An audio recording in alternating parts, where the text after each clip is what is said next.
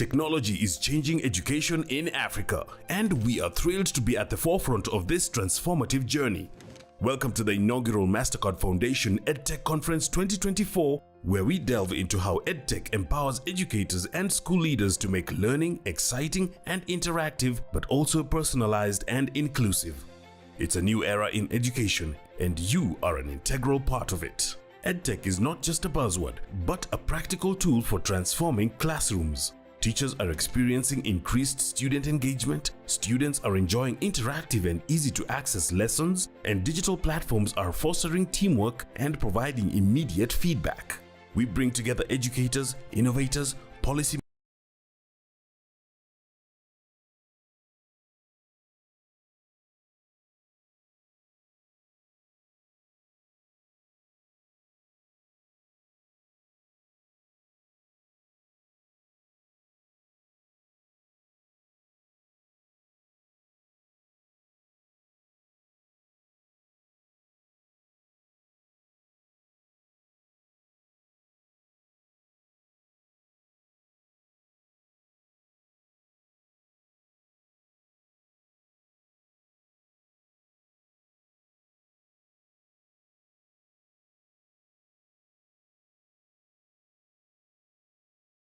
Technology is changing education in Africa, and we are thrilled to be at the forefront of this transformative journey. Welcome to the Inaugural Mastercard Foundation EdTech Conference 2024, where we delve into how EdTech empowers educators and school leaders to make learning exciting and interactive, but also personalized and inclusive. It's a new era in education, and you are an integral part of it. EdTech is not just a buzzword, but a practical tool for transforming classrooms. Teachers are experiencing increased student engagement, students are enjoying interactive and easy-to-access lessons, and digital platforms are fostering teamwork and providing immediate feedback. We bring together educators, innovators, policymakers, industry leaders, and young people to discuss the future of education in Africa. This year's conference is convened by the Mastercard Foundation Center for Innovative Teaching and Learning in partnership with the Federal Government of Nigeria. Come connect with like-minded individuals and explore collaborations and partnerships that will drive educational change as we pave the way for young people to have access to dignified and fulfilling work. Join us at this high-level convening of stakeholders from the 8th to the 10th of July 2024 at the Hilton Transcorp Hotel in Abuja, Nigeria. For more details, visit edtechconference.mastercardfdn.org. Be part of the future of learning.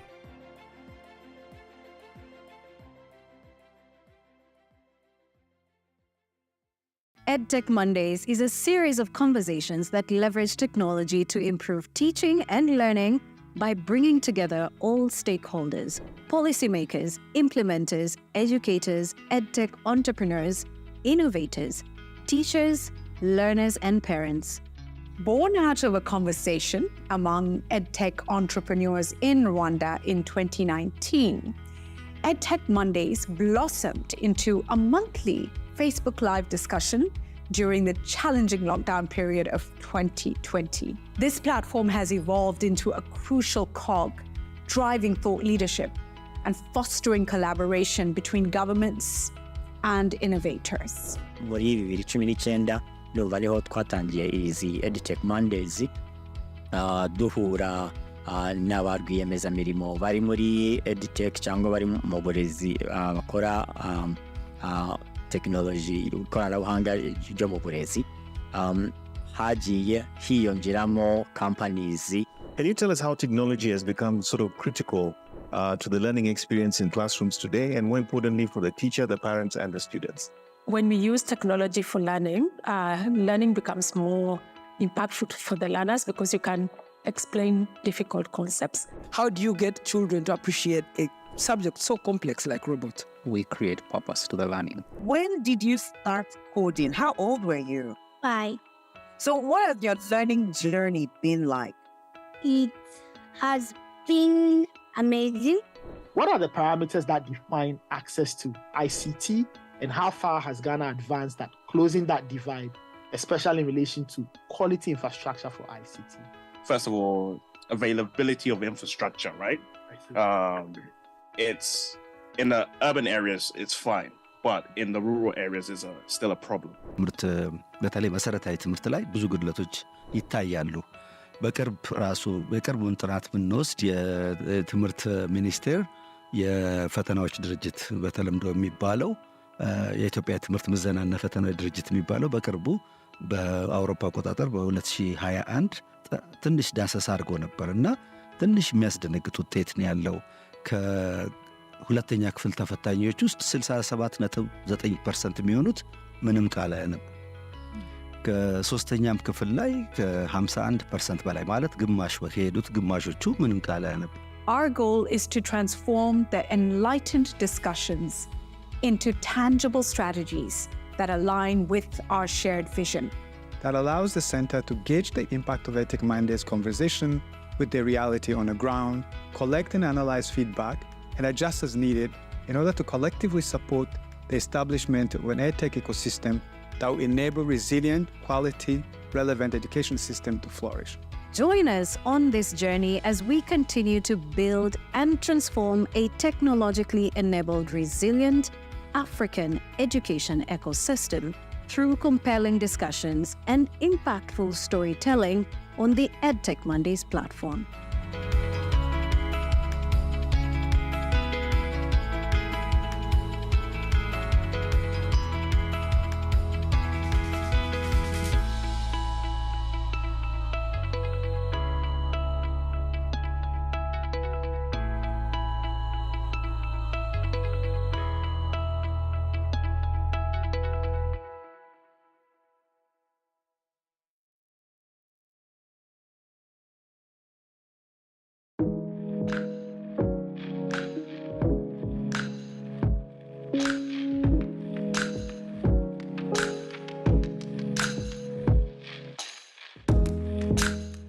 are really excited about the launch of what's going to be known as the Mastercard Foundation EdTech Fellowship Program, which is coming up just now.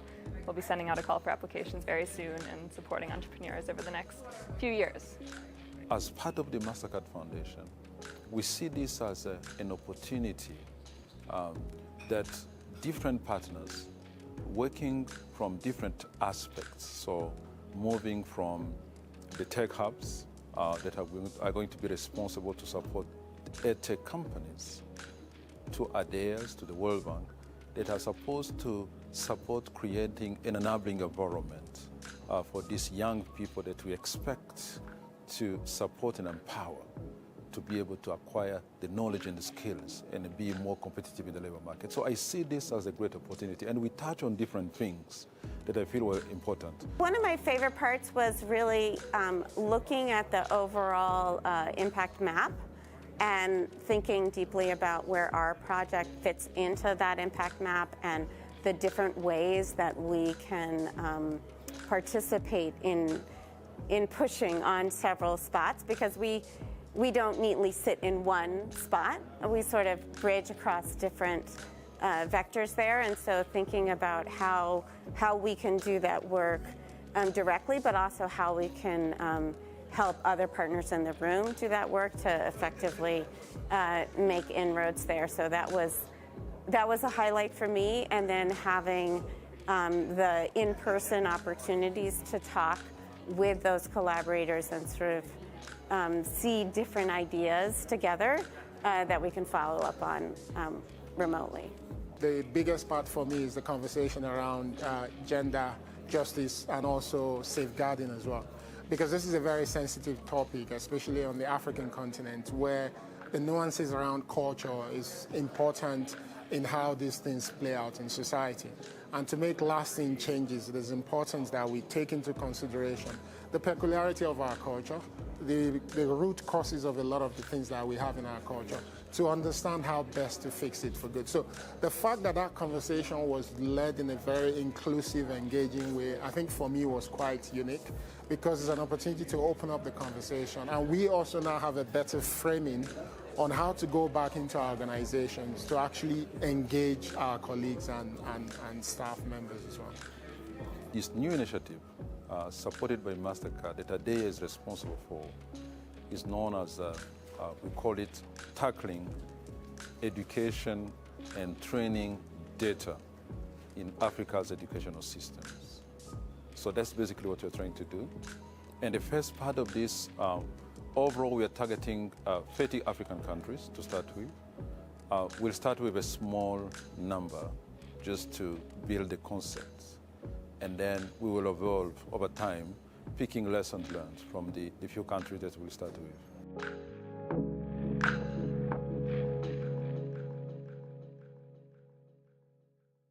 3, 2, 1, go! What? It's not stick! It's not stick! Imagine a world where children don't need books or classrooms to learn, where we make your kitchen into a science lab. This is Funky Science, where we make science fun for children between the age of 3 to 17. We make science both fun and interactive. My name is Tracy Shiundu and I am the co-founder of Funky Science. I studied industrial chemistry in the University of Nairobi, and therefore as we were doing these studies with my co-founder who did geology at the University of Nairobi as well, we realized that we want to speak science and speak about science concepts and science ideas to some of our peers. So for us, we're selfishly growing a group of scientists that probably we can talk to later in the scientific terms and make them understand things about science. You know, our whole goal is to make Africa into a technological state, and we decided that we should start with the children when they're younger. Before the program, we struggled with some of the learning outcomes that our students used to go through. So it was questions around if the child does the experiment, are they learning something and are they able to apply it in the classroom? The other challenge also was around our product and enhancing it and enhancing the delivery around our product. So that's the science kits, the science sessions, and any of our live classes that we used to have online. Just to make sure that as we're doing these experiments, as we're doing our sessions, as we're even producing the science kits, are the children learning something from what we're doing? So I was very grateful that the program incorporated learning science aspects into this. We were able to ask ourselves the question, as we do this experiment, what is the child learning specifically? The second thing that the program has helped us with, because before we had a challenge around our team, building team culture and building team cohesion. So thanks to the program, we've been able to increase our team. Before we started as 4 members, now we've added 6 and we're 10. And now this team has also helped us to increase the number of students that we can deal with. The other thing that has come out heavily is doing events and festivals. So before it was very low-key doing some of these events and festivals. So in all, the program has actually helped us reach more students, more teachers, more pupils, just to get them to know that this product is there, that they can actually do science with materials that are easily accessible to them, things that you can find in your kitchen, in the supermarket, to continue learning science. So we've partnered with Entemata, and now we know that our strength as Funky Science is to create content, videos, and to make science fun for children. So Entemata will help us in the assessment part of our experiments. So this means that as a child goes through our experiments, our content, our videos, the Entemata system is able to now test them on whether they have learned or what they have grasped from this science concept. From this little test that we're doing with Entemata, we want to also do it with the homeschooling community, because we've realized that homeschoolers actually need some of the content that we're doing for science. They actually need these learning materials and these learning tools. So therefore, by partnering with homeschoolers, then we're able to test these children if they have understood these concepts, not just by watching the video and enjoying the fun experiment, but they've actually learned something and they've understood this concept. So this will help also the children learn more and understand more and engage more with science, because that means now they can do the science experiments from the comfort of their homes. And remember, as Funky Science, we keep saying, we're making your kitchen into your science lab.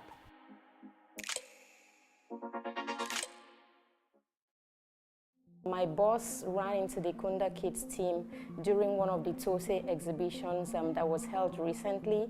So the team came to our school for a demo presentation and we were sold. My name is Dele, co-founder and CEO of Kunda Kids. And I'm Louisa, co-founder and COO of Kunda Kids.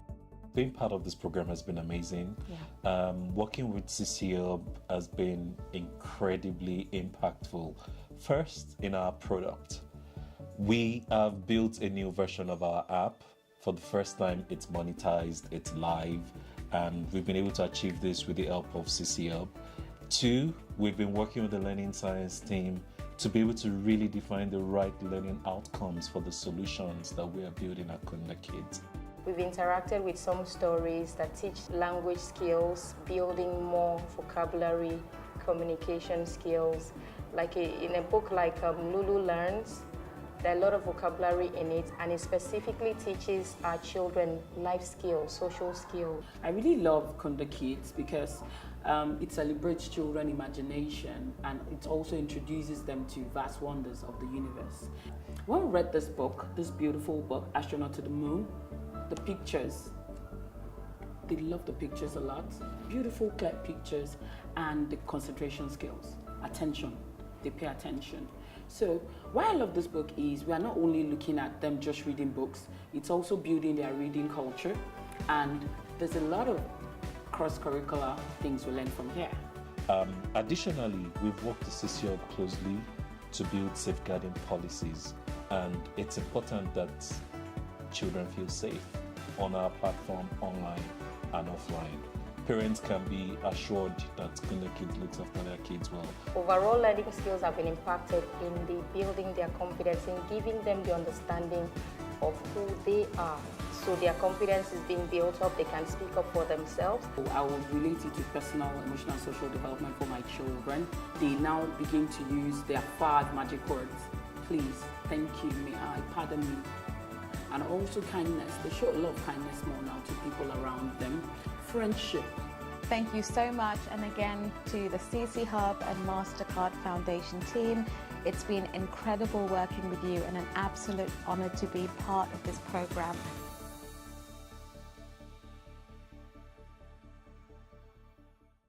We genuinely believe that the Kenyan learners deserve an opportunity to learn how to code. Why? Well, so that they can have relevant 21st century skills that will enable them to be competitive, not only in the world of today, but also in the world of tomorrow.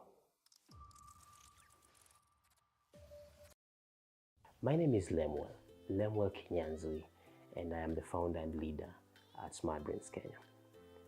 The Smart Brains journey started a little over 12 years ago.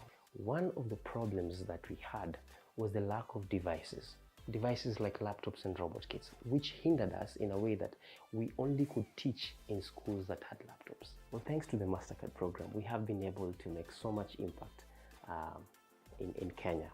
We have now been able to take the impact far out there. For example, we've been able to scale to 9 counties. We now have a branch in Kisumu with employees there, Mombasa, where we are serving over 10 schools, Nakuru, where we are serving 5 schools, Embu, Nanyuki. All these are new openings of our branches where we didn't have them before the program. But more importantly, we are now able to serve our customers better. Why? We now have enough devices. We have over 2,500 laptops that enable kids to learn how to code. We have towns where kids, if it was not for this program, would never have a chance to actually hold a laptop. But thanks to this program, they're not only able to have a laptop, but to learn how to code. We've also been able to increase our talent. Previously, when we started, we had only 12 employees. Now we have over 32 people who directly benefit from this company, and hundreds of others who support the company, maybe through transport and providing printing materials, thanks to this program. So what's next? We are excited to be expanding all over East Africa. How? By actually providing the platform to schools in other countries where we may not reach, because this is a platform that has been built with the African child in mind. We're excited that we already have clients in Tanzania. We actually will be opening our new branch in Tanzania in 2 weeks' time, and thereafter follow in Rwanda, so that we are able to also empower other students or other African learners with the benefit of learning how to code. The other thing that we are pretty excited about is that we have been able to set up a professional studio to enlighten the African parents through value entertainment on the benefits of empowering our learners or our kids with relevant 21st century skills like coding websites, Android apps, and robotics, so that they can be able to be competitive in the world of tomorrow. So we look forward to having those series whereby there'll be so much content out there enlightening the African parent on the benefits of empowering their child to learn how to code. Lastly, but not least, we're excited to also be starting our CSR campaign, whereby instead of all our devices lying here on Saturdays or in all other branches all over Kenya, picking dust and there's now no one using the computers, we will now be going to children homes and providing quality coding robotics lessons to kids who are disadvantaged, just the same way you provide them to schools. So this is a program that we'll be doing on Saturdays, and still the same flagship of SmartBrains, where we'll be teaching coding for free to students in children homes who may otherwise have not afforded coding and robotics lessons.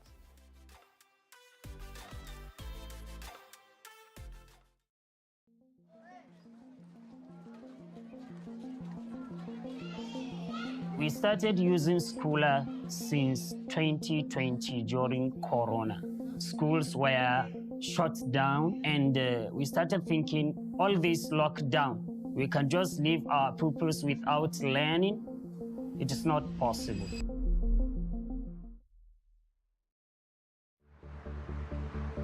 My name is Abdullahi Muhammad Bature, and I'm one of 3 co-founders of Schooler. I lead the team as the current CEO, and I lead strategy, the team, all talents, and the survival of the company. When we started in 2020, I was majorly doing backend. Of course, I'm still doing backend, but I do a lot of AI and machine learning too.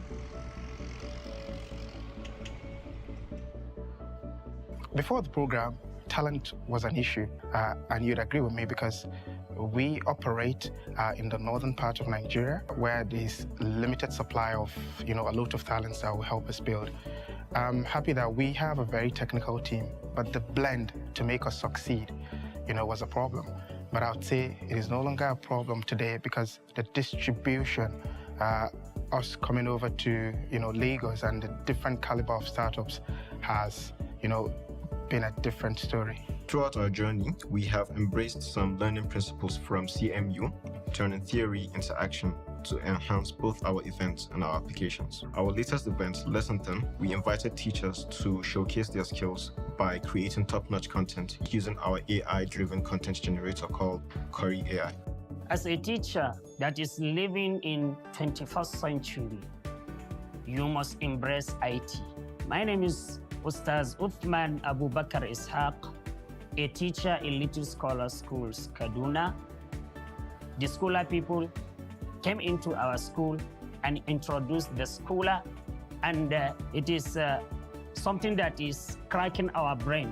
They brought a solution to us. It exposed our teachers to the IT. So we use it to give homework, CA test, quiz, results, computation, and so many other things. What I like about Schooler is that Schooler is like a game for my brain, but the game is all about subjects I really want to take that time. We've embraced learning science principles from CMU, and we have now successfully turned the theory that we've gotten into action, enhancing both our events. Our focus with the Curry AI tool was to help the teachers create better content. And yes, the software has been able to do just what we promised. My first time using Curry AI, I find it so exciting in creating my lesson notes. Normally, I create my lesson notes manually in nothing less than 30 minutes. But now, using Curry AI, I can create my lesson notes within 5 minutes. In order for us to build the ecosystem, we need to do a lot of partnerships and collaboration. I, for one, have been able to secure one, and it was easier because this was from the 12 pillars, and I've earmarked about 5 of them. So I'd say that's a big, milestone for us. And we are able to create that learning science department owing to the contribution and the learnings from the Carnegie Mellon University, masterclass, learning the importance of the science of learning in what you are building to impact learning. We at Lower Learning develop technologies that help learners and teachers access quality education, inclusive and affordable in sub-Saharan Africa. I am James Onganga, the CEO and founder of Loho Learning. Loho Learning is an educational technology company, and we build tools that make learning fun, enjoyable, and entertaining. At the same time, they're affordable and inclusive. We are a venture spin-off of Longhorn Publishers, which is a Pan-African publishing house with presence in 10 African countries. We are so grateful as Loho Learning for the opportunity to be part of Mastercard Foundation Fellowship Program. It has really been helpful to us. There are quite a number of achievements that we have realized as Loho Learning ever since we joined the program. The first one I would say is we've been able to bring together and assemble a competent team. We have realized an increased average engagement time on our ebooks platform by 66%. That's a big number. We are really proud of that. Then during the fellowship program, we have been able to launch 2 new products, that is the Loho Learning ebooks platform and our e-learning platform, Kalamu. And to add on that, we have welcomed 25,000 new users on both our platforms. And then we have infiltrated even into more schools, and not just in Nairobi, but beyond Nairobi. And we even have users in diaspora. So through this fellowship, we have been able to create 15 titles for Kenyan Sign Language. We have published 2 of them already. And through this, we have been nominated for the Zero Project. And come next year, February, we will be attending the conference in Vienna, Austria. And we'll also be able to showcase our product, especially in Kenyan Sign Language.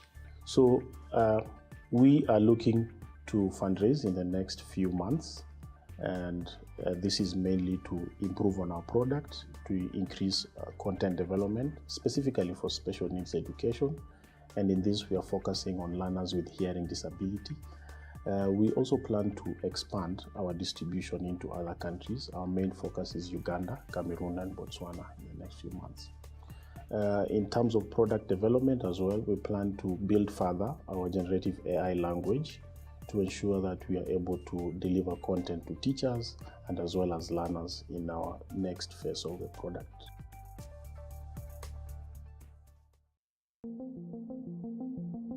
The journey for me started sometimes when I finished university education. And then you have to battle with missing score, missing script that happens in our education system. But then I couldn't help, but I felt that there was a need for us to digitize our education processes. My name is Dr. Ademola Adinobi, and I'm the founder and CEO of EduTimes. For us at EduTimes, our major focus is building a school solution that digitizes their processes and enhances their operations. When we started EduTimes and we're working, one big issue that we have was we needed to scale up our cloud server. So funding was restricting the cloud server subscription that we will do. My experience with the portal started from when I applied for admission into the school year, and I was able to do my screening, get my post-UTME updates through the portal. I proceeded with payments, paying for acceptance fee, registration fee, and school fees. All these were done online, really easy to use, and I got my matric number almost immediately after paying my school fees. In the aspect of admission, as the dean, I had to approve a number of things for students, but because EduTimes is there, I don't have to attend them physically. Everything is online, which makes it easy for me. I also take my classes online because we have the platform for that. My lectures are taken online.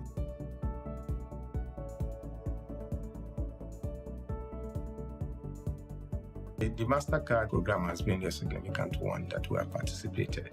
And that has exposed us working with a number of teams. I know we have the people's team, we work with product team, we work with the talent team, we work with the investment team, we work with the finance team. All of these are critical components that has enhanced our operations and also exposed us to how to build a better EdTech company.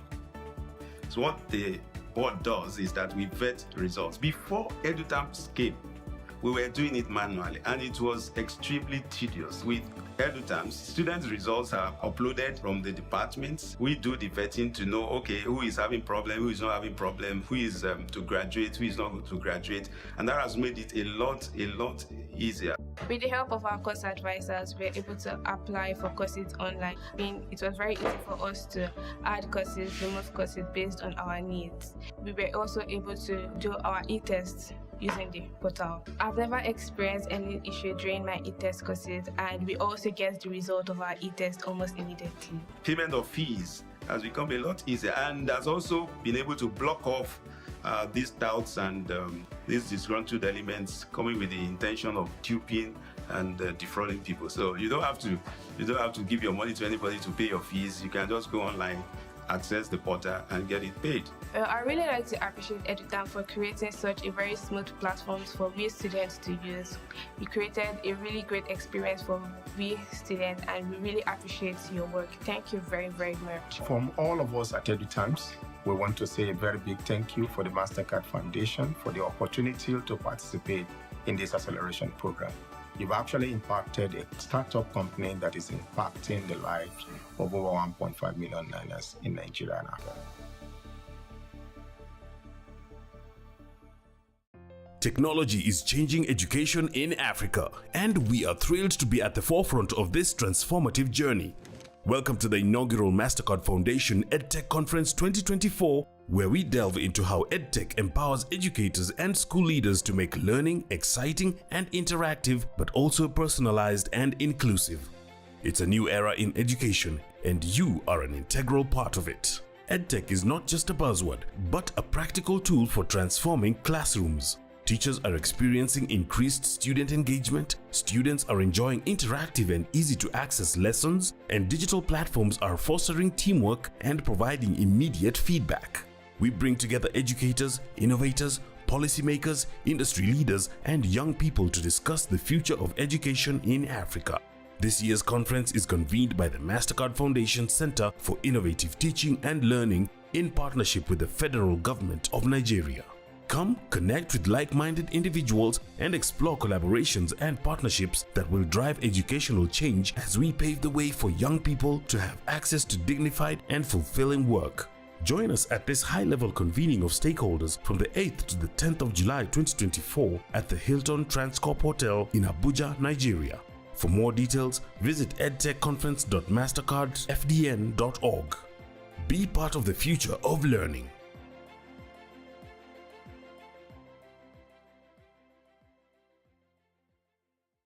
EdTech Mondays is a series of conversations that leverage technology to improve teaching and learning by bringing together all stakeholders, policymakers, implementers, educators, EdTech entrepreneurs, innovators, teachers, learners, and parents.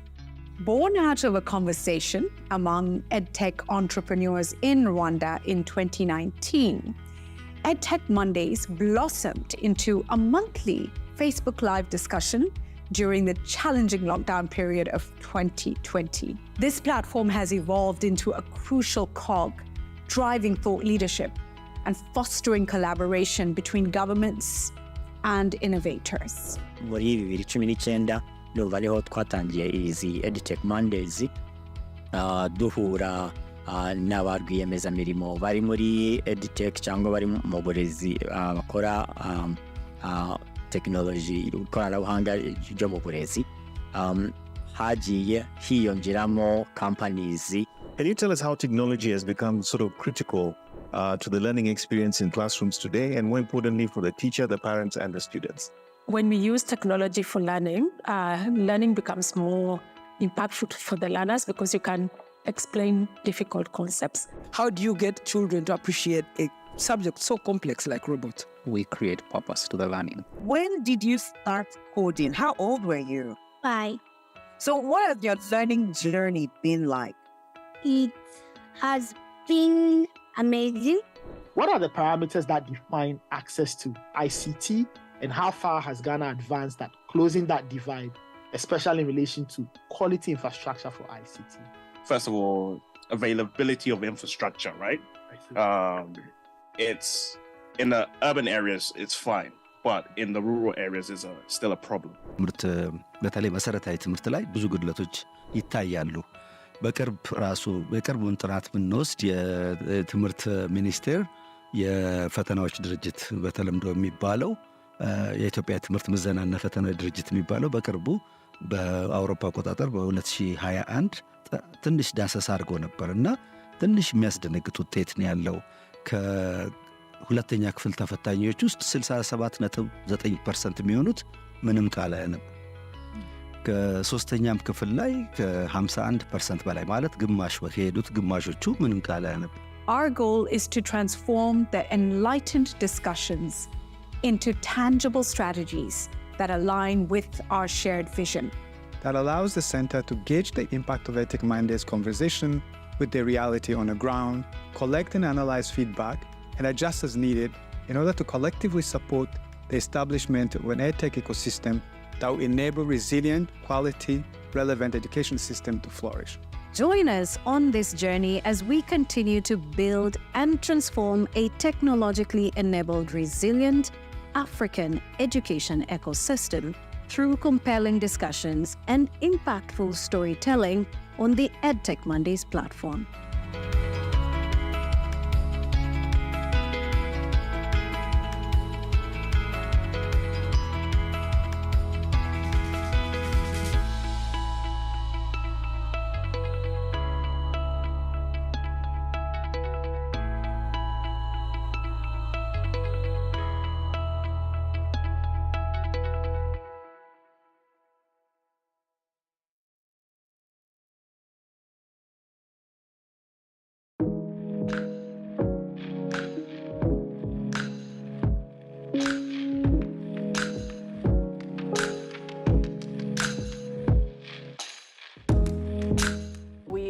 are really excited about the launch of what's going to be known as the Mastercard Foundation EdTech Fellowship Program, which is coming up just now. We'll be sending out a call for applications very soon and supporting entrepreneurs over the next few years.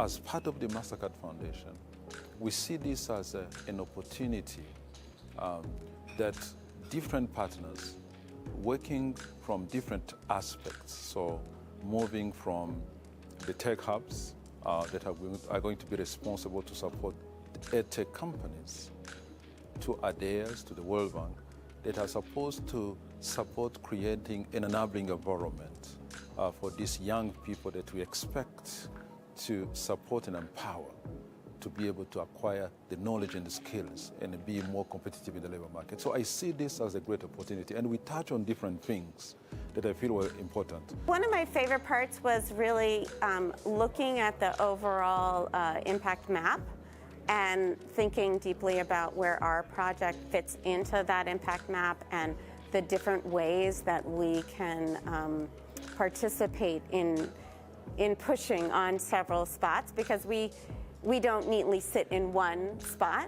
We sort of bridge across different vectors there, and so thinking about how we can do that work directly, but also how we can help other partners in the room do that work to effectively make inroads there. So that was a highlight for me, and then having the in-person opportunities to talk with those collaborators and sort of see different ideas together that we can follow up on remotely.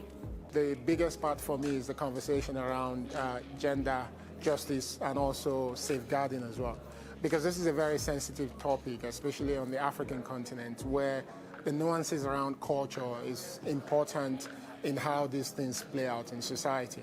And to make lasting changes, it is important that we take into consideration the peculiarity of our culture, the root causes of a lot of the things that we have in our culture, to understand how best to fix it for good. So the fact that that conversation was led in a very inclusive, engaging way, I think for me was quite unique, because it's an opportunity to open up the conversation. And we also now have a better framing on how to go back into our organizations to actually engage our colleagues and staff members as well. This new initiative, supported by Mastercard, that ADEA is responsible for, is known as, we call it Tackling Education and Training Data in Africa's educational systems. So that's basically what we're trying to do.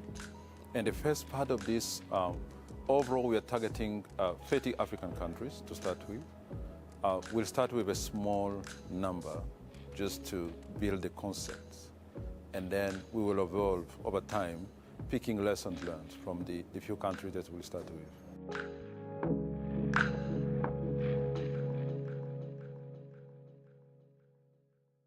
3, 2, 1, go! What? It has stick! Imagine a world where children don't need books or classrooms to learn, where we make your kitchen into a science lab. This is Funky Science, where we make science fun for children between the age of 3 to 17. We make science both fun and interactive. My name is Tracy Shiundu, and I am the co-founder of Funky Science. I studied industrial chemistry in the University of Nairobi, and therefore, as we were doing these studies with my co-founder who did geology at the University of Nairobi as well, we realized that we want to speak science and speak about science concepts and science ideas to some of our peers.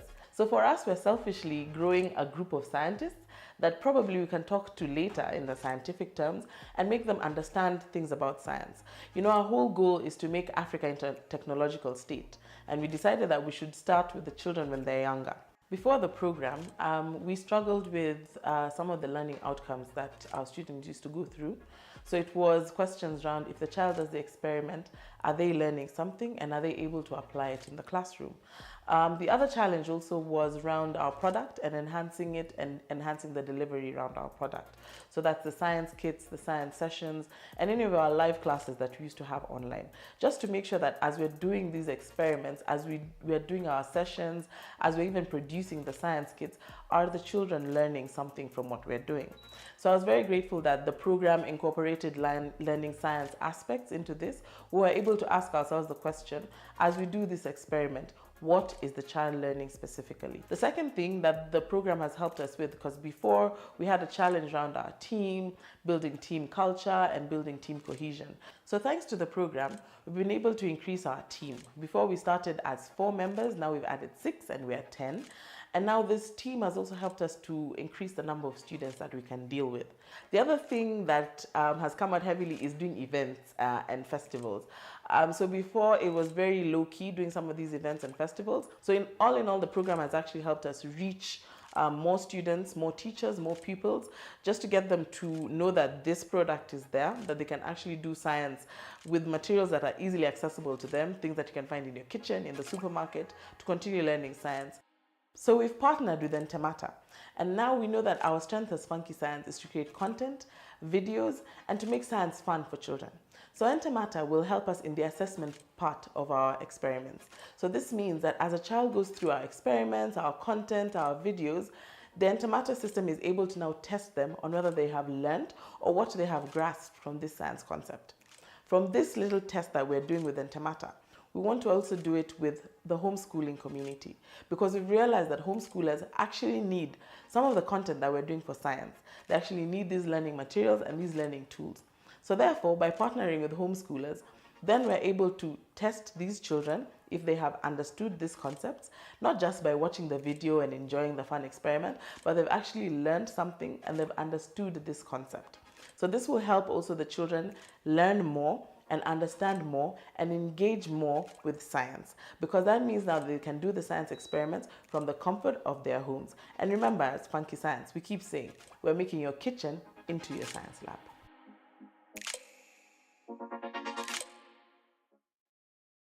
My boss ran into the Kunda Kids team during one of the TOSE exhibitions that was held recently.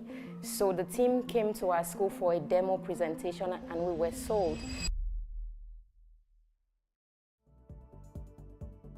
My name is Dele, co-founder and CEO of Kunda Kids. And I'm Louisa, co-founder and COO of Kunda Kids.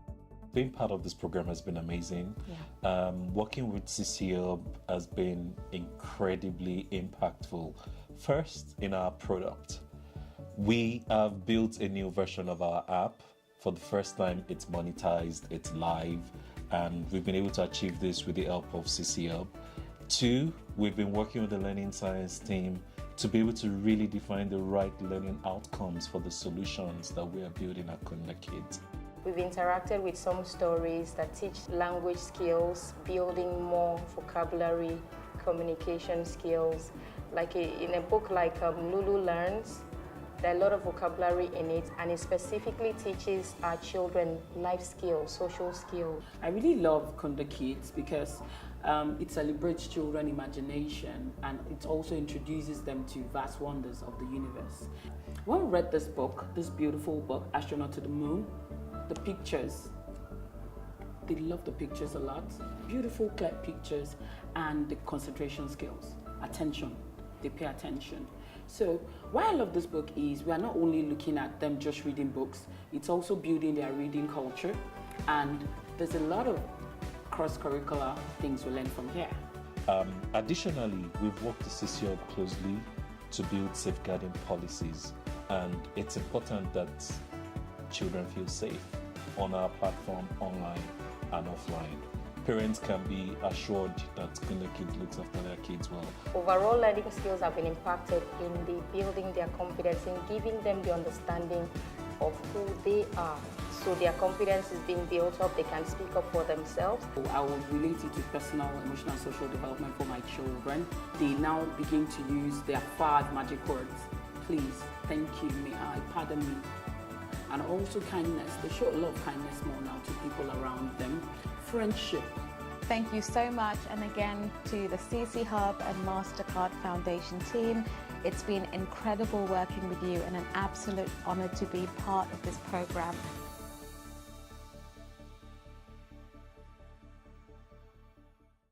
We genuinely believe that the Kenyan learners deserve an opportunity to learn how to code. Why? Well, so that they can have relevant 21st century skills that will enable them to be competitive, not only in the world of today, but also in the world of tomorrow. My name is Lemuel Kinyanzui, and I am the founder and leader at Smart Brains Kenya. The Smart Brains journey started a little over 12 years ago. One of the problems that we had was the lack of devices like laptops and robot kits, which hindered us in a way that we only could teach in schools that had laptops. Well, thanks to the Mastercard program, we have been able to make so much impact in Kenya. We have now been able to take the impact far out there. For example, we've been able to scale to 9 counties. We now have a branch in Kisumu with employees there. Mombasa, where we are serving over 10 schools. Nakuru, where we are serving 5 schools. Embu, Nanyuki, all these are new openings of our branches where we didn't have them before the program. But more importantly, we are now able to serve our customers better. Why? We now have enough devices. We have over 2,500 laptops that enable kids to learn how to code. We have towns where kids, if it was not for this program, would never have a chance to actually hold a laptop. But thanks to this program, they're not only able to have a laptop, but to learn how to code. We've also been able to increase our talent. Previously, when we started, we had only 12 employees. Now we have over 32 people who directly benefit from this company, and hundreds of others who support the company, maybe through transport and providing printing materials, thanks to this program. So what's next? We are excited to be expanding all over East Africa. How? By actually providing the platform to schools in other countries where we may not reach, because this is a platform that has been built with the African child in mind. We're excited that we already have clients in Tanzania. We actually will be opening our new branch in Tanzania in 2 weeks' time, and thereafter follow in Rwanda, so that we are able to also empower other students or other African learners with the benefit of learning how to code. The other thing that we are pretty excited about is that we have been able to set up a professional studio to enlighten the African parents through value entertainment on the benefits of empowering our learners or our kids with relevant 21st century skills like coding websites, Android apps, and robotics, so that they can be able to be competitive in the world of tomorrow. So we look forward to having those series whereby there'll be so much content out there enlightening the African parent on the benefits of empowering their child to learn how to code. Lastly, but not least, we're excited to also be starting our CSR campaign, whereby instead of all our devices lying here on Saturdays or in all other branches all over Kenya, picking dust and there's now no one using the computers, we will now be going to children homes and providing quality coding robotics lessons to kids who are disadvantaged, just the same way you provide them to schools. So this is a program that we'll be doing on Saturdays, and still the same flagship of SmartBrains, where we'll be teaching coding for free to students in children homes who may otherwise have not afforded coding and robotics lessons.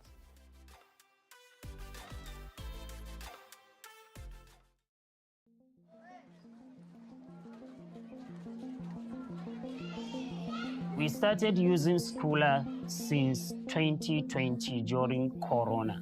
Schools were shut down, and we started thinking, all this lockdown, we can just leave our pupils without learning. It is not possible.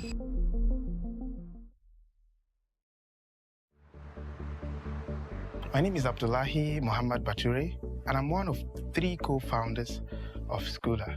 I lead the team as the current CEO, and I lead strategy, the team, all talents, and the survival of the company. When we started in 2020, I was majorly doing backend. Of course, I'm still doing backend, but I do a lot of AI and machine learning too. Before the program, talent was an issue, and you'd agree with me because we operate in the northern part of Nigeria, where there's limited supply of, a lot of talent. It is something that is cracking our brain. They brought a solution to us. It exposed our teachers to the IT. So we use it to give homework, CA test, quiz, results, computation, and so many other things. What I like about Schooler is that Schooler is like a game for my brain, but the game is all about subjects I really want to take that time. We've embraced learning science principles from CMU, and we have now successfully turned the theory that we've gotten into action, enhancing both our events. Our focus with the Corey AI tool was to help the teachers create better content. And yes, the software has been able to do just what we promised. My first time using Corey AI, I find it so exciting in creating my lesson notes. Normally, I create my lesson notes manually in nothing less than 30 minutes. But now, using Corey AI, I can create my lesson notes within 5 minutes. In order for us to build the ecosystem, we need to do a lot of partnerships and collaboration. I, for one, have been able to secure one, and it was easier because it was from the 12 pillars, and I've earmarked about 5 of them. So I'd say that's a big, milestone for us. And we are able to create that learning science department owing to the contribution and the learnings from the Carnegie Mellon University, masterclass, learning the importance of the science of learning in what you are building to impact learning. We at Low Learning develop technologies that help learners and teachers access quality education, inclusive and affordable in sub-Saharan Africa. I am James Onganga, the CEO and founder of Loho Learning. Loho Learning is an educational technology company, and we build tools that make learning fun, enjoyable, and entertaining. At the same time, they're affordable and inclusive. We are a venture spin-off of Longhorn Publishers, which is a Pan-African publishing house with presence in 10 African countries. We are so grateful as Loho Learning for the opportunity to be part of Mastercard Foundation Fellowship Program. It has really been helpful to us. There are quite a number of achievements that we have realized as Loho Learning ever since we joined the program. The first one I would say is we've been able to bring together and assemble a competent team. We have realized an increased average engagement time on our ebooks platform by 66%. That's a big number. We are really proud of that. Then during the fellowship program, we have been able to launched 2 new products, that is the Loho Learning eBooks platform and our e-learning platform, Kalamu. And to add on that, we have welcomed 25,000 new users on both our platforms. And then we have infiltrated even into more schools, and not just in Nairobi, but beyond Nairobi. And we even have users in diaspora. So through this fellowship, we have been able to create 15 titles for Kenyan Sign Language. We have published 2 of them already. And through this, we have been nominated for the Zero Project. And come next year, February, we will be attending the conference in Vienna, Austria. And we'll also be able to showcase our product, especially in Kenyan Sign Language. So we are looking to fundraise in the next few months. And this is mainly to improve on our product, to increase content development, specifically for special needs education. And in this, we are focusing on learners with hearing disability. We also plan to expand our distribution into other countries. Our main focus is Uganda, Cameroon, and Botswana in the next few months. In terms of product development as well, we plan to build further our generative AI language to ensure that we are able to deliver content to teachers and as well as learners in our next phase of the product.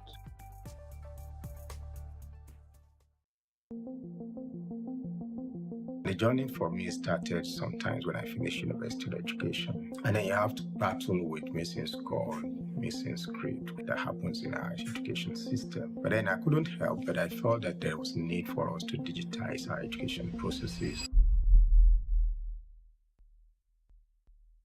My name is Dr. Ademola Adenobi, and I'm the founder and CEO of EduTimes. For us at EduTimes, our major focus is building a school solution that digitizes their processes and enhances their operations. When we started EduTimes and we're working, one big issue that we have was we needed to scale up our cloud server. So funding was restricting the cloud server subscription that we will do. My experience with the portal started from when I applied for admission into the school year, and I was able to do my screening, get my post-UTME updates through the portal. I proceeded with payments, paying for acceptance fee, registration fee, and school fees. All these were done online, really easy to use, and I got my matric number almost immediately after paying my school fees. In the aspect of admission, as the dean, I had to approve a number of things for students, but because EduTimes is there, I don't have to attend them physically. Everything is online, which makes it easy for me. I also take my classes online because we have the platform for that. My lectures are taken online.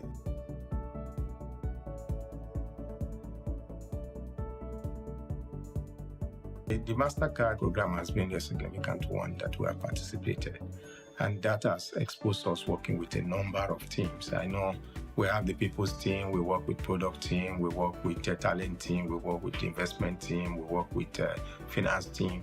All of these are critical components that has enhanced our operations and also exposed us to how to build a better tech company. So what the board does is that we vet results. Before EduTimes came, we were doing it manually, and it was extremely tedious. With EduTimes, students' results are uploaded from the departments. We do the vetting to know, okay, who is having problem, who is not having problem, who is to graduate, who is not going to graduate, and that has made it a lot easier. With the help of our course advisors, we were able to apply for courses online. It was very easy for us to add courses, remove courses based on our needs. We were also able to do our e-tests using the portal. I've never experienced any issue during my e-test courses, and we also get the result of our e-test almost immediately. Payment of fees has become a lot easier, and has also been able to block off these doubts and these disgruntled elements coming with the intention of duping and defrauding people. So you don't have to give your money to anybody to pay your fees. You can just go online access the portal and get it paid. I really like to appreciate EduTime for creating such a very smooth platform for we students to use. You created a really great experience for we students, and we really appreciate your work. Thank you very, very much. From all of us at EduTimes, we want to say a very big thank you for the Mastercard Foundation for the opportunity to participate in this acceleration program. You've actually impacted a startup company that is impacting the lives of over 1.5 million learners in Nigeria and Africa. Technology is changing education in Africa, and we are thrilled to be at the forefront of this transformative journey. Welcome to the inaugural Mastercard Foundation EdTech Conference 2024, where we delve into how EdTech empowers educators and school leaders to make learning exciting and interactive, but also personalized and inclusive. Thank you. My name is Ayom Mairo Ese.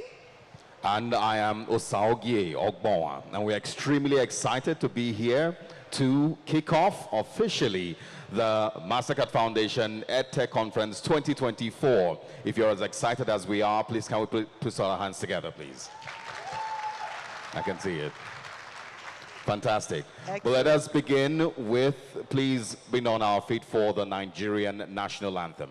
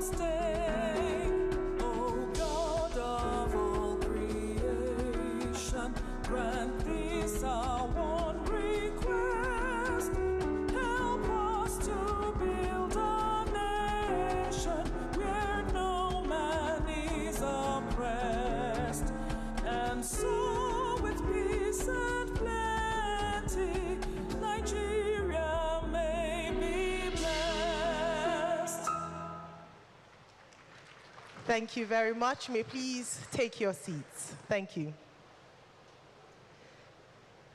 We hope you're feeling great this morning, because we are, as this is the inaugural Mastercard Foundation EdTech Conference 2024, and Nigeria is playing host to the very first edition, drawing from across 20 countries on the African continent and beyond, and of course with approximately 400 delegates. Before we proceed, we'd like to go through some housekeeping just to ensure that we have a smooth and enjoyable conference in the next 2.5 days. First, we're not expecting any fire. However, in the event that you do hear the alarm, we have 2 fire exit doors, one to my left and the other to my right. These doors will be strictly for exits, whilst the door through which you came in would be for entry. Also, in the event that you would need to use the bathroom or require a bathroom break, we have bathrooms to the left and right-hand side in front of the tent. You can walk to any one of those points, and if you get lost for any reason, do not worry. We have ushers all around the facility willing and ready to assist you to locate the conveniences.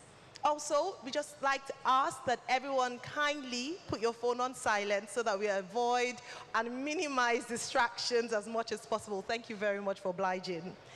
And then today we have a variety of exhibitors, organizations, solution-driven, especially in the EdTech space. At different points during this conference, we will ask you to visit, please, the stands and stalls and speak to some of the most exciting an amazing solution-driven EdTech solution. So please walk to the exhibitors, speak to them. They are willing and ready to speak to you and answer any question you might have. Now, for many delegates who are here, you might already have access to the Wova app. If you haven't, we'd like to strongly recommend that you do so. We have a lot of information on there. This event is live streamed on there as well, and of course, an opportunity to network and meet someone new right there.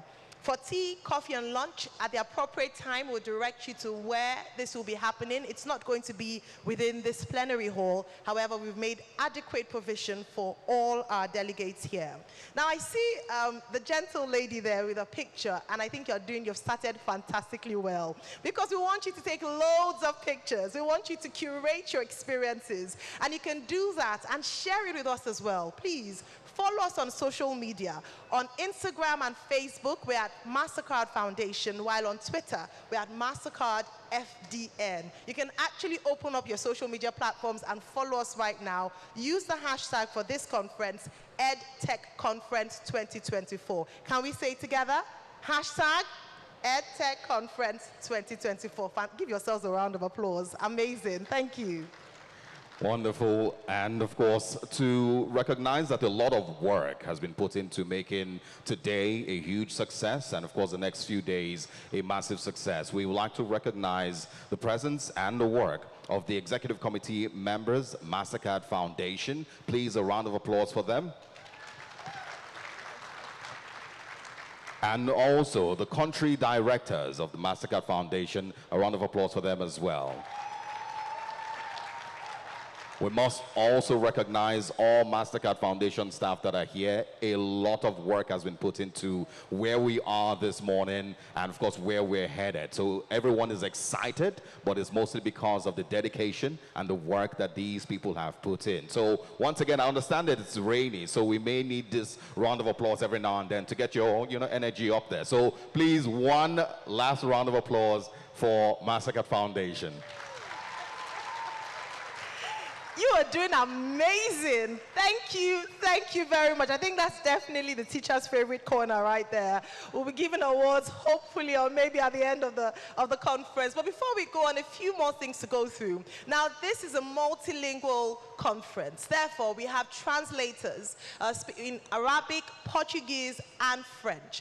And to the left-hand side, and that's your right-hand side, we have headphones, so you can please sit there if you'd like to have what's going on stage translated for you. Of course, we also have to my right-hand corner the sign language for anyone who would require that service as well. We are live streaming on multiple platforms, different sessions for today. I would like to say a big thank you for cooperating with us this morning. And so just before we go on, Osaoge, we just want to make sure that people are ready to go. And so we have just one question for you before we proceed.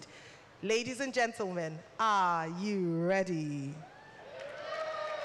You don't sound like it. Ladies and gentlemen, are you ready? Excellent. All right, fantastic.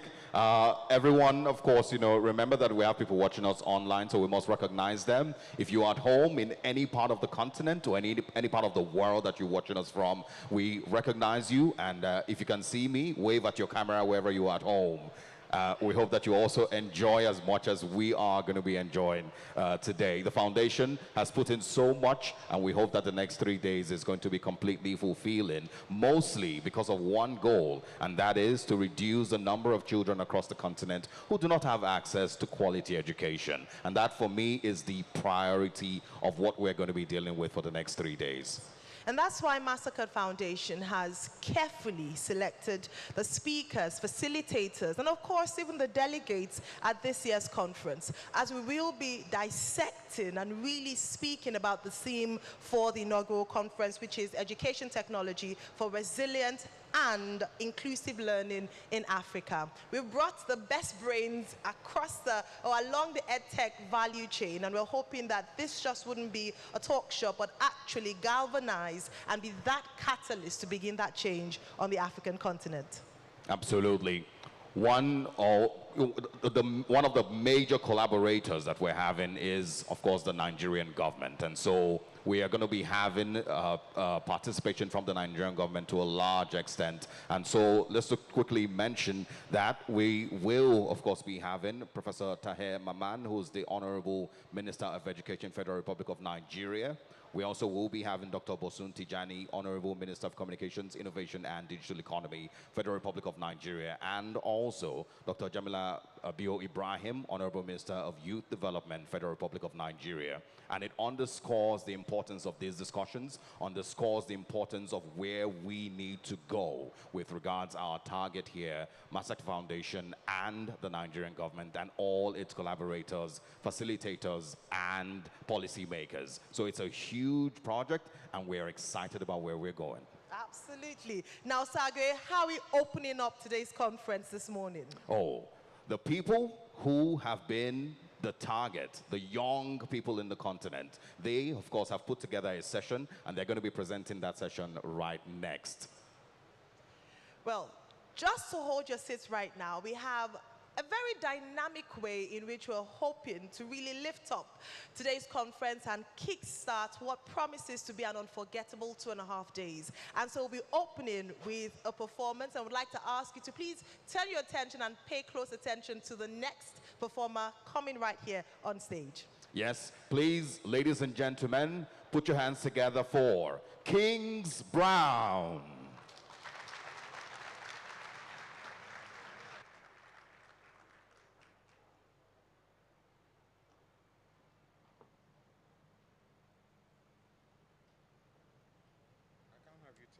It's showing in all the videos.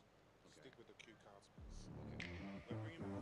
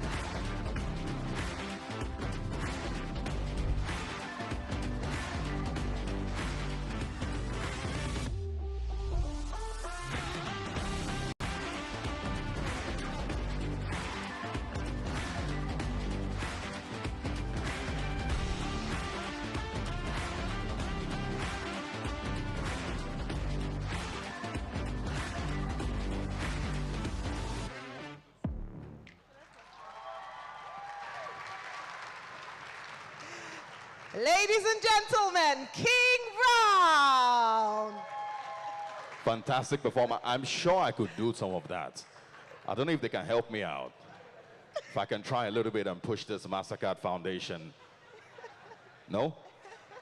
Asage, come here, let's do what we know how to do best. I thought I could. You know, when he was performing, I could see some, don't look at me, I'll try not to look at some people's eyes, but they're trying to move like him. But it wasn't quite coordinating. But please, ladies and gentlemen, one more time, we celebrate the brilliance and talent on the African continent. Thank you so much, King Brown. Now, very quickly, talking about brilliance and creativity, innovation on the African continent. The next session is another that would showcase just the great work that young people on the African continent are currently doing. And so we've called this the Youth, for Youth, by Youth, Young Africans Advancing Education in Africa. Ladies and gentlemen, sit back and watch.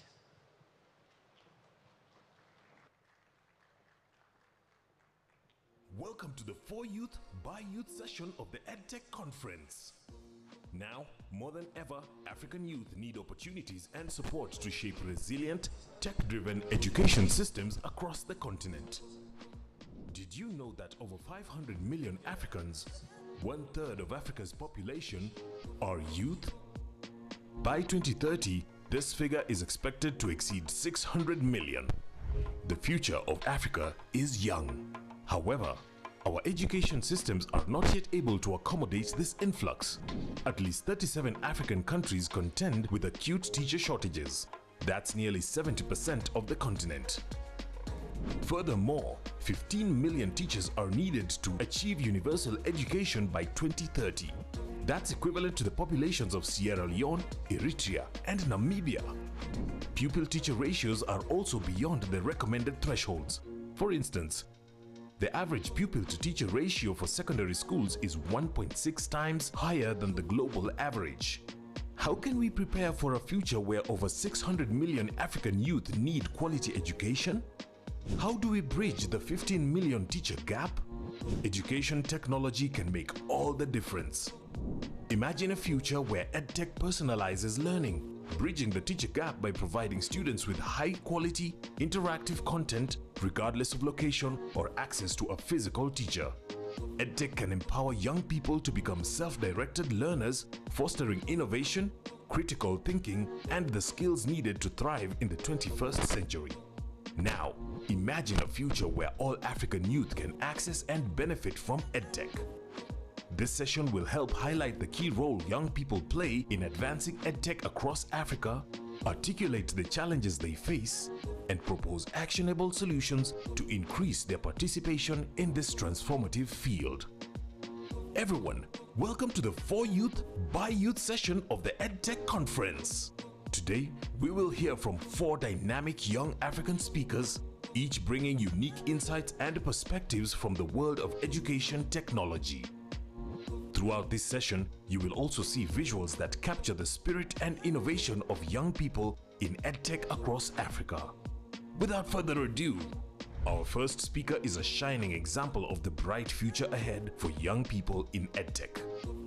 As an undergraduate student majoring in accounting at the University of Lagos, she brings a unique perspective on the intersection of education and technology. Please welcome Ruth Jacob.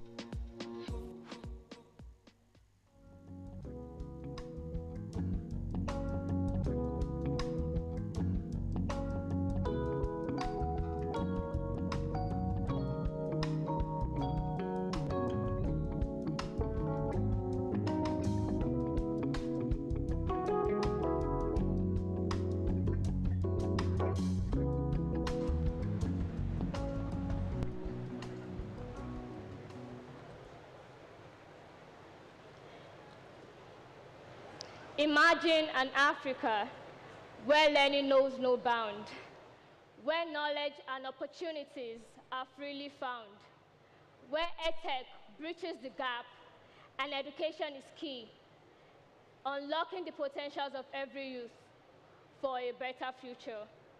My name is Ruth Jacob, an undergrad-level accounting student at the University of Lagos. As a high achiever, I graduated as the overall best student from my secondary school and Lagos State Education District 4, Nigeria, in the 2023 West African Senior School Certificate Examination.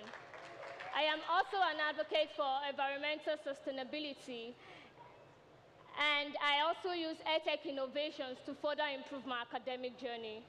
With a growth mindset and a passion for innovation in education, my mantra is, I can do anything I put my mind to. Using EdTech tools like Kubiz, School NGL, Sudoku, Quizlet, and Postcolors has significantly transformed how I approach my tasks and assignments. Using these tools, I have access to various materials, such as I'm being able to, by using their past questions, I'm sorry.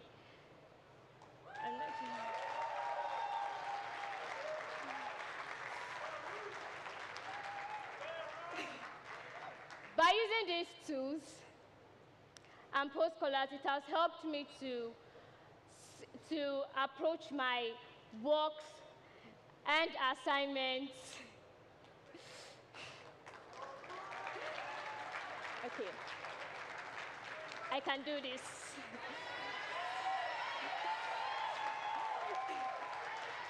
By using EdTech tools like Kubiz, School NGL, Postcolors, Quizlet, and Sudoku, they simplify my work by introducing short keywords and a wide variety of textbooks at my fingertips. Now, one of the challenges I encountered using traditional learning methods. Now, traditional learning methods are those classical ways of learning and studying before the advent of digital technology. Now, those challenges I encountered using traditional learning methods are paper-based tests, outdated materials, and syllabus. And also, one of the challenges I also encountered is that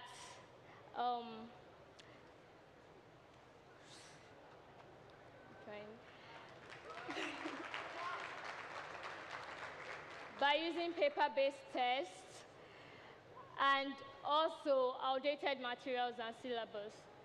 Now, EdTech has helped me to retain information through personalized learning, that is assessing my strengths and weaknesses through quizzes and work tasks.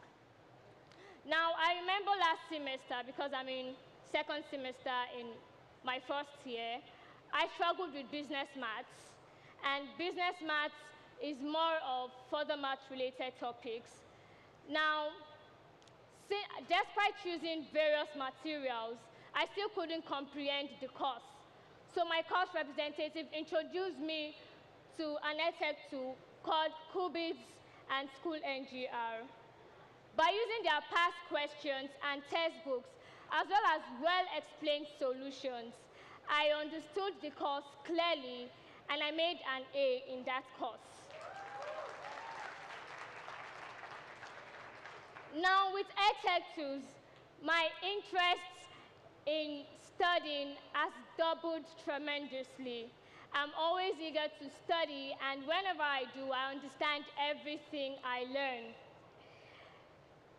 Now, these tools help me to gain access to various textbooks, are very cost-effective, and I'm always open up to scholarship opportunities across various countries. Now, however, I've come to realize that EdTech isn't yet fully integrated in courses like finance, management, and accounting. Now, these tools also need enhancement like the audio-visual or visual reality capabilities, better data privacy, and security measures, as well as improved analytics and reporting.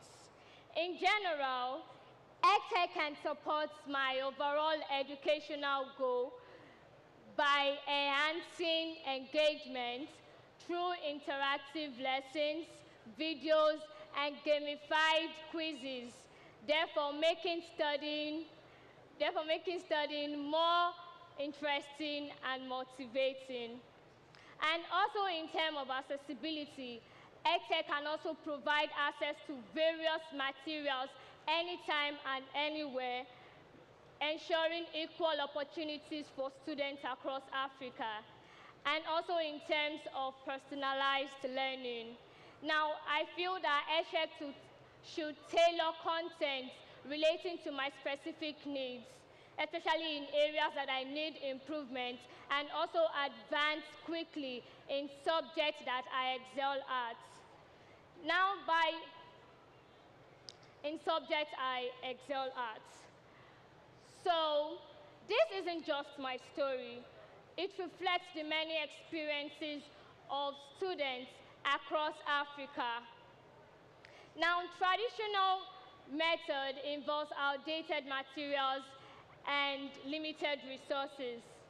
But EdTech tools break these barriers by providing up-to-date content and diverse resources, making studying engaging, accessible, and a personalized journey. By utilizing these tools, we can overcome academic challenges, improve academic performance, and open doors for global opportunities. I still remain Ruth Jacob. Thank you.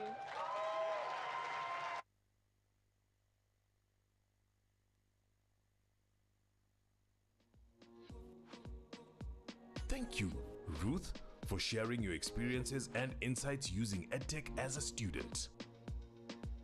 Next, we have an expert in training teachers to harness the power of technology in their classrooms. As a trainer with Digital Education Network, DEAN, Kenya, she equips educators with the tools to create modern learning experiences. Please welcome Ann Gathura. Imagine a world where learners are unable to fulfill their dreams because nobody dared to heed to their call for help. My name is Ann Gathura from Digital Education Africa Network. I'm an EdTech champion in Kenya, and I'm passionate about empowering our learners. As an educator, I have a great privilege to onboard various schools to using our learner-friendly technology. Ladies and gentlemen, I am here as a testament that education is no longer an uphill task because it continues to be leveled significantly with a shoving hoe that is technology. I will never forget the luminous face of one Mr. James, a physics teacher at Muna Secondary School, who has been a beneficiary of our program and whose class recorded significant growth of annual candidates from 28 to nearly double of 52.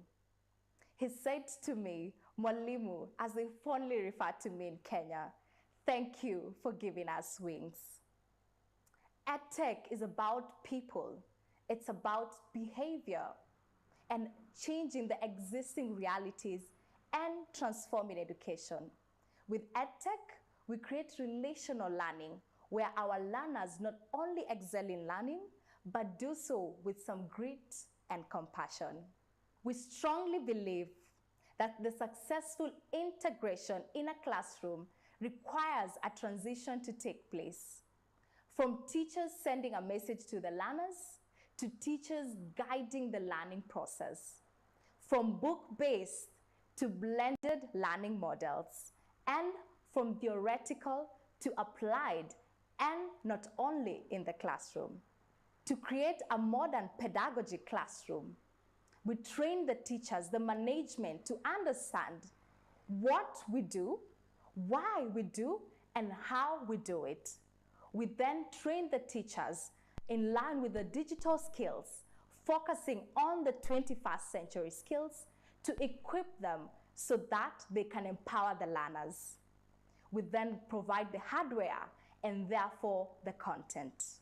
We seek to serve students in both urban and rural communities through our tailored online and offline resources. I am calling on all education stakeholders to join the bandwagon and offer the African child another added wing to their flight as they journey towards their destination of their dreams and hopes. And in the poetical words of Maya Angelou, we shall witness a rising in the school systems, in students' enrollment, of excellent performance, and even better of a transformed continent. The ball is on our court. Dear parents, your children have a bright present and a brighter future.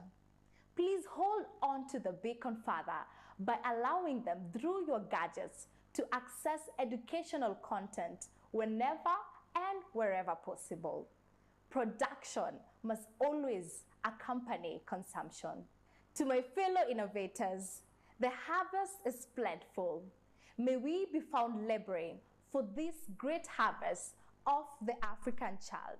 And by all means, let's continue minding their business for a better cause. One John Dewey observed that if they are taught today as they were taught yesterday, we rob our children of tomorrow.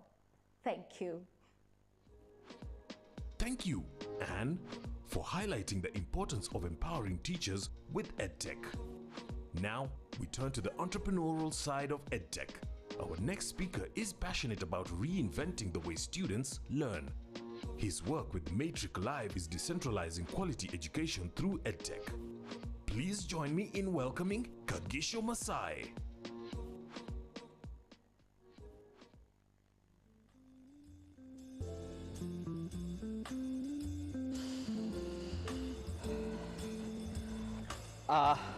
Good morning, everyone. As the announcer said, my name is Kagisho Masai, most commonly known as KG, if you can't say Kagisho. Let's start with just an interesting question here. And that question is, how do two township boys from South Africa, born 11 years apart, 300 kilometers apart, no relation whatsoever, find themselves standing here in front of you as the co-founders of a mobile learning technology that has been used by over 1.5 million South African learners, most of whom come from quintals 1, 2, 3 schools. So basically, the learners that remind us of us. As we said, Kagisho Masai, co-founder and CEO of Matrix Live. Now, Matrix Live is a mobile learning technology native across all app stores, and what it has done is that it has taken the public curriculum in South Africa and turned it into 3 key stages, which is a learning piece where learners engage with different types of content, video, animations, as well as text. Now, what's followed thereafter is a playing piece, which is my favorite part as a retired e-gamer. The playing piece is that learners get to challenge each other to best of 5 quizzes across curriculum-based learning content. The winners earn points, take points from each other. There's a daily leaderboard, a weekly leaderboard, and an all-time leaderboard. It harnesses a lot of competition. The last piece, we call it exam. Now, what exam is that we've gone through the painstaking process of digitizing 6 years worth of past exam papers. They are all indexed correctly. And then what the exam simulator goes on to do is that it creates random mock exams based on your performance on the app. So we are personalizing learning. And it's also mobile-based. The reason why we went mobile first is simple. Coming from the regions that we came from, you don't always have an interesting teacher, or sometimes you're one person and then there are 40 other classmates with one teacher in school. So what happens is that a lot of learning is lost in class. And then that's when we decided, let us leverage the time that happens after hours. An interesting stat about the usage of our app is that our peak usage time is 8 p.m. to 2 a.m. So we find ourselves actively boxing against TikTok and Instagram at night and actually winning to an extent. Another interesting stat was that in 2021, we partnered with the National Education Collaboration Trust in South Africa. And what we did is that we tracked a cohort of 100,000 learners from the most remote and disadvantaged areas. And what we did is that we kept on creating randomized mock exams for them throughout the year. Now, I'm proud to say that this specific class which was in 2021, peak of COVID, no excess. We started with them and the benchmark was 38. By the time the year ended, which was the mock exams we ran before final exams, that specific cohort averaged 60.6. It may not sound like much if you are a retired nerd like me, because you would have loved to have straight A's, but reality is the base at which these learners started from was quite low. And the rate at which we got them, but also these are learners that were in the most remote parts, like I said. Now, we are where we are, and we are still trying to figure this out. And I'd like to point out an important piece about how Matric Live was created. It starts in 2017 in the bedroom of a 15-year-old boy. This boy, in a traditional sense, would be considered naughty. In fact, he almost did get expelled. He's not here. He's probably at our stand there, the Matric Live stand. We have a booth. That's my co-founder, Lisa Hofinger. Ah, there he is with the cap. Say what's up.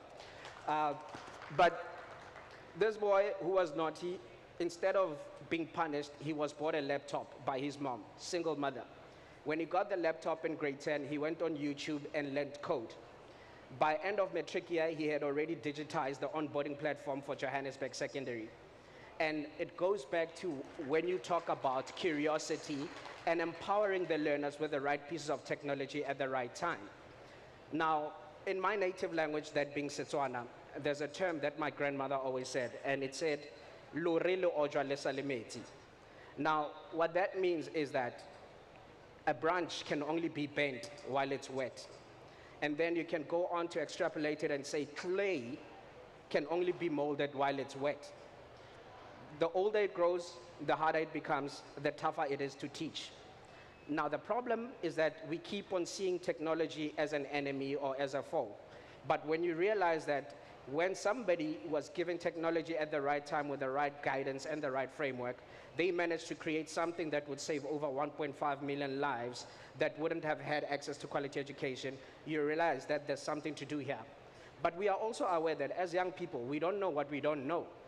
So that's why we lean on other people to mold the clay or bend the branches. That's when we need the policy makers. That's when we need the school owners, the school runners, the experienced educators, because we have something that can get accessed by a lot of learners. However, to make sure that we make the best of it and we get the most out of it, we actually need to collaborate. We need to partner. The data we find out of our app is pointless unless it ends up in the right hands.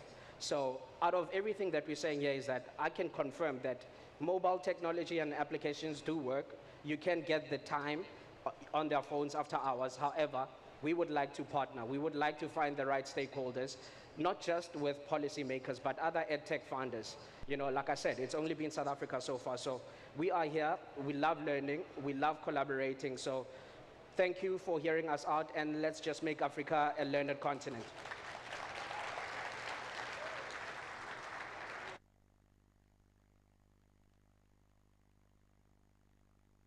Thank you, Kagisho, for your work in decentralizing quality education through EdTech. Finally, we hear from someone involved in developing and shaping policies that affect young people across Africa. Her work helps ensure that young people's voices are heard at the highest level. Please welcome Chimdi Neliaku.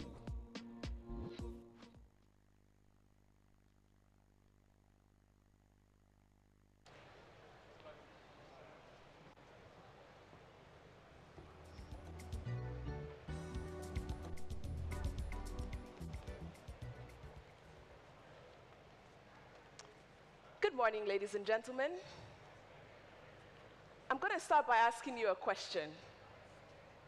If you were to hire someone and you had two candidates in front of you, one from a traditional university and one from an online university, if all the variables remained the same, which one would you hire? I'll let you think about that. From my findings, I think most of you will hire the person that went to the traditional university. I see someone objecting. We'll get to that. But let me say that there are a few reasons why a lot of people would go that route, to say they prefer someone who went to a traditional university. And I'd like us to talk about why today. So I'm going to share what are the challenges that I find as a policy maker in the EdTech space in terms of implementing it, but also what are the solutions and how can we all in this room make it work for us. So the first issue I would say is the narrative. What is the narrative around EdTech? Is it some sort of buzzword? Do people even understand what EdTech is? Because when I interact with a lot of people, they have this impression that EdTech is just about having laptops and tablets in schools. And this poses certain challenges with the implementation.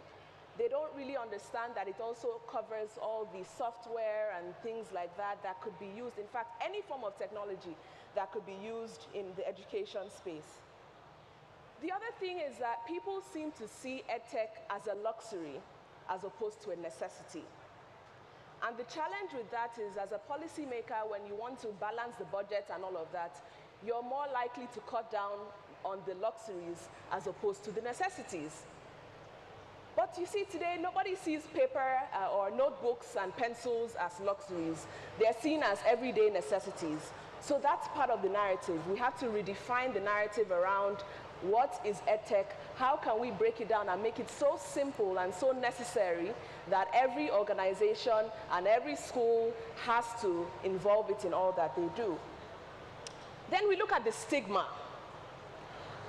A lot of people, I find, see technology as an easy way out. I happen to be a daughter of a school owner, and I'm going to tell you a real life story. So many years ago, my mom felt that we had to be more innovative in the school, and so the teachers were all typing out their lesson plans, putting in their continuous assessments in a virtual and e-system. But then the regulators will come to the school, and they'll tell my mom that her teachers are lazy. And why are they lazy? Because they're using technology as opposed to writing all this in longhand. That's a challenge if we want EdTech to become a reality. A second example was recently in my PhD class here in a university in Nigeria. And the class was held on Zoom. And one of the students asked a question and said, can we get the recording of this? You know, I'm maybe juggling something or that sort of thing. And the lecturer said, if you're not serious, then please don't take this class if you're not ready to be serious. Why do you want the recording? Why can't you be there and just, you know, pay attention? If we see technology as something that's the easy way out or it's for lazy people, then EdTech will never be a reality. The other angle to the stigma, I would say, is how do we perceive those who went to online universities? When someone comes to you and says they graduated from the National Open University of Nigeria, what comes to your mind? I'll tell you 2 or 3 things. One is they'll say the person probably wasn't smart enough to get into a regular university. 2, they'll probably say they never got the opportunity to go to school on time, so they're only doing this now because maybe they're working, and so this is a convenient, easy way out to get a degree. Again, if we want EdTech to thrive and we want people to be able to harness all that EdTech can bring, then we need to change this narrative. And then, of course, from the government side of things, we look at issues such as licensing, regulation, and even creating awareness on the issues. Because at the last check in Nigeria, I would speak maybe more specifically, there are only 5 universities that have the license from the National Universities Commission to even engage in this. So that means that government needs to do a bit more in creating awareness for EdTech and for e-learning platforms for universities and other schools. And then we look at the cost and infrastructure. Of course, this would always be a hot button topic, but I would say that while it's a germane issue, if we correct the narrative and we make EdTech a necessity as opposed to a luxury, then we'll be able to make a stronger case for why more funding should be appropriated for EdTech. We also have to think creatively. We don't have to start by putting laptops in all the schools across Nigeria and across Africa. There are smaller ways in which we can introduce tech. For instance, a lot of us in university use Turnitin. Turnitin is an example of EdTech, and there are other softwares and, you know, maybe more affordable platforms or let me say tools of EdTech that we can deploy to get this conversation started and rolling. I would also talk about the strategy. What is our strategy for getting EdTech adopted? If we take it as this big umbrella concept, the challenge is that many people will not see their role in how to actually make it work. But if we break things down and we say we want to focus on one specific area of EdTech that we want to adopt, let's say it's a software that, makes it easy for kids to translate their textbooks from local languages to English, which the textbook is written in. If we focus on that, then we can, this is just an example, of course, but we can then dial down on that, have a clear strategy on adopting that, look for how to harness all our resources across public, private sector, and then make it work. But if we have this big umbrella thing, it's a bit difficult to push for true adoption in our various countries. And then finally, in terms of itemizing the issues, I would say is the quality of teachers that we have in Nigeria and in Africa. How are our teachers sourced? I remember when I was graduating from high school, and I was thinking of what to do. I've always seen myself as a multi-hyphenate, but one of the things I did consider studying was education. And when I said that, everybody told me, why would you study education? Education is for people who don't make good grades. How do you make good grades and go and study education? You should be a doctor, a lawyer, you should be this, you should be that. If the quality of lecturers or teachers we have are only the people who are not quote and unquote smart, then Africa is in deep trouble, and we need to address that narrative. Thank you. The second thing still on this issue of training or of our teachers is how are they trained? How are we investing in our teachers? How are we ensuring that they get the right benefits so that the profession becomes attractive? When you look at professions like medicine and the rest, you would see that even the government would sponsor people. They have what they call government bonds, where they would pay for your education, and then you have to promise that you come back to the state and you ensure that you teach for a certain number of years before you can be off that. We need to begin to have conversations around that to improve the quality of teachers that we have. Teachers who don't understand technology, teachers who don't understand innovation, teachers who don't appreciate creativity cannot get on the EdTech train. So we must address the fundamental issues. Again, just because I know that we have a lot of government folks in the room, so I'm going to raise an issue that I also find a bit problematic. When you graduate from school in Nigeria and you take the JAMB exam, which is like the exam you take before you get into college or university, what you're required to do is to pick 3 choices. The first choice is a university. The second choice is a polytechnic. And then the third choice, when all else fails, is a college of education. That is a problem and a narrative we need to correct immediately. So now I'm going to say, what do we do? How do we go from here? One, I'll start with government. Government needs to reinvent the narrative around education and then around EdTech. We need to break it down. We need to help people understand and see their own role in making this work intentionally. Government also needs to set the example on e-learning. For instance, in Nigeria, we have the National Open University of Nigeria. I see no reason why the best graduating students should not be given automatic employment in Nigeria. If you do that, then it sends the right message to say, we believe in this, we're putting our weight behind this, and we want this to work and thrive. We also need to, of course, regulate effectively in terms of, one, ensuring that we have regulations to get the show on the road, but also making sure it's not stringent enough that nobody wants to get involved. We need to address issues around the training, sourcing of teachers, how to attract the best minds into education. And then on the private sector, I would say that we need to also invest in training teachers. That's one way that the private sector can partner with governments to improve this. We also need to have positive examples and have good use cases. on technology, because as we say, you have to show workings. If you show that this works, then we can make a case for it. And finally, what do all of us in this room, regardless of what part of the divide you fall in, what can we do? One is that we can collectively build a new narrative. We can work together to end all sorts of stigma around online education, around the use of technology, and all these things. We must make the clear case that education and EdTech is a necessity and not a luxury.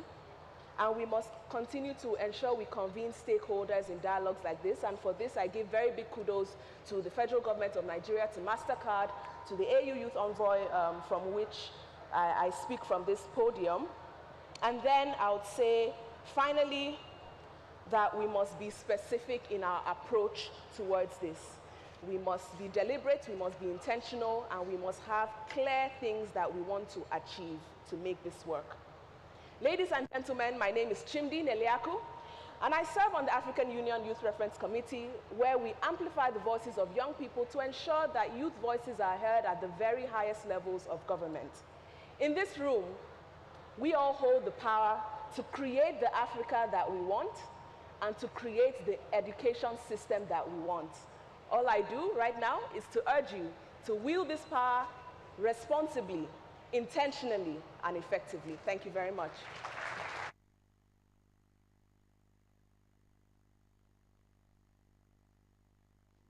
Chimdi, your dedication to advancing EdTech through effective policy is truly inspiring.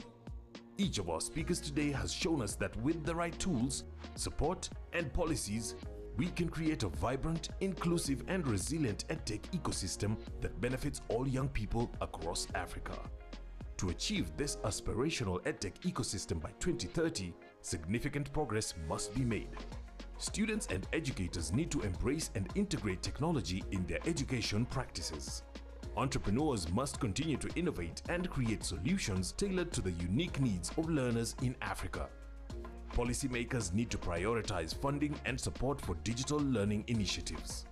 Everyone has their part to play. Now, our session might be concluding, but the EdTech conversation has just started.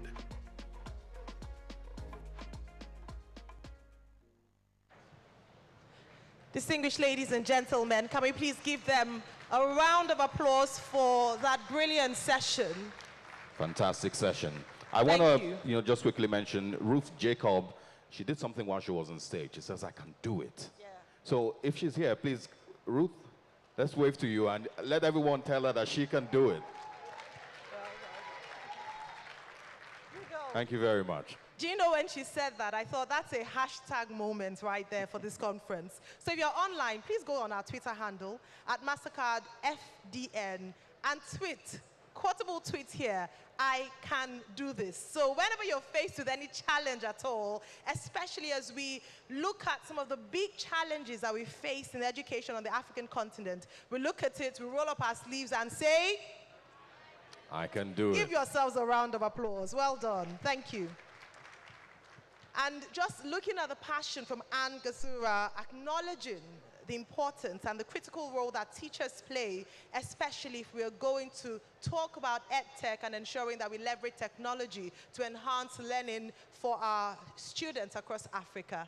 Very much. And Chimdi Neliaku also asks a very critical question.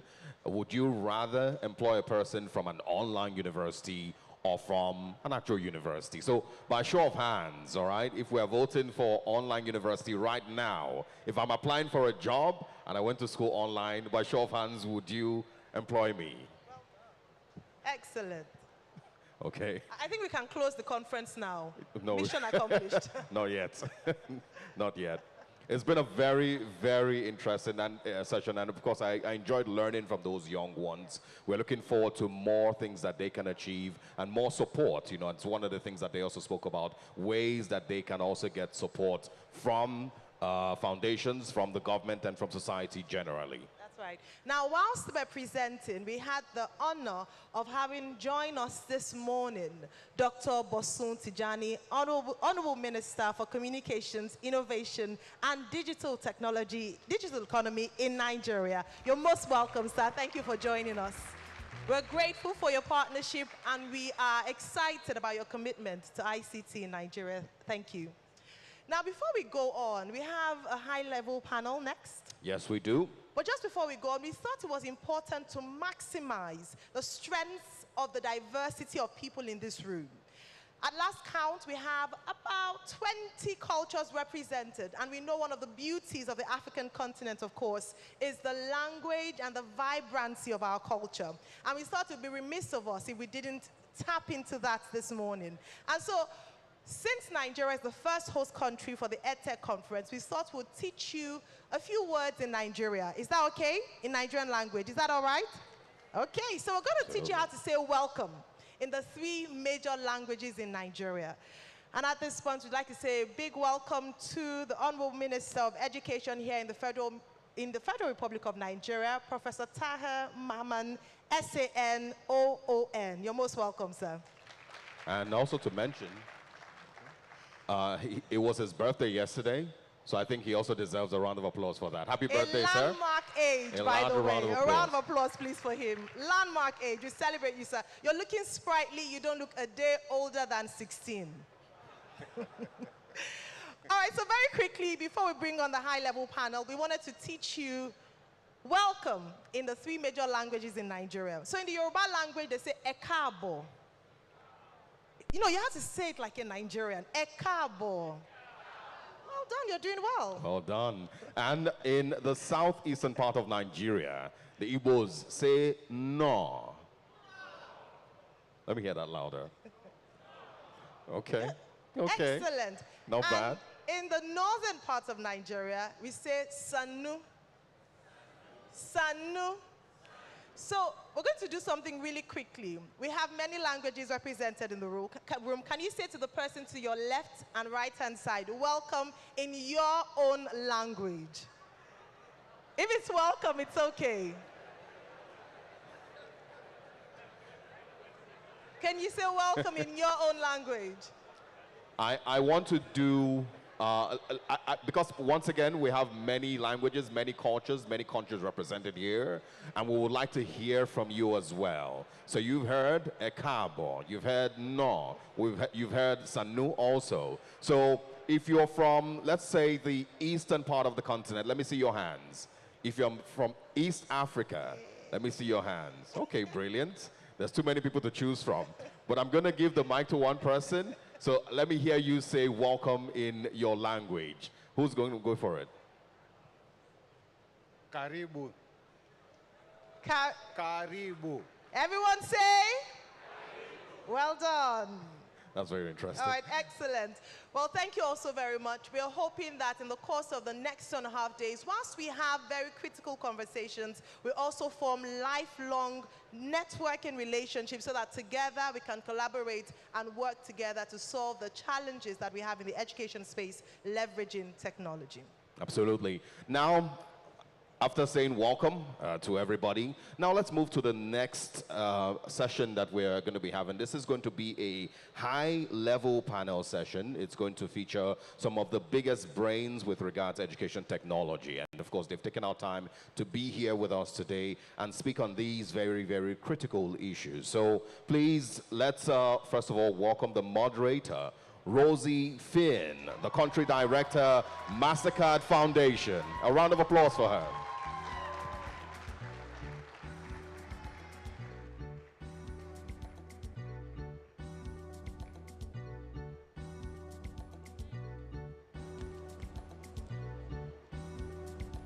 Can you hear me? Great. Good morning, everyone, and welcome to the inaugural EdTech Conference brought to you by the Mastercard Foundation. Let me add my own welcome, which is Akwaba, which many of you should be familiar with by now. It promises to be an amazing week, and I'm particularly excited about this panel that we're about to experience, mainly because I truly believe that it's going to set the tone for many of the discussions and conversations that we're going to have throughout the week. As we all know, the education landscape in Africa is changing drastically. We all know how vibrant and dynamic and youthful the African population is, so much potential yet millions of young people are unable to access quality education. UNESCO reports that 97 million young people in sub-Saharan Africa are out of school. That's 34% of the youthful population in sub-Saharan Africa, compared to a world average of 18%. It's a staggering number, and really just a lost opportunity for an entire generation. And that's why this conversation we're about to have is so important, because we're going to delve into strategies and what it takes to bring together stakeholders who can come up with educational technologies that are accessible, that are beneficial, and that are inclusive. And I've got an amazing panel of experts who are going to take us down this path through this conversation. I'm going to start by welcoming on stage Mr. Joseph Nsengimana, who is the director at the Mastercard Foundation Center for Innovation, Teaching and Learning. Joseph, welcome. A louder round of applause, please. That's great to see. Our second panelist is Mr. Albert Nsengiyumva, who is the Executive Secretary of the Association for the Development of Education in Africa, ADEA.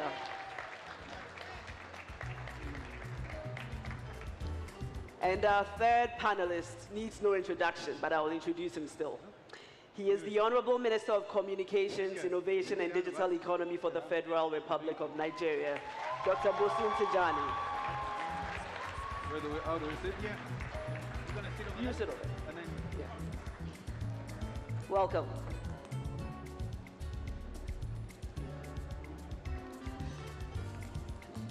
Gentlemen, thank you so much. I know you're all very busy and you've taken the time to be with us this morning.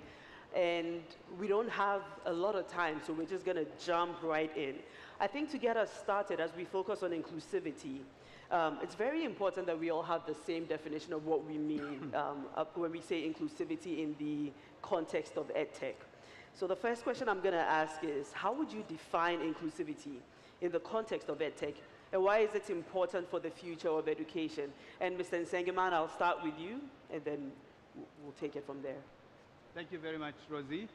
I think when we talk about inclusivity in the context of education technology, we really are referring to the design of the tools, the platform, the content, in a way that ensures accessibility for everyone.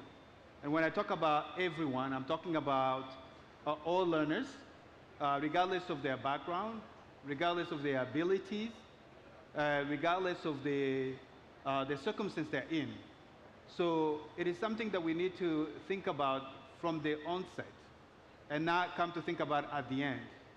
So when you're designing a product, for instance, you want to ensure that learners with disability, for example, are able to use that platform or are able to use the tool that you're designing.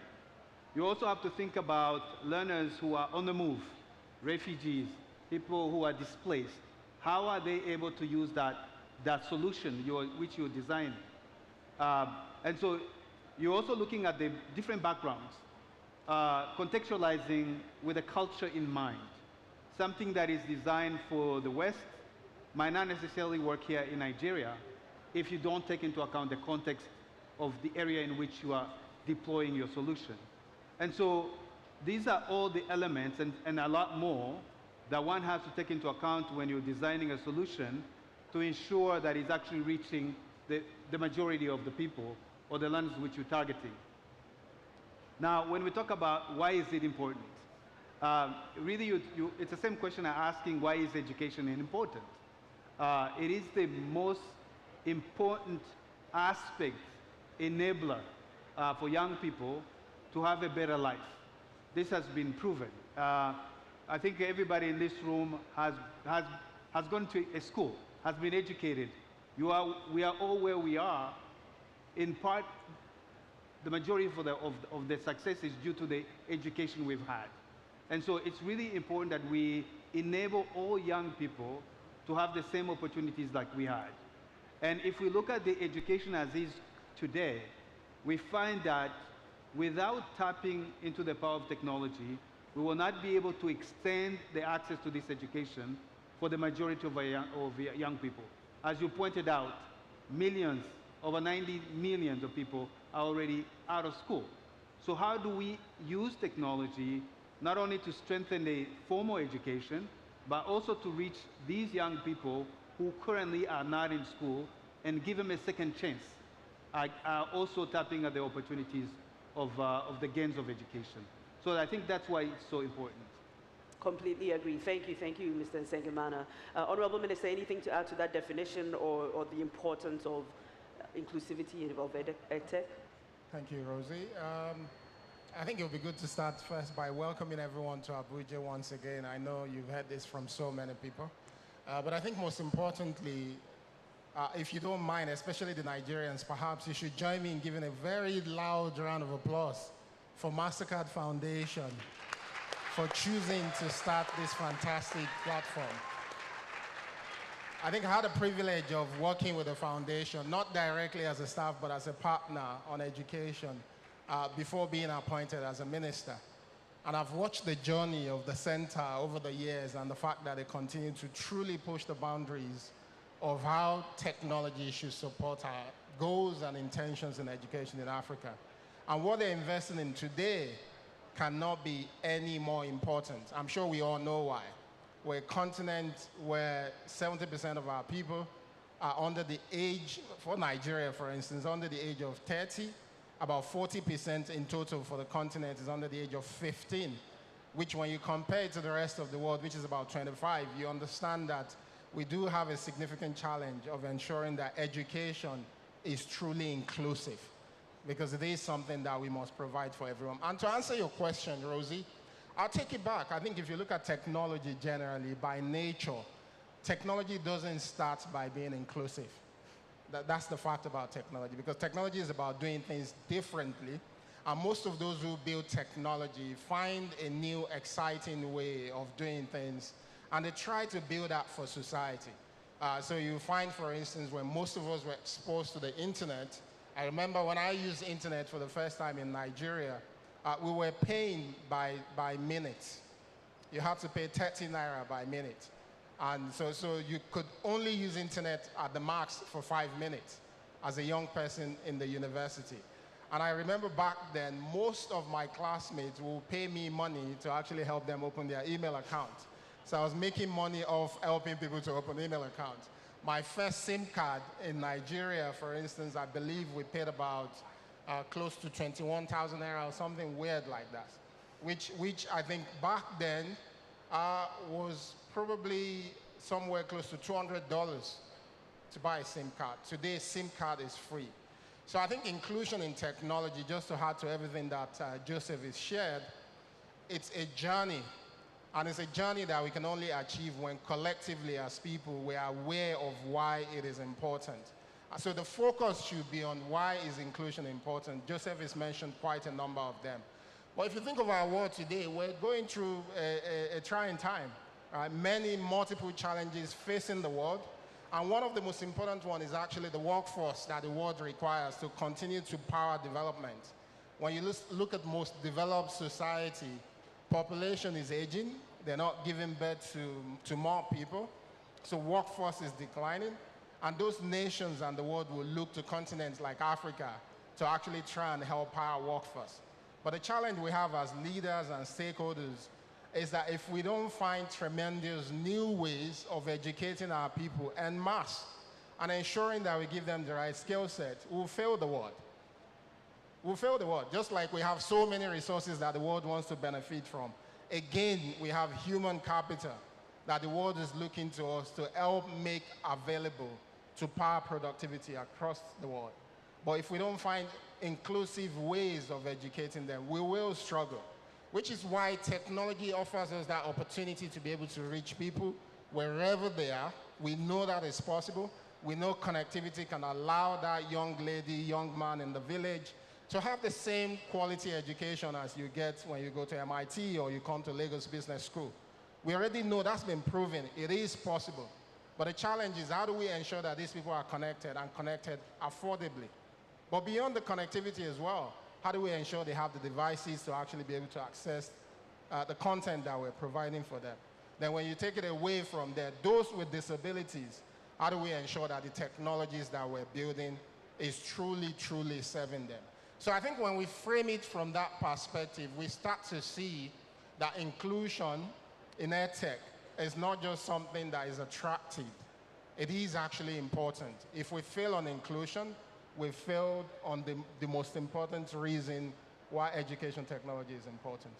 Thank you, Minister. And you're absolutely right. The youth bulge in Africa can be a blessing or a curse, and it's our job to make sure that it's a blessing. Mr. Nsengiyumva, let me come to you now. What are some of the biggest challenges you've encountered in trying to implement inclusive EdTech solutions, and how did you address them? I think Bosun started to mention a few of those. Would like to hear from you on that. Thank you. I hope you can hear me. There's some noises coming this side. A lot of noises. You can hear me? Thank you. So first of all, let me, if my participant here allow me, I'm going to represent them to express our gratitude and appreciation to the government of Nigeria and of course the Mastercard Foundation for the warm welcoming that we have received since we are here. So please welcome them. Thank you. Thank you. Let me pick from what the Minister and Joseph have already alluded to, which I think they are very important points. To try and define inclusivity in this case from the education standpoint and then address the challenges that I see important. From the design, I think what we need to better understand is learners' needs first. We start from the learners. Because by nature, education technology is a demand-driven tool. We are using education technology to address specific needs of learners and learning as well. So, if this is the way we are taking it, basically, we need to be specific. We know those are issues cut across from access, so access to technology for specific learners, and we know those learners are across the countries, so the regions. So how do you address the issue of connectivity in a city like Lagos or Abuja may differ from how you're going to address it in a remote place, where there's no electricity, where there's no roads, and so on and so forth. So that's really the demand-driven approach. Secondly, when we talk about learning, when we talk about learners, we are talking about teaching and teachers. I like some of the predecessors, the point that they make that I found very important. Technology will never remove the need for quality teachers. Teachers remain so important. The issue is therefore, how do we use technology to support teacher professional development at scale?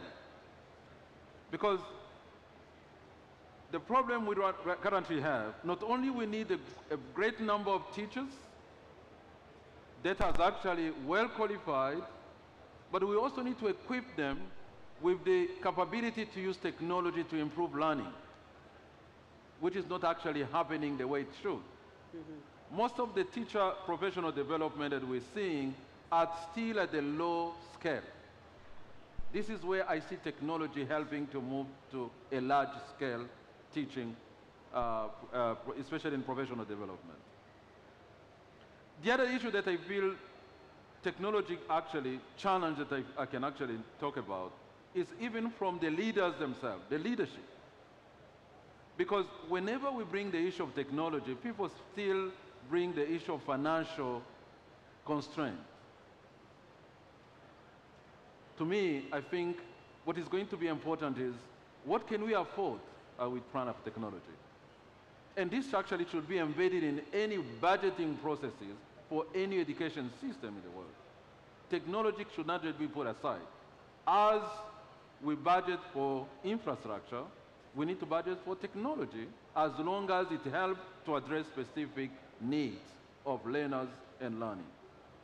And last but not least, there's the issue of gender that we don't bring on board, which I think is very important. when you look at most people today that are trained and qualified in educational technology, they are still more oriented towards male than female. And this is very important because even at the level of teachers, we need to see more female engaged in educational technology. It has a greater impact in improving the teaching profession, but the use of technology as well. So let me stop here. Those are some of the challenges I believe are very important. Thank you. Thank you, Albert. And I'm really glad you brought in this dynamic of gender and how we make sure that there's more equity in that space. Well, one of the things that's becoming clear from this conversation is that there are a number of stakeholders involved, and collaboration amongst them will be key for us to achieve the goals of inclusive EdTech. Mr. Nsengemana, can you share an example of maybe a successful collaboration in EdTech that significantly enhanced inclusivity from your experience? Thanks, Rosie. There are a number of examples. We can start with this room, right? I think it's out of collaboration that we're meeting here today. We have representatives from at least 9 countries where we have tech hubs. And of those tech hubs, we have 144 companies that have collaborated to extend the reach to a lot of people who wouldn't otherwise have access, particularly during the COVID time. And what we saw at that time, we had EdTech entrepreneurs who had the product. We had the telcos who actually, they zero-rated education content during that time. And then you had the government that was actually an actor in a number of countries. So that partnership allowed learners who were stuck out of school to actually access learning during that time. Unfortunately, that collaboration tended to sunset. And so these are opportunities I see for all stakeholders to actually engage and find out how can you renew those collaborations, how can we expand it and make it more sustainable. That's an example of collaboration that can take place among the private sector, the public sector, and the development sector, as an example. We've seen also a lot of features that we take for granted today came out of the collaboration with organizations that advocate for people with disabilities and the tech companies. And so nothing really happens in the vacuum. It's born out of the collaboration. And that's why one of the reasons that we at the Mastercard Foundation believe in collaboration. And we make sure that we are engaging all stakeholders. It's one of the reasons we have this conference. It's so that we can discuss, we can find ways of working together to extend the reach, especially for the areas where the population are underserved. We talked about the issue of gender, for instance. We have countries where, if you look at the number of young women who graduate from secondary education, is below 10%. And so how do we tap into this power of technology? How do we collaborate to be able to increase that number? I think that's the opportunity that we have today. Great, thank you. Honorable Minister, you started to talk a little bit about some of the issues with accessibility when it comes to inclusivity in EdTech, lack of devices, lack of internet access, etc. Can you highlight any recent technological innovations that have significantly improved the accessibility of EdTech? Thank you, Rosa. It's an interesting question because you can go to the level of product, specific product. But I think what I'm learning with education technology is that the problem we're facing is not lack of innovation and product. But product is being seen as a standalone without taking into consideration the infrastructure, which is the backbone for the product to work. And one example, which I think is commonplace, but most actors within the EdTech ecosystem is not paying enough attention to, is the Universal Service Provision Fund, which happens to exist nearly everywhere in the world, at least in Africa. Most African countries will have what you call your USP or USPF in the case of Nigeria. And the mandate and focus of USPF in the case of Nigeria and everywhere in the world is truly to connect the unserved and the underserved, right? And when we think of connection in that sense, it's not just by providing connectivity, but also funding really smart ways of getting technology into critical sectors like in the education space or public health. When I was appointed minister, because that fund sits under my ministry, I was astonished at the level of investment that the Nigerian government historically is made in actually connecting the unconnected and the unserved people. We did some desk research and we mapped out investment that is gone into computer labs in schools, and we found thousands of schools that has been connected. And when I was at CCOB leading a technology incubation center, this was never a phenomenon that was on our radar. A lot of the solutions we were looking to take into schools require that most schools should have access to connectivity, computers should be there, teachers should be trained, but we were disconnected from what government was doing. And on the other hand, government didn't have the capability to actually sustain the investment. So the investments were being made, but give it 12 to 24 months, a lot of the computers were not used. Of course, at CCOP, we knew most schools had computer labs that were shut and weren't being used. But we didn't go as far as understanding where the funding was coming from. So for me, I think this is one innovation that I'll challenge everyone in the room, that when you go back to your country, you should find out more about your Universal Service Provision Fund. And you should ask serious questions as to how can you collaborate with a government agency that is responsible for that fund. Because in every country, that fund is consistently investing. And one thing we know for those who work in education technology is that putting computer in school is not the beginning nor the end. Is actually the content. What content are you putting? Is the content meeting the needs of the learners? Can teachers actually truly support the learners to use the content? In some cases, can teachers use it to augment learning? I remember one of the things we used to see at CCO back then was when you go into a classroom where a teacher is meant to use technology to teach. Sometimes it takes them 15 to 30 minutes to actually set up and get the technology to work. And perhaps a session is only for 30 or 45 minutes. So most of these teachers are discouraged from actually using the technology. So you see that significant gap. You have the innovation on one hand, which is pushing, finding new ways of investing. But it's disconnected from how technology is truly used in the classroom. So I think that's one example I'll give, and I'll say I'm not giving it as an example that we should celebrate. I think it's an example that indicates that most of the time the efforts and the innovation we see in EdTech is often disconnected from the overall ecosystem that is required to make it work. So we consistently invest, but this investment is not leading to the learning outcomes that we actually want to see amongst the learners. No, thank you, Honorable Minister. That's a really good example. Let me stick with you for a second, because you allude to the disconnect that sometimes exists between all of the great efforts that governments are making and the awareness of the private sector of these initiatives.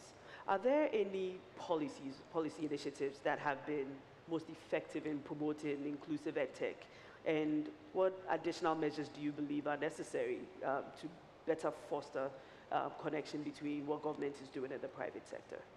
I think the one that is growing that the EdTech community should also pay attention to, because most of the time when we talk about this, we separate it from the formal education interventions, which is the digital literacy agenda. What we've seen is that you can't, the complexity of any economy cannot be where you want it to be if you don't have a significant portion of your population being digitally literate. Because most of the innovative solutions that we're seeing today, again, not just in education, require a certain level of digital literacy.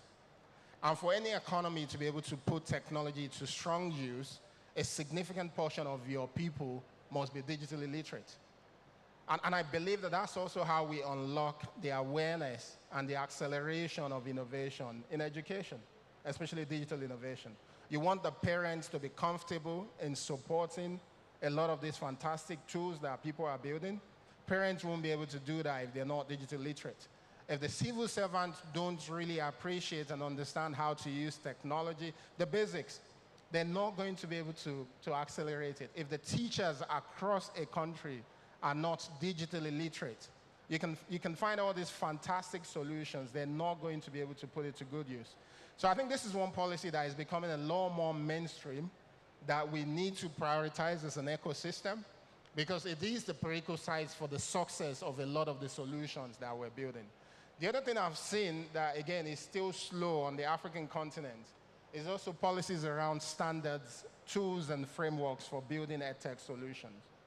You'll find that on the private sector, a lot of people are reluctant for nations to actually build these tools and standards because we believe that it will slow down innovation.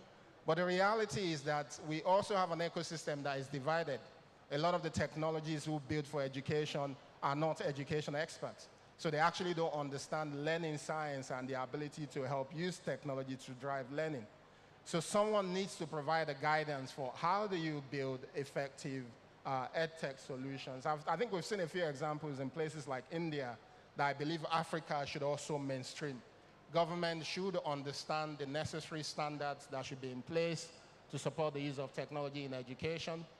Perhaps foundations should mainstream the knowledge and help to create the toolkits and framework to support those who are building to effectively build to solve this problem also in society. And I think lastly would also be the continued investment in infrastructure.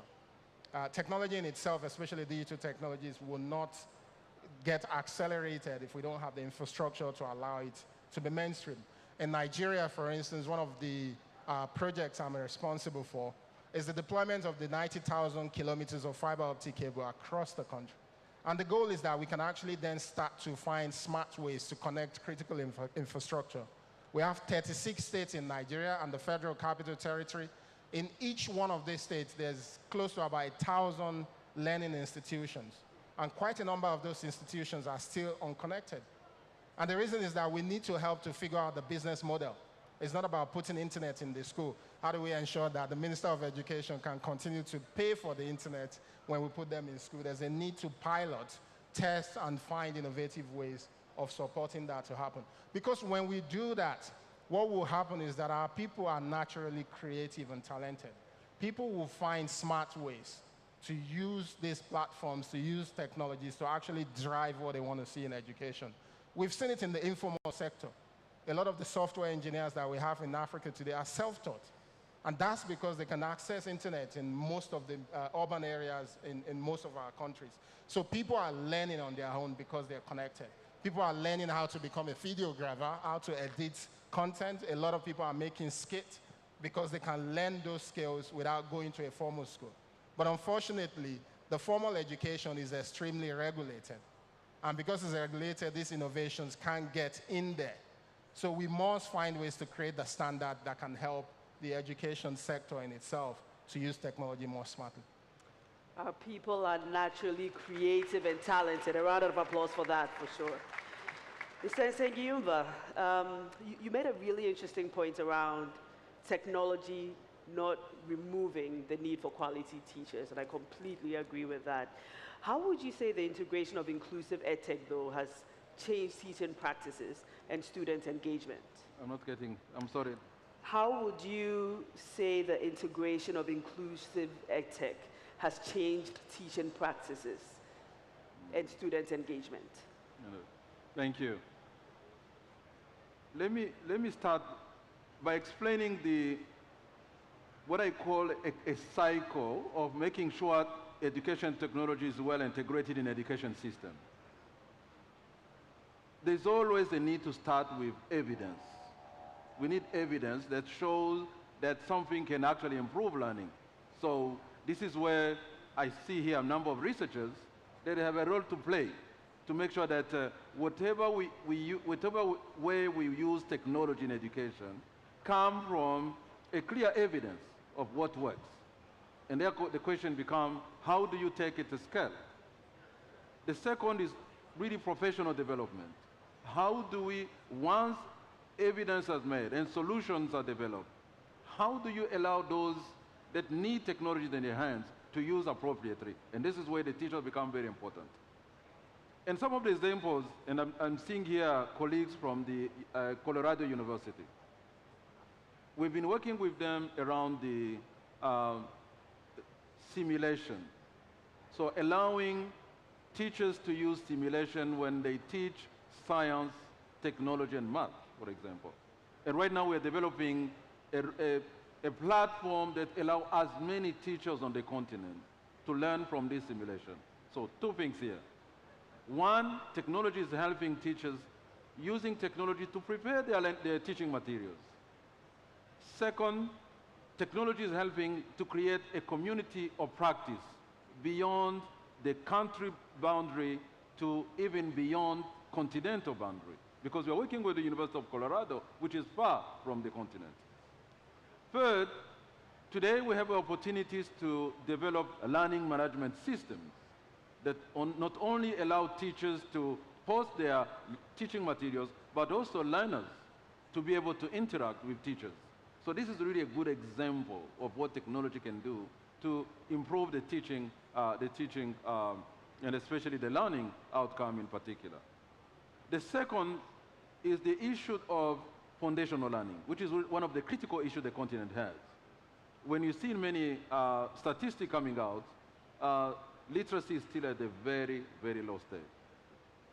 So, and there are some good examples that are being developed to facilitate, to accelerate literacy level, especially for young learners. One of these examples is a system that allows to facilitate translation of books that are written in foreign languages into local languages. Because it has been clearly shown that when a child starts learning using a local language, it's easy actually to learn any foreign languages. And there are now technology helping to translate those books and allow as many young children as possible to use books that are written in their local languages. So this is why I see technology becoming so important. And this is what I was saying. Let's look at the learner's needs first and address those needs based on possible solutions that EdTech can provide. Of course, the point is also to say technology cannot help to address any issue. No. That's why it's very, very important to be focused and be realistic in this particular case. Thank you. Thank you, Mr. Nsengiyumva.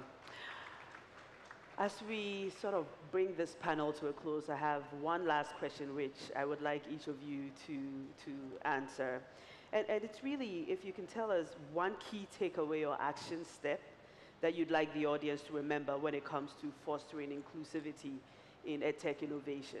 One key takeaway or action step. And Mr. Nsengimana, maybe we can start with you. Just one. One word. Not one word. Key takeaway or action step.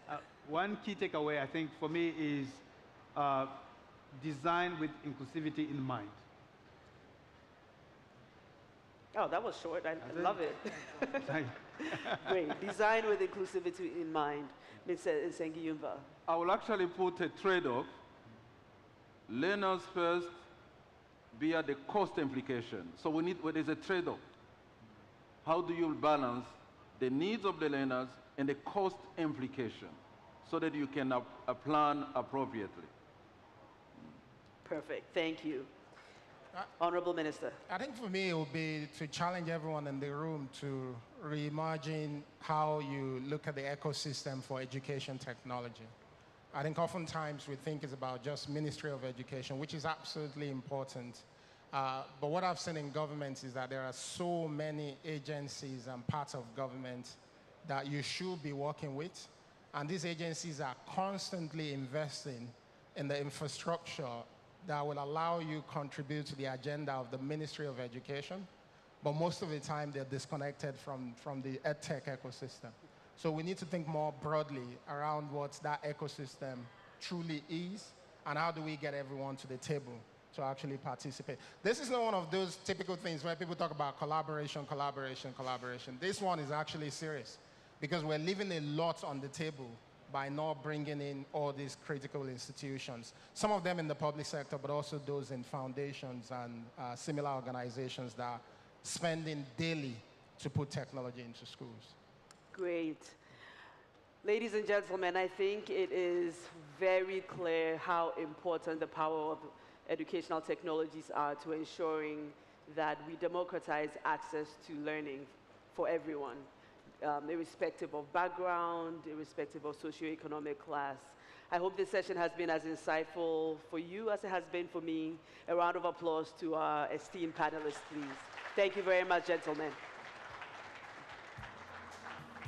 Thank you very much. Fantastic session there. And like I said, these are some of the best brains with regards education technology here on the continent. Thank you very much. A round of applause once again for these very, very fantastic personalities.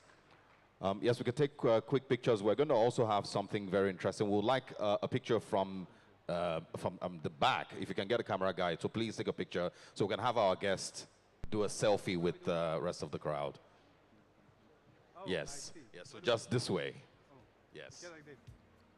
Okay. So who goes? Why are you staying behind? You should go in the We'll back the audience? Yes. Hey, how are we looking in the back there? Put it. How are we looking in the back? Okay. Can we put on the light behind so we have more light on the audience, please? Is that possible? Oh, brilliant. That's wonderful. Wonderful. All right. Thank you very much. Very, very, very interesting. And we are completely pleased with the conversations that we've had so far. And like I said earlier, this fully underscores the importance of not just these conversations, but also the things that need to be done, the steps that need to be taken, that are being powered and, of course, engineered by Mastercard Foundation and all its stakeholders. For those of you who are present here, I also want to once again say hi to those who are watching us online. We recognize you, and of course, we are going to be having breakout sessions in a bit, so please move to the Hoover app. If you're watching us online and you've been registered on the Hoover app, please move there and pick a session that you will be participating in. In a bit, we're also going to be having a short tea break, but there's something really, really interesting coming up very, very soon. Some of the people who are here also that will be speaking with us, we will be introducing them very soon. So once again, it's a big welcome. We hope that you're all having fun. We hope that you're all excited about where we're going and what the future holds with regards to reducing the number of children who barely have any access to quality education here on the continent. There's too much work that should be done, and we're happy with the steps that have been taken so far. If you're excited, please, can we put our hands together? All right. And up next, we're going to be introducing someone. He's the chairman of the Executive Committee of the Association of Development of Education in Africa. But aside that, he has a very, very fantastic profile. Right from Kilimanjaro region in Tanzania, many, many years ago. He, of course, was one time Dean of Engineering at University of Dar es Salaam in Tanzania. He has done 17 years at the World Bank, where he was practice manager for education and skills in Africa. After 17 years at the World Bank, he then joined the Mastercard Foundation, where, of course, he is currently the Chief Program Officer of the Mastercard Foundation. He saw the rollout of the foundation's new operating model, which began since 2019, with his input at the Mastercard Foundation. Ladies and gentlemen, please, a round of applause for Professor Peter Nicholas Materu.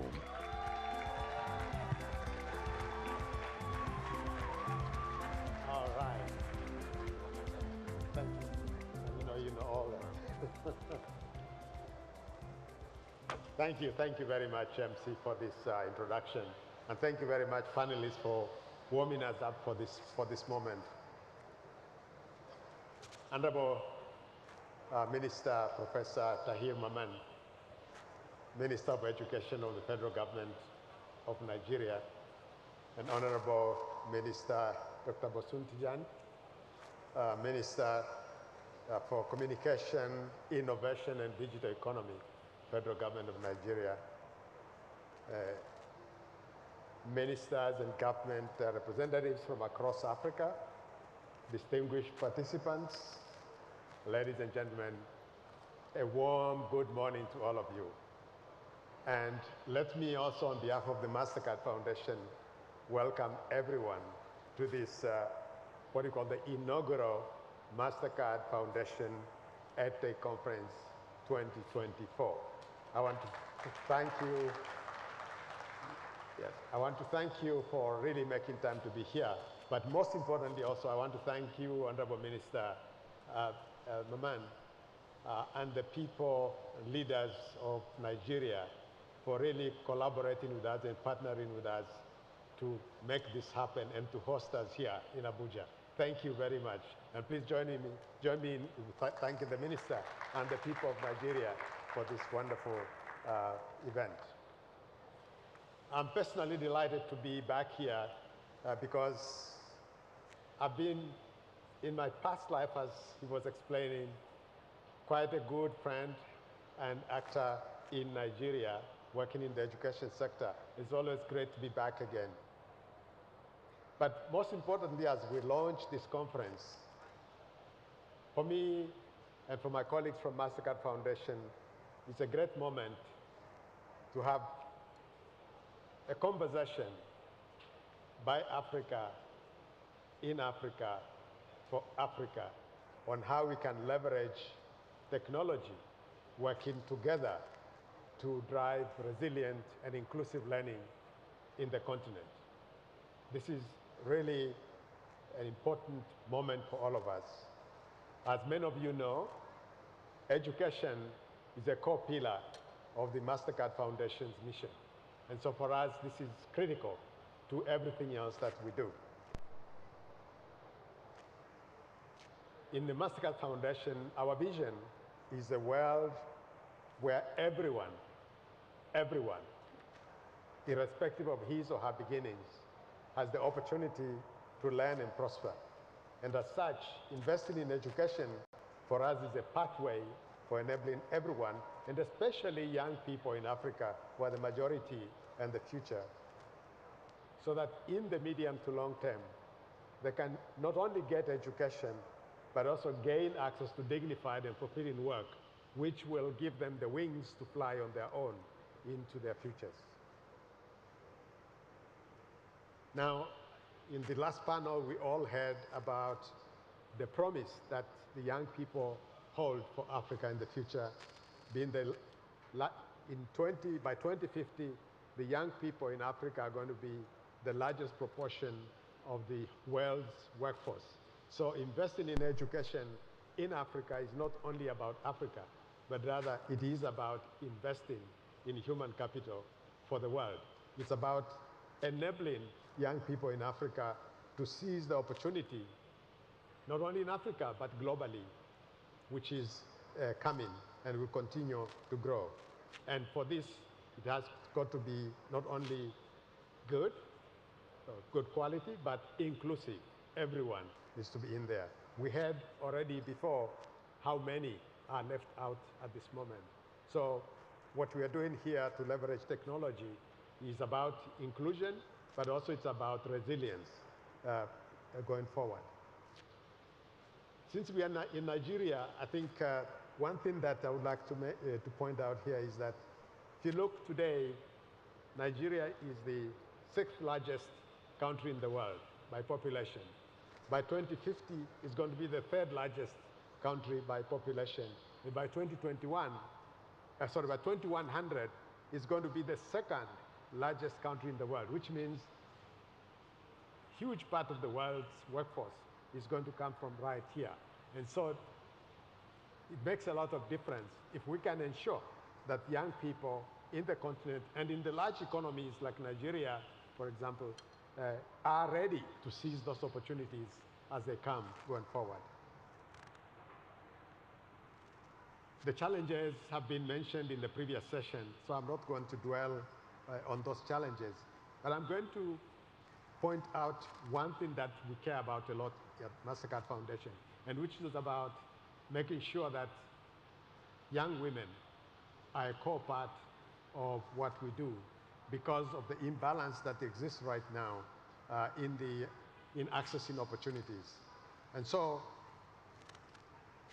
we also know from other studies that investing in young women's education is not only about education outcomes, but it is about economic outcomes, it's about reproductive health, it's about many other positive changes that can be driven. So I hope as we talk about inclusive education and leveraging technology to drive inclusive and resilient education, we pay particular priority to this. Distinguished participants, the Mastercard Foundation knows firsthand through our work that investing in education can transform lives, individual lives, but communities as well. We all know that a young person with at least 12 years of education has more ability to move himself or herself to prosperity than who doesn't have that level of education. Now, by focusing on technology, we know that the school is still going to be an important center of learning. We also appreciate and acknowledge the fact that we are going to continue to need to invest in classrooms, in teachers who are better skilled and technology savvy, and we are doing some of that also as we go forward. But we know that we can do a lot more by leveraging technology, both inside the classroom and outside the classroom. Now, lessons from COVID have made it very clear to us that we need more resilient systems that can support continued learning when shocks happen. And we know as well that it is not a matter of whether there's going to be another shock like COVID-19, but rather when that is going to happen. And then the question to us is, what are we going to do to prepare well so that we don't see the disruption that happened during COVID-19 when the next shock comes? So the agenda on resilience, which is part of this conference, is also a very important one in terms of being ready for the future. Thank you. So through our Center for Innovative Teaching and Learning, we are working with stakeholders across education systems to support the use of technology in driving learning, inclusive and resilient learning. And for us, it's important not only to support individuals today, but also to invest in institutions and organizations working in this space so that they can carry this into the future far beyond the Mastercard Foundation's funding. The work we are doing with EdTech hubs across the continent is one evidence of that. Today, the Mastercard Foundation EdTech Fellowship, we are supporting 94 EdTech companies. Joseph talked about this in over 8 countries and in partnership with 6 tech hubs. And I just want to assure you that our plan is to continue to scale this up and also to deepen impact, working closely with ministries of education and other actors in the education system. The EdTech companies that we are supporting are developing solutions for Africa's education challenges, such as access and affordability, as well as providing pedagogical and curriculum solutions for teachers, administrators, and governments to keep learning going. I'm pleased to see that as of last year, the programs that were supported collectively had already impacted over 2 million learners across the continent, and we hope we can continue to work together to drive forward. Some of those companies that we've worked with are here, and so some of them have exhibitions right outside this hall, so I hope that you'll have a chance to go and see some of the work that they have done. As I said, our goal is to continue working on this and to scale further together with you. The only mistake that one can make here is to do nothing. And I hope we will not put that option in the menu.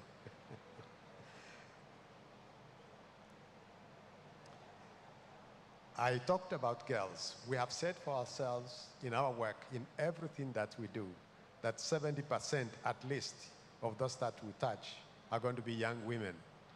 And we are doing this not because we want to distort the playing field, but rather to level the playing field to open up more opportunities for young women. We've also set a target that 25% of the young people that we work with will be refugees and displaced people. And we are putting in place a number of mechanisms to make that happen, and we hope that with this community, we'll be able to make that happen. And also, 5% of those that we work with are going to be people with disability. So again, collectively, as we think of solutions, Joseph was talking about this, let us design with this inclusion agenda in mind.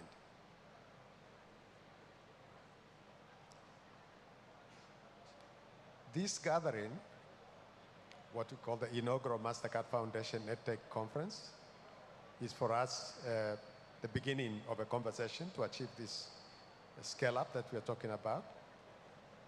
We see this as an opportunity to learn from each other and to start co-creating solutions to the challenges we face from an African perspective, so that together we can further scale our impact. I was pleased to hear Minister Basun talk about thinking about collaboration in a different way within government, between government and different actors out there, among us in the EdTech community. And so I hope that as we go forward in this discussion, we're going to hear more. For us at the Mastercard Foundation, we are also beginning to reach out to other actors in this space. We have a partnership with the World Bank, who are here, focusing on this space. We are going to be partnering with a number of others to see how we can have integrated solutions that are not just attacking a small section of the problem, but come together as a team to address the whole value chain so that we can have more resilient and inclusive learning. So I would like to urge all of us here to engage meaningfully, to network, and above all, to join efforts in increasing access to education, quality education, and for all on the continent.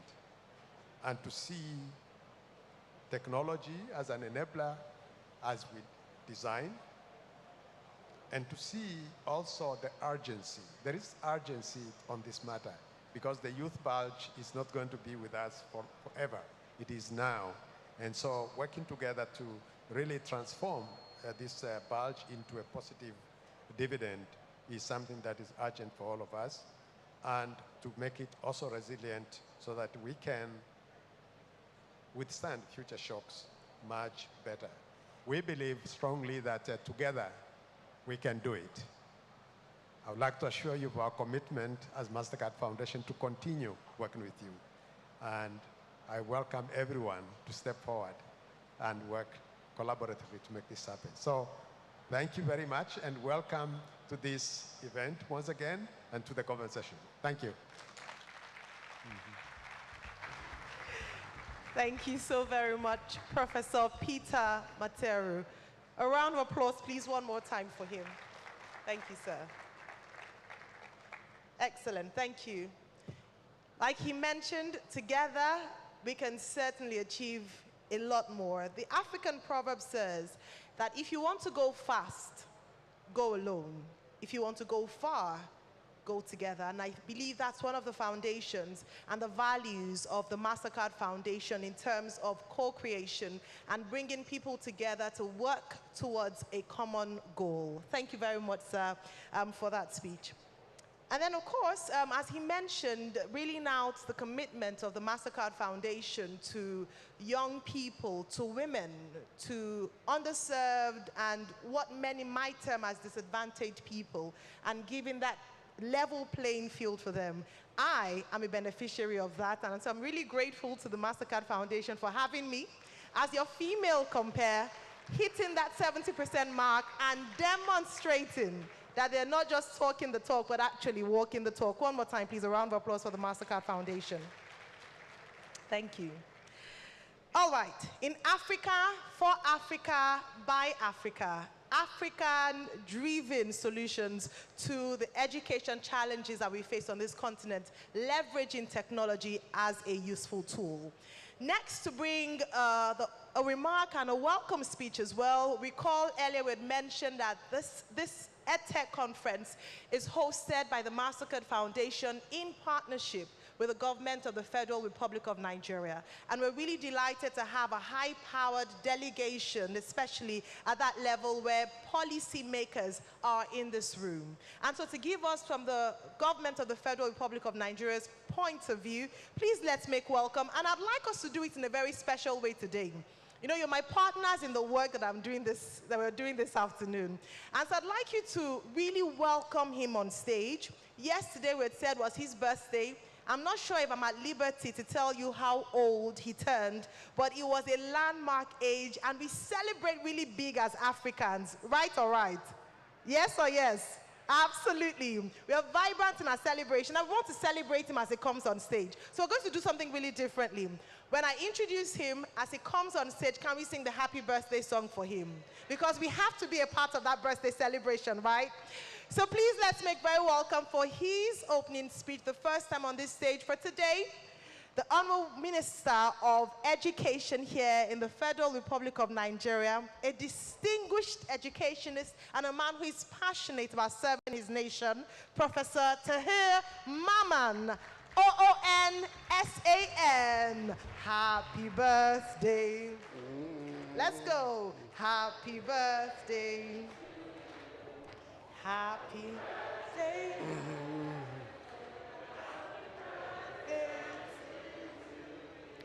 A round of applause, please. I didn't.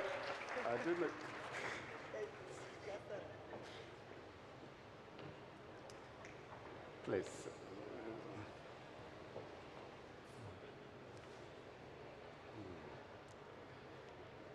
My friend and brother, the Minister for Communication, the Chief Program Officer of Mastercard, Professor Peter, all the very senior executives of Mastercard, and senior officials from other countries here in Africa.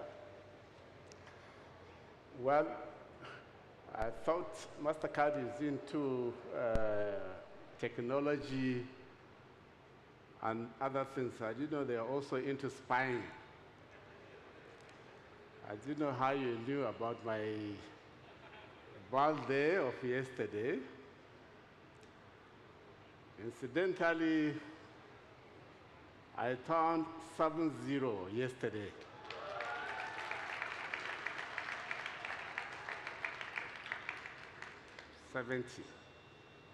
We can only thank God for the mileage. Now, out of that 70, I think I spent about 40 years now in the education sector. From the university where I spent 20 years as a teacher, lecturer, to the law school where I headed the place for about 12 years. And then as a vice chancellor for about 7 years of a private university in Abuja here, before my present job. So it has been a very long journey, very interesting journey in the education sector. Now my job here this morning is to welcome you, thank and appreciate Mastercard and my friend, the Honorable Minister, for bringing Africa to our doorstep to discuss a matter which is actually at the bottom of what I do. When I was invited, when the minister informed me of this program, and the first meeting we had in his office with the Mastercard officials here, for me it was love at first sight.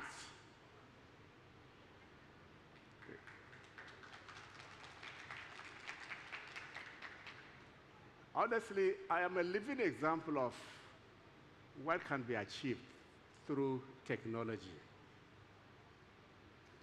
Because as I said at the beginning, when I took over my job as Director General of Nigerian Law School, 2005, we had two problems on ground. One was students who finished from all over the world, who finished their degrees in law, they have to go to that law school for their professional training for 1 year. That's what it does. Now, then, whether they finished in China, United States, UK, wherever, those young fellows had to come back home physically to apply for admission. And immediately we came in and we said, no, there's a better way of doing it. We immediately introduced technology. Within the first year, by which wherever anybody finished, he could apply, process his application. The only time he will come to Nigeria is to start school. So all those preliminary processes, they didn't need to come. That was one. The second one, and of course, since then, they've been improving and improving on it. The second one is, I was Vice Chancellor of Bayes University when COVID broke out. Yes. All schools were shut. They were shut down. You know what happened with us in that university? It didn't take us more than 2 days of disruption. We sent our children home, our students home, but within 24 hours, we will resume back to our academic programs. Because that university has a very strong digital platform for digital and remote learning. So we didn't lose a day of academic session. When others were looking for billions of naira to put up, especially the public universities, they were looking for 1 billion, they were looking for 800 billion to be able to start putting in place an infrastructure that will enable them have digital services. But it wasn't so with us. So you can see from these experiences how strong it is. And it is both in terms of the method and then even the contents, because our lecturers were trained somehow in content development, lesson plan, user digital platform. So what we're talking about is actually, it's us, the older ones, who are struggling to understand and deploy technology. For the younger ones, it is native to them. It is part and parcel of them already. The toddlers, from the time they begin to work, technology is part of them. So it's a question of nurturing what to learn and giving them some content. So for me, technology is both an enabler, it is empowering, and it is also a very important incentive for schooling, for coming school attendance. There are programs that we are running right now in education with the World Bank, and some actually even by ourselves. Because even the ministry, maybe another example is when the COVID thing came in, the ministry trained about 35,000 teachers within that period to deliver lessons and then develop all sorts of lessons. So it was very, very active in delivering education support and services even within that period. Now, what we are doing here today has come for us at absolutely the right time, because we are implementing in the Ministry of Education 4 key programs for this government. It is captured in what we call DOTS. If you Google Nigeria and seek for information, data on education, you will end up with varieties of information there. Some may even appear blank. A lot of the information is disaggregated. So what we have decided to do is to do a data census of the entire education system. From all the schools, we are going to do the census of all schools, all learners in Nigeria. And the idea is that through that, we'll be able to know the learning situation in every school, from primary school to secondary school. And the facilities in every school, how teachers are supported or are not supported, how many teachers we have, you know. So much of it, of course, is going to use technology for that purpose. The O stands for out of school. There's a lot of figures out there flying, some 20, some 18, some 10. Now, one of the things we have responsibility for is to get those out of school either back to school or skilled to be able to engage in works.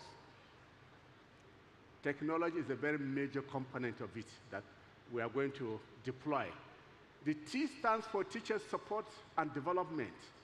And of course, your guess is as good as mine, which is the leverage, the tool we are going to deploy to support teachers after knowing where they are, how many there are, the support they've received over the years.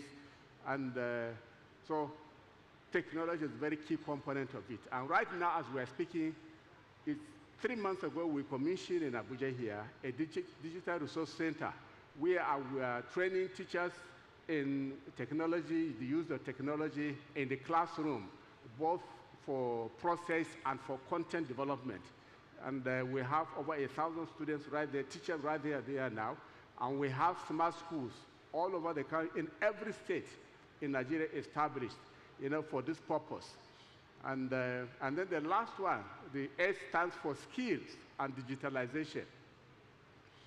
We have a major problem with employment, like most countries in Africa. And we cannot afford to have so many young men out there unemployed. So we have decided this time around that we have to bring skill into the education, formal education system, right from primary school through the university.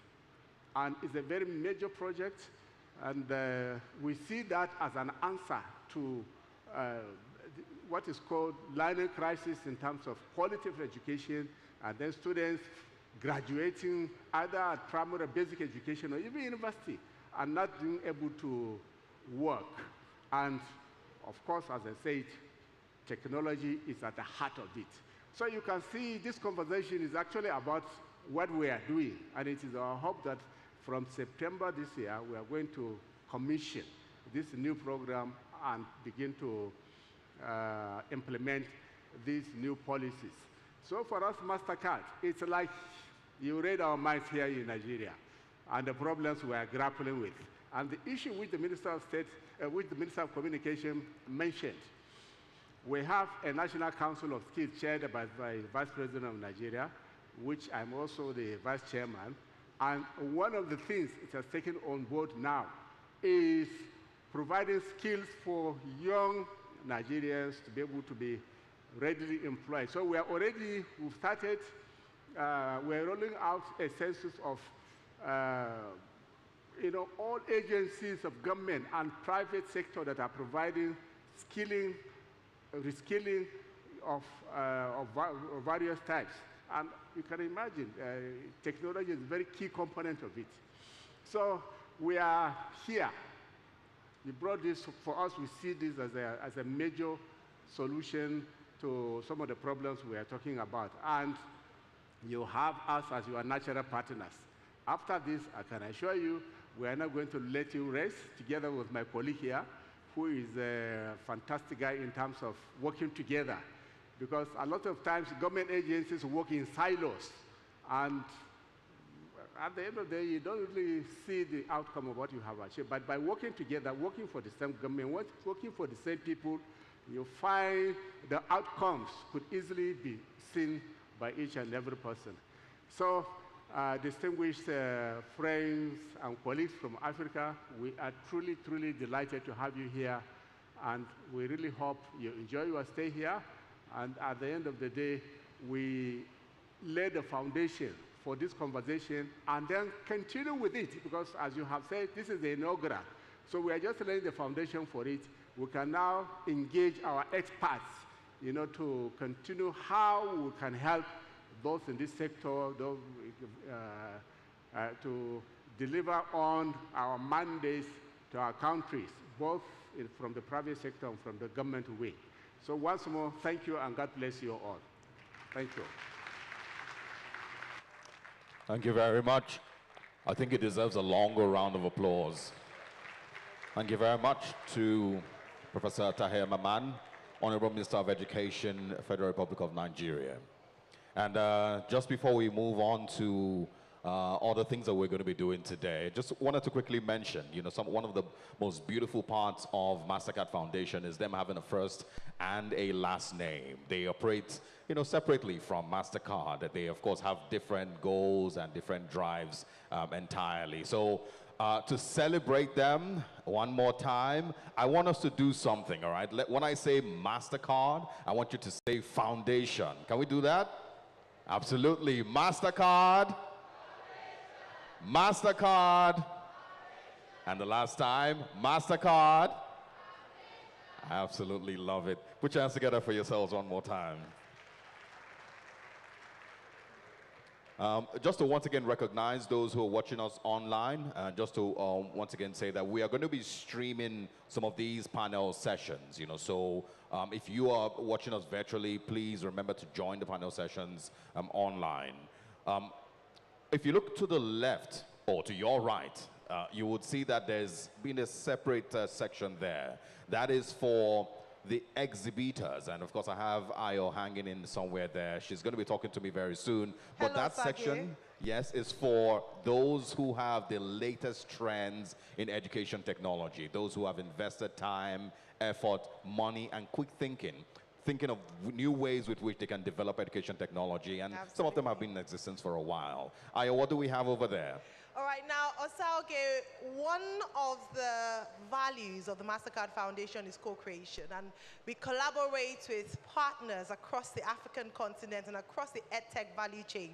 And today at this conference and throughout for the next 2.5 days, we'll have exhibitors that our delegates can visit in terms of organizations, solution drivers who are providing solutions in the EdTech space in Africa. Here with me, in front of New Globe Education, and I'd just like to speak to her for a few, just for a few seconds and see how and what they are about. Good morning, and how are you today?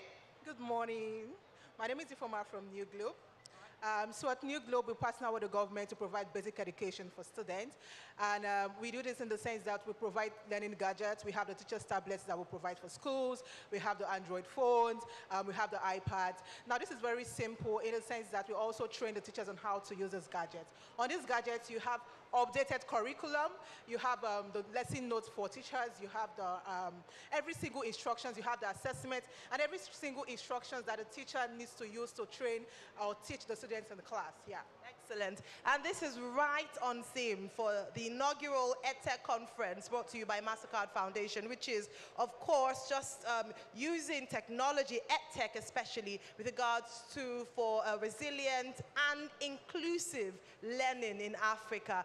Right beside New Globe Education, thank you so very much, by the way. You can find out more by visiting our stall here in the exhibition space. We have Yellow App. Good morning, and tell us where your, where Yellow App is based, your name, and what you do. Good morning. My name is Aisha. We come from Senegal, and Yellow App is an app that focuses on the power of the audio to help every single student to be able to learn their courses, have access to quizzes, and pass their 12th year final exams. Excellent. Yes.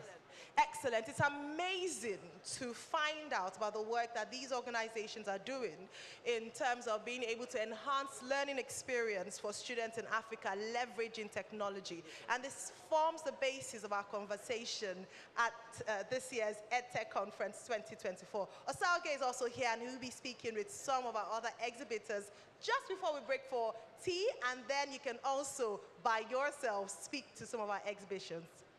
Absolutely, and I'm excited with what I see here. There's so many of them, and I'm going to take the microphone this way and see if we can speak with our friends from Vambo AI. Let's have them share with us. So tell us a little bit about Vambo AI and how long it's been in existence.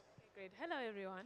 So I'm from Vambo AI, and what we do is we train models to understand African languages and then make that technology available for educators, individuals, and businesses. How long have you been in existence? We've been in existence for a year. Oh, 1 year. Okay, it's interesting. What are some of the things that you wish would, come into play to assist the work that you're doing? I hope that we get a lot more support for African languages in education. I also hope that we are able to collaborate with other organizations, whether they're in gaming, early childhood education, tertiary education. I think this solution can be used across the spectrum. Fantastic. Where do you see Vambo AI in the next 10 years? In the next 10 years, we'd like to see Africans from all kinds of corners being able to speak their languages freely and openly. Does he have my language from Edo State, Benin? Yes. All right. Let's have someone else share with us. All this way? Okay. Let's move it to our friends from Ambani, Africa. Hi, how are you? Good, thank you. How are you? Fantastic. Tell us about Ambani Africa. What do you do? How long have you been in existence? So Ambani Africa, it's an EdTech company. We use technology as well as multilingualism to bridge the gap in education in Africa. And we focus on foundation phase, and we ensure that if someone has got any content, for instance, about robotics, they can also have it in any of the African languages possible, so that their journey toward learning is already well started from the beginning. We've been around for about 3 years, and we are based in South Africa. How much interest do you find that young Africans have in robotics?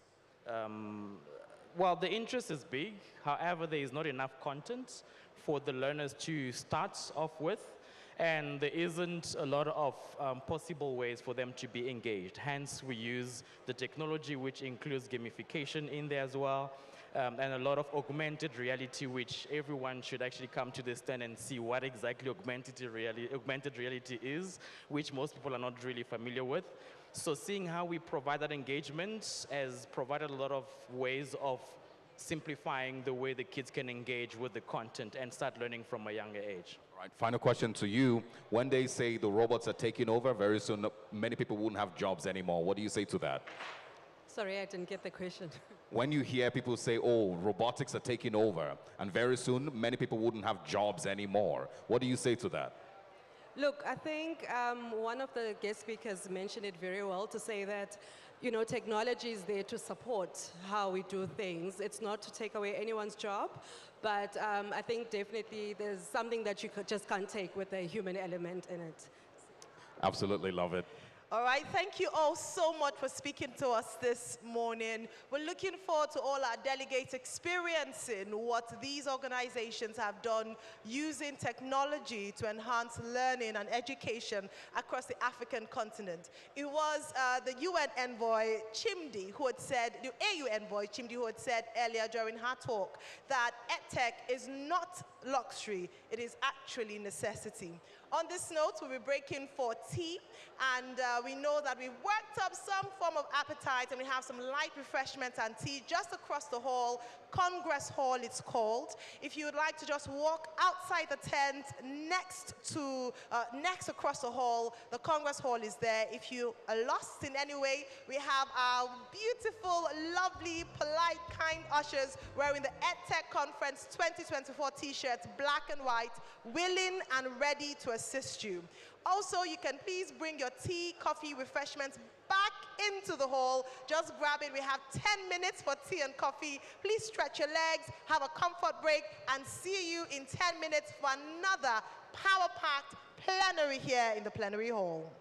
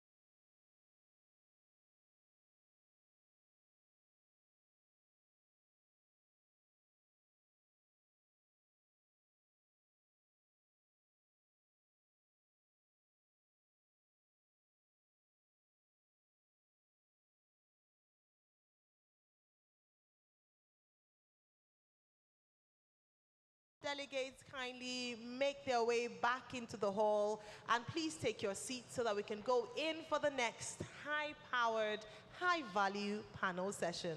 Again, would like to invite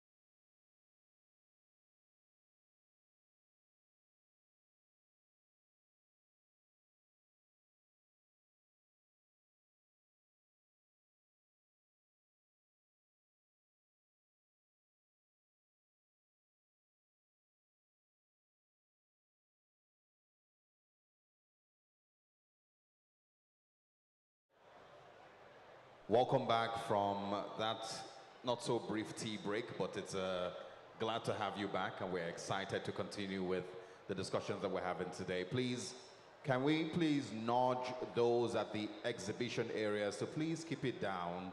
We'd like that if you are part of the conference, please move this way and take a seat. And if you are at the exhibition areas, please keep it down so it's not so rowdy and affecting what we're dealing with here. We'd actually like to ask that we shut down the exhibition area whilst plenary is ongoing. So please, can we ask that all our exhibitors kindly come into the plenary hall? Would like to ask all delegates to please come into the plenary hall. We have designated time allocated for conversations with the exhibitors and visiting the exhibition stalls. Again, we'd like to announce at this point that please all exhibition stalls kindly close down for a few minutes whilst everyone comes back into plenary, and once we go on a break again, we open up and then open up more conversations. We have 2.5 days, or 2 more days to go, so a lot more time to have opportunities to have conversations and make more connections. Absolutely, and once again, for those who are still just making their way back, it feels great to have you back, and remember, it is EdTech Conference 2024. That is the hashtag, and that's all that today is all about. Again, EdTech Conference 2024. If I can have you say that, I think we need to wake some people up. Tea break may have been light or heavy for some people. So if I say EdTech Conference, let's have you say 2024. Is that good? EdTech Conference. Okay, they sound like tea break was heavy. Yeah, it was heavy. It was All heavy. right, ladies and gentlemen, please don't forget to follow us on social media. We're on Instagram and Facebook at Mastercard Foundation, and on Twitter, we're at Mastercard FDN. Use the hashtag EdTech Conference 2024. So let's do that one more time, Osauge. I think people are a bit more pumped up at this point, and hopefully we'll get a better response. All right, again, EdTech Conference. So one way to know how heavy lunch break might have been is how many people can still button their suits? All right, so let's do a little healthy competition before we bring on our next panel. So this is Team A, my team, and this is Team O, your team. So you guys should please, let's work together. You got me, thank you so much. So for Team A, when I say EdTech Conference, you say 2024, and we make it louder than Team O. Are you ready? Let us go. Team A, EdTech Conference. Say it one more time, EdTech Conference. Give yourselves a round of applause. You are amazing. Thank you very much. Well, I'm not sure if it was allowed that they have 2 tries, okay? That one try was enough. So let's go with Team O now, okay? You remember the rules? We're trying to win this very small competition. So when I say EdTech Conference, you say 2024. Please don't let me down. My voice is already loud enough. But I want you guys to try and be like me, okay? So, EdTech Conference. Who won? Team A, of course. Team O, EdTech Conference. Brilliant. Please put your hands together for yourselves once again. Thank you all very much. Please take your selfies. Don't forget to tweet, or X actually. Well, on X moment, it doesn't sound quite the same when you say exit on X, rather than tweet it on Twitter. But yeah, X. Please follow us at Mastercard FDN. Use the hashtag EdTech Conference 2024, and let's share the great learnings that we're here having at the EdTech Conference 2024 to the rest of the world. Very true. All right. Now, for our next high panel session, it's going to be, of course, a continuation of some of the very powerful discussions we've had so far. And of course, as many other people make their way back into the hall, please remember to reach out to them. We are back in business right here at EdTech Conference 2024. We're going to be moving next into a panel session titled The State of EdTech Ecosystem in Africa. And it is going to be moderated by a very, very, very fine personality, Ojoma Ochai, who's the Managing Director, CC Hall. Please put your hands together for Ojoma. Great to have you, and welcome. All right. Also joining Ojoma on this panel session where we'll be discussing the state of EdTech ecosystem in Africa. Please let's make welcome the Senior Education Specialist at the World Bank, Alex Twinomokisha. A round of applause, please, until he gets on stage. Let's make it really vibrant and excited. Thank you. And the Deputy Vice Chancellor, Bayes University. Please, a round of applause for Dr. Rizlan Kaya. Brilliant. Next, we have the head of private sector and foundations, Global Partnership for Education, Stein Dolemele. A round of applause, please, for him. And also, the Director, Research and External Relations, Tai Solaring University of Education, Adefunke Ekine. A round of applause for her.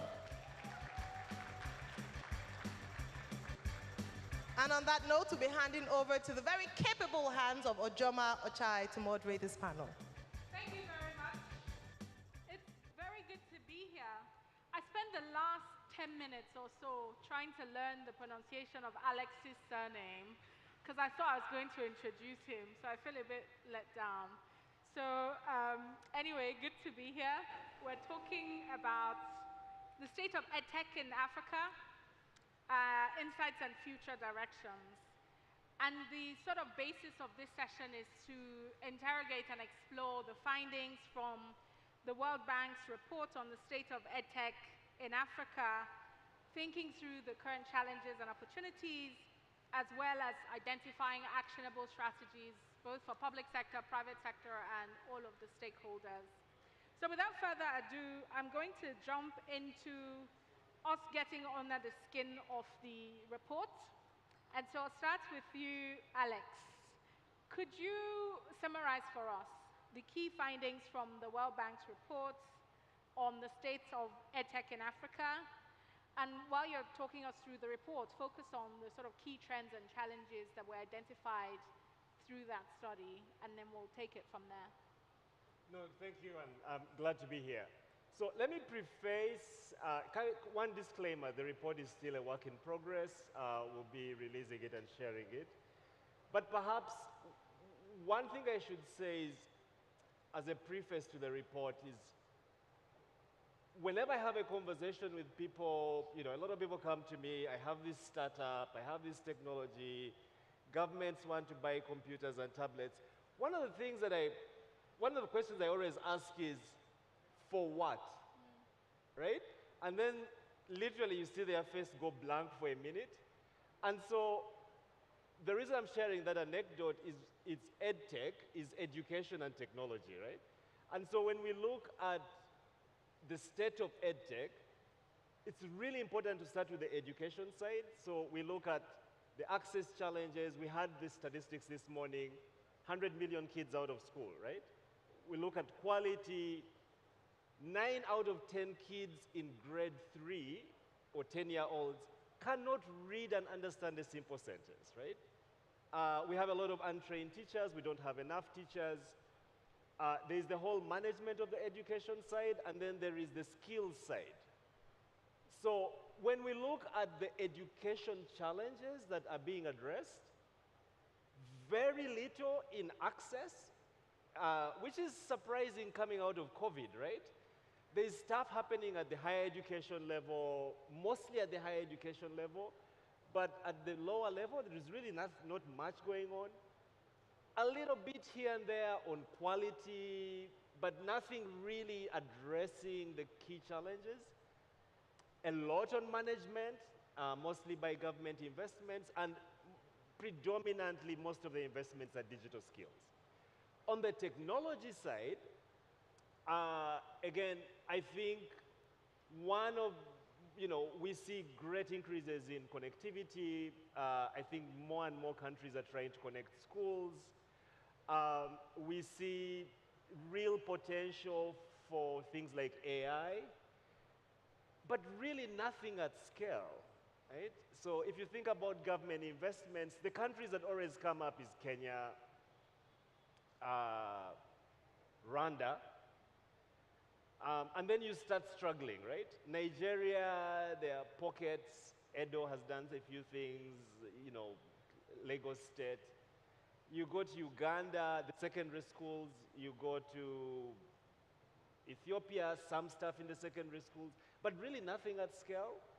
And so one of the findings is that we are not really deploying at scale to solve the big education challenges. And then one of the other very surprising things is that the technology most available to all of us, which is the mobile phone, is basically not used, right? And so that's, if you ask me in one sentence, one word, the state of EdTech in Africa, it's really nascent, despite a lot of small, interesting things going on. Thank you for that, Alex. I know the report goes into proposing some recommendations for different actors and stakeholders. What sorts of recommendations does the report provide to address some of these challenges that you've outlined? Yeah, so first is policy, right? And we see a lot of countries have policies. Most countries are now reviewing their policies post-COVID. And so the thing about policy is really focusing on implementation, right? So, you know, they write all these documents and no one ever takes a look again, but really focusing on implementation. The second is, and somebody said it this morning, like it really takes a village, right? And Stein will talk about some of the partnerships. The third recommendation really is, I don't think, especially the basic education side, is leveraging the higher education side. And so I'm glad in this panel we have higher education people. And so I would say those are kind of the big things. And obviously, you know, the mobile thing, which is really underutilized. Yeah, okay. Thank you for that. We'll come back to you, Alex. Dr. Rizlan, I'll move over to you now. I know that you've done a lot of work in ICT for development. You've done a lot of work at Bayes University, working with both public sector and other stakeholders. From your perspective as an educator, what are the biggest challenges of integrating EdTech into educational systems, into approaches? Are they similar to what Alex was talking about? Is your experience different? It would be good to hear a little bit about that. Thank you very much. I think I'm not going to repeat what Alex said. Alex is an inspiration for me. Yeah, I've listened to his podcast, I've watched his video, I've read a lot of work they're doing at the World Bank, and I've listened to the minister and a few other speakers, particularly the Minister of Education and the Minister of ICT.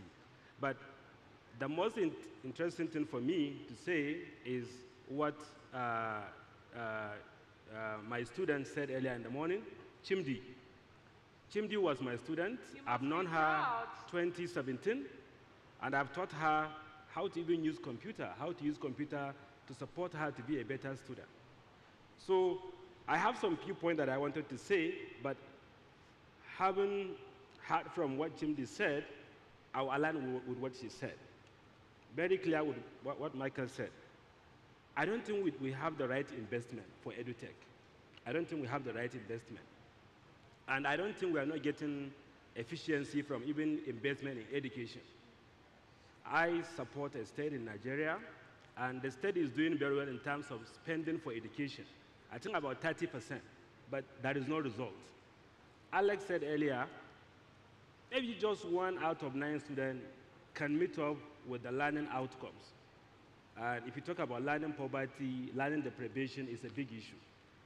If you look at school deprivation, it's a big issue. Practically where I came from, half of the children are not going to school. If they say they want to go to school, do we have the right classroom to put them? It's a big issue. Then if you look at the contextualization of education, we are still struggling about EduTech. I've been involved in EduTech for the last 20 years as a student, as a practitioner, as a policymaker, and now at the leadership. I don't think we did the right mapping for EduTech. We still see EduTech as a complementary, which is a big issue. So it's important we begin to see EduTech as an alternative. probably we can begin to do something much more different. For example, we have category of youngsters and even we the adults. We have children that are in the school. We have children that are out of school. Then we have children not in the school, not in education, and not in any job. And we have people like us that need reskilling, upskilling. So it's important we talk to someone like Madam from Tice London University of Education to begin to see how do we put this EduTech into a clear perspective. I'm going to share one thing before I stop. I was privileged to work with IDEA.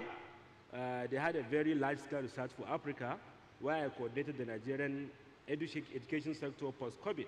A lot of gap, a lot of mistakes done, but we are still not near to fixing this gap. Recently, Global Voices funded a research at Center for the Study of the Economy of Africa. I was privileged to be part of it, and I was privileged to be at the panel like this where we have somebody from UNICEF, I think the Chief of Statistics of UNICEF. So it's important we look at the contextualization issue. We are not doing well with the usual education. Can we do effective education with EdTech? It's a big issue. Then one thing I can emphasize from what Chimdi said, I don't see a reason why we cannot do EdTech. I don't see a reason why. Because one of the work I'm doing, and from the research we did in about 9 states in Nigeria, over 80% of our teachers have access to smartphones. We know government don't have the money to give each teacher or each student or connect each school with the internet. And I say this, UNICEF, I was privileged to also serve as a national program coordinator for UNICEF Learning Passport, and I have worked with the director for over 6 years, different director of the Ministry of Education. UNICEF pledged to give about $50 million data package. Unfortunately, from the finding I got from UNICEF, only about 5 million data is being used. So UNICEF Learning Passport and few other applications at the Ministry of Education, they are whitelisted. You can access this platform at no data cost, but we are still not using the platform. Combined, the two platforms, we have just about 2 million users, when we have about 50 million users in Nigeria, and about 250,000 schools across, and about 2 million teachers. So we are not really doing well. We have smartphones, we have devices, teachers have devices, parents have devices, but we are not using the devices to access this free platform. And I have to say this, someone mentioned earlier, we need to contextualize and localize content. In Nigeria, a lot has been done. The content has been contextualized, localized, because we have a unique ecosystem in Nigeria. We have Hausa, Yoruba, Igbo, and a few others. These content are in the local languages, and they are not really heavy, like 1 hour, 2 hours. They are short clips, 3 minutes, 4 minutes, but we are still not using that. As of the statistics that I have seen for last month, only about 250 Nigerians access this learning platform. So it's a big issue. So it's important we begin to take this project very, very serious. Have maybe a director of digital education, not maybe a director of ICT or a director of support doing this, because it's a big task. Then maybe the last thing I would say is this stigma, and which have to do with the regulation. We have to give equal rating or equal grading or value to online and maybe physical education. Very important. Then the tech. You know, I've known what you are doing a lot, but to be sincere with you, we have done similar conference in Nigeria, EduTech conference in Nigeria. It's not really too attractive. The EduTech, maybe 1, 2, 3 years, they close. So we need to see how they can have a sustainable funding or investment beyond just the usual fellowship you do at Mastercard. It must be sustained, and they need to be aligned with the end users, probably with the schools, and maybe get a guarantee market. Maybe in the next 5, 10 years, 20 years, you have a market to go. Then maybe we need to share evidence as well. A lot is ongoing. I've read a lot of EduTech research findings from sub-Saharan Africa and beyond. Very little has been done. They are basically desktop research. Even the research I mentioned I'm involved, they are not really driven from evidence. They are not empirical. And also, the minister mentioned project they are doing in Nigeria, data. We don't have education data. If you go to UNESCO Institute of Statistics, some of our data from Africa is as far back as 1970, 1960. It's important we have this data. And also, if you look at the SDG, you know, we are still struggling to meet up with the SDG 4.1.1 and 4.3.1. We need to document this. Probably we can drive evidence. Thank you very much. Thanks very much. One of the things you've said is there is a big delta between onboarding people on EdTech platforms and retaining them on those EdTech platforms. If we have time for a second round of questions, I'll come back on that point. But at this point, I'll move on to you, Stain. You work for the Global Partnership for Education. As I understand it, it's the world's only partnership fund focused on providing quality education to children in lower income countries. And so I know you're doing a lot to support education broadly, but also EdTech. So can you tell us a little bit about some of those key projects and partnerships that the GPE is currently involved in? Thank you, Ujama. I would first like to start to thank the Mastercard Foundation and the government of Nigeria to host this important event and to invite, of course, the Global Partnership for Education. It's a real pleasure and an honor, actually, to be speaking alongside these distinguished speakers and to be amongst you all these coming days. Please allow me to first say a few words after your short introduction about the Global Partnership for Education.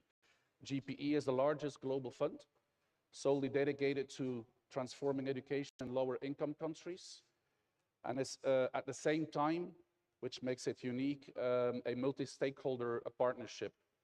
We focus on pre-primary, primary, and secondary education. We've been working with African countries for over 20 years now, many of which are represented here today, some of which are represented on our board as well, including Nigeria. Beyond providing the grant funding that we have in up to 90 countries, lower income countries, we operate, as I said previously, as a dynamic partnership, leveraging resources, expertise from philanthropic foundations, the private sector, civil society, and a number of multilateral organizations as well. And also actually from the countries that we support. So we really stimulate sharing learning across countries as well. Our support for education system transformation involves a mixed approach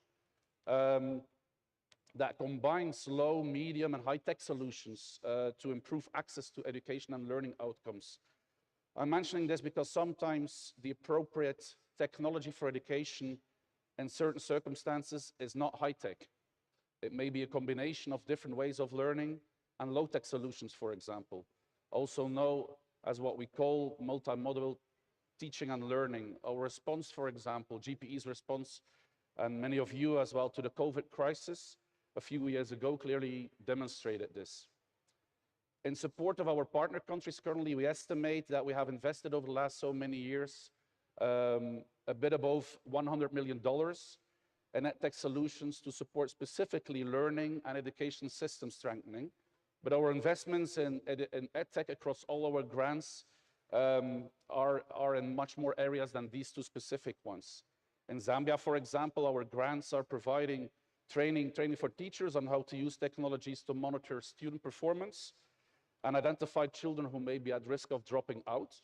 In Malawi, the government, with support from GPE and all the stakeholders involved with GPE, distributed solar energy devices preloaded with educational material that do not require any kind of internet connection, for example, for continued learning for children in poor households with limited access to connectivity and electricity. The recommendations of the report that Alex just spoke about from the World Bank and the Nigerian experience that we've been hearing about a few times this morning clearly show opportunities but challenges at the same time. When it comes to integrating EdTech and education systems, many of, if not most of the education ministers that we engage with in general would agree that technology is a powerful tool to enhance children's learning. However, what we are also hearing from the ministers of education that we engage with is that it's challenging actually to just find me my notes. What we're often hearing, is from ministries of education is that often they struggle to set context-specific and evidence-based strategies and effective coordination mechanisms at country level to design and implement these strategies. So to respond to this need, And following consultations with country ministry stakeholders, key stakeholders involved in education, the GPE, the Global Partnership for Education, has designed a new initiative focused on providing TA assistance to work with countries to better understand and leverage the ecosystem of EdTech capabilities referred to by one of the ministers this morning, but also expertise, solutions, and innovations required to support priority education reforms, and to design at the same time a menu of specific support options and advisory services. This new initiative has just been launched and will be rolled out in Ghana in Africa to start with, and a few other countries outside Africa in collaboration with UNICEF and the EdTech Hub. But we aim over time to gradually scale that up to other countries as well, based on the learning of the first phase. Thank you. Thank you, Stein. I'm sure people in the audience are wondering, Ghana, how about Nigeria? But I know they're thinking it, I won't ask the question. I'll move over to you, Dr. Kine, from Taisolarin University of Education. I know from CC Hub, having worked with TASWED since 2019 on the Center for Excellence in EdTech at TASWED, that TASWED is doing a lot of work in relation to EdTech and supporting student teachers to embrace technology, be exposed to innovation in teaching and learning. And so I'd be really interested to hear from you, Dr. Kine, from the TASWED experience and research, what impact has EdTech had on teaching and learning practices in African schools, and what areas still need improvement? Yeah, thank you, Ojoma. First and foremost, I'd like to acknowledge the fact that we're here as TASWED because we have a partnership with CCOP. And not only with CCOP, one of our lecturers is one of the Mastercard fellow, which has an initiative called the EduTams. Just a bit about my university. Taisolarin University of Education is in Ogun State in Ijebu-Ode, and is the first premier university of education. All the students there are taught to become teachers, and we are proud to be teachers. And one of the things I'd like to say is that, as I think one of the speakers mentioned, we can't talk of technology or use of technology without the teachers. They are not going to replace the teachers. So we feel very, very excited to be part of this conversation and to actually have benefited from the support that we have been given to have a center of excellence in our university. One of the things that did for us was, when COVID happened, even though we were home for 10 months, we were able to continue teaching and learning. The first thing that the management did was to be able to train the lecturers through the Google Meet and so many other apps and platforms that we could use to teach our students. And up till now, we do hybrid form, especially when it comes to our postgraduate courses. And some undergraduate courses that we have students well over maybe 200 or 300, they do online courses. And when they are examined, they do use digital platforms to do the examination, especially for courses that are over 300 learners. Another thing that the center has done for us is it has opened up the space for all the people within the community, both the students and the lecturers at large, and even within Ogun State. As I mentioned, we are privileged to host one of the fellows who is the CEO of EduTams. EduTams is an all-solution platform for school owners, for government schools in Ogun State. And Ogun State government has actually benefited from using this platform. Everything concerning the basic education, primary school, secondary school, you can get it through that platform. Teachers are being empowered on a constant basis to incorporate technology into the teaching and learning, especially, as I mentioned, at the basic level, primary school, secondary school. And also, we do have startups within the university. Our students are not only able to learn the theory, they have their hands-on practice at the EdTech Center where they can build their, develop apps and develop solutions to meet the issues that we have within the state and the sector. The platform that we've been able to use as a university has helped our administration so that everything is digitalized, from admission to your payment, to your receipts, results, to your clearance. That has actually helped us. This is a school that has close to 20,000 students. So our management and our teaching and learning has improved greatly through the use of digital devices. And apart from that, our school has become like a template even for higher institutions in Ogun State. The template that was developed is being used by the state commissioner to make sure that other higher institutions digitalize their process, their administration, and their admission and exams. So EdTech has helped us, but it doesn't mean that we do not have challenges. As we know, some of the challenges is access, especially on a large scale for students. Students, especially those from the low income, may not have access to devices, but we have the center, so on a rotational basis, students can access the platform when they come to the center. Also, it has helped us as researchers to be able to access information and resources.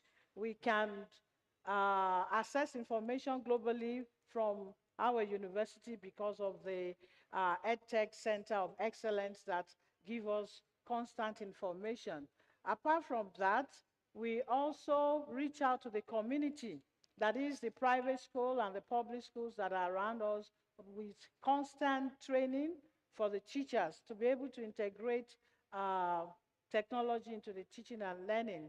One of the things that recently we have done is cooperating with CCO to incorporate some modules into our modules within the university. We are starting with 2 departments, and we're looking at incorporating the digitalized module from CCO into the training and teacher preparation within our system, so that at least all the teachers that we prepare, all the teachers that go through Taishola University of Education will have knowledge on how to integrate technology into their practice and be digitally active. I think that's some of the things that we have done. And personally, I will say that it has opened up the space for us as researchers and for me as a researcher, because you can access information on the platform, and you can actually, even at times when you have conferences, you can present your conference within the university. Whether you are able to travel or you are not able to travel, you can present from the EdTech Center. You can interact with global scholars right from the center. So we thank CCOP and we thank Mastercard for investing in us. Thank you very much, Dr. Ekine. I promise I did not pay her to say any of that.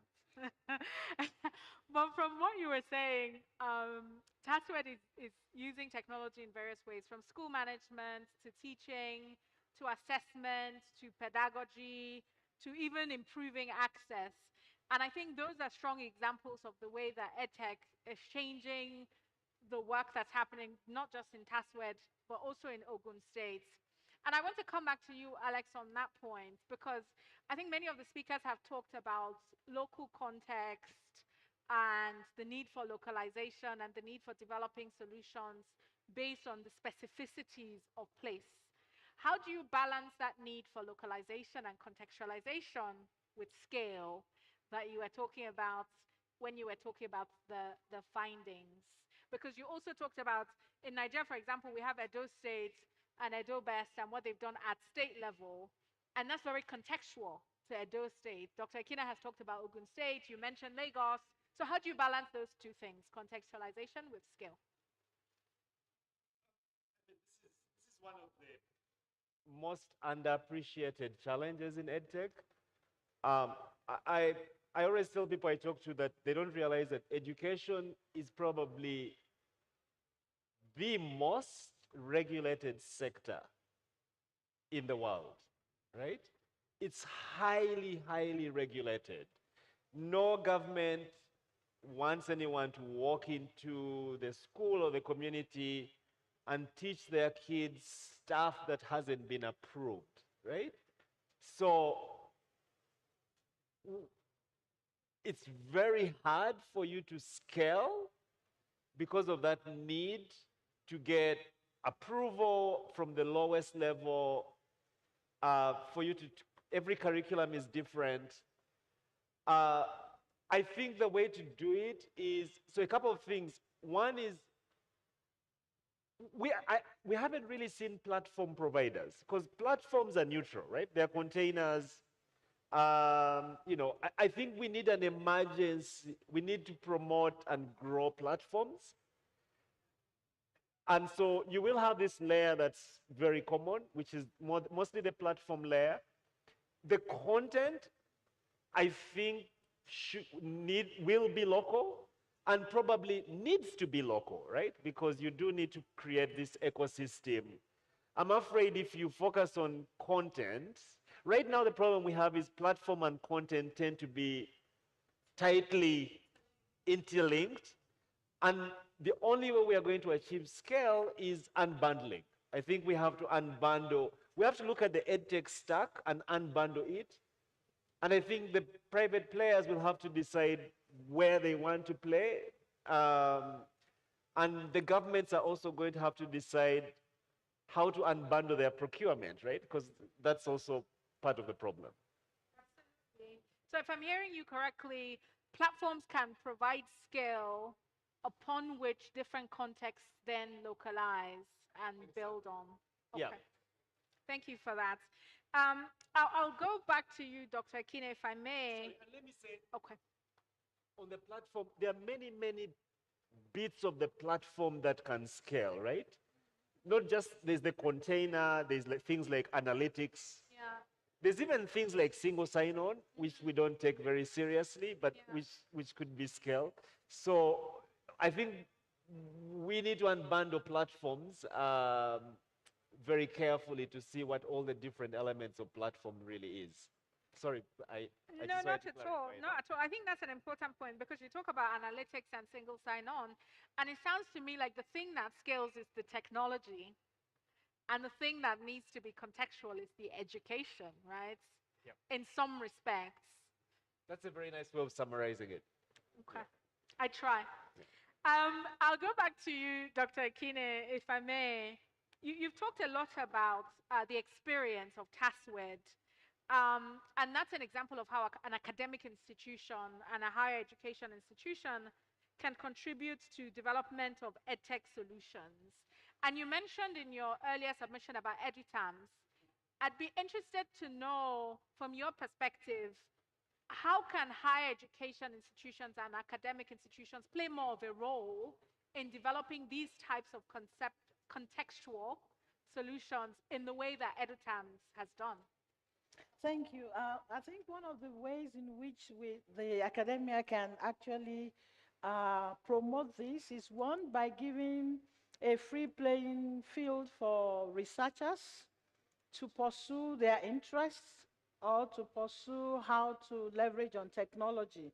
You know, at times the management can stifle your innovation or your creativity, but I'll say that the CEO of EduTime is a very determined person and is focused. So we need to promote research and put funding to increase the funding for research, and this research should be something that brings we call it the town and the gown together. So it's not just a research that will be on the bench, but research that will solve day-to-day problems and contemporary issues in the context in which they're conducting the research.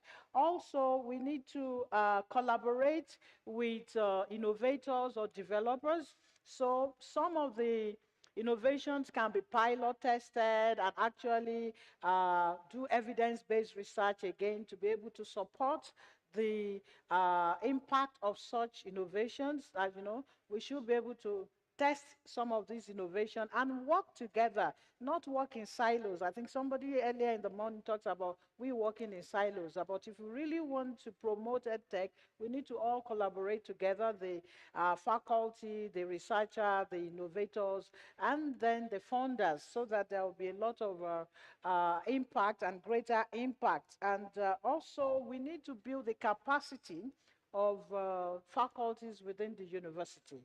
Not all, well, I would say that some lecturers or researchers want to achieve, but their capacity is limited. So there should be funding, there should be a policy that actually focus on capacity building for researchers and faculties within the university, so that they will be able to leverage on technology and provide solutions for this. And also, I'll say that the university system should be able to incorporate new ways of preparing their students and incorporate some things into their curriculum.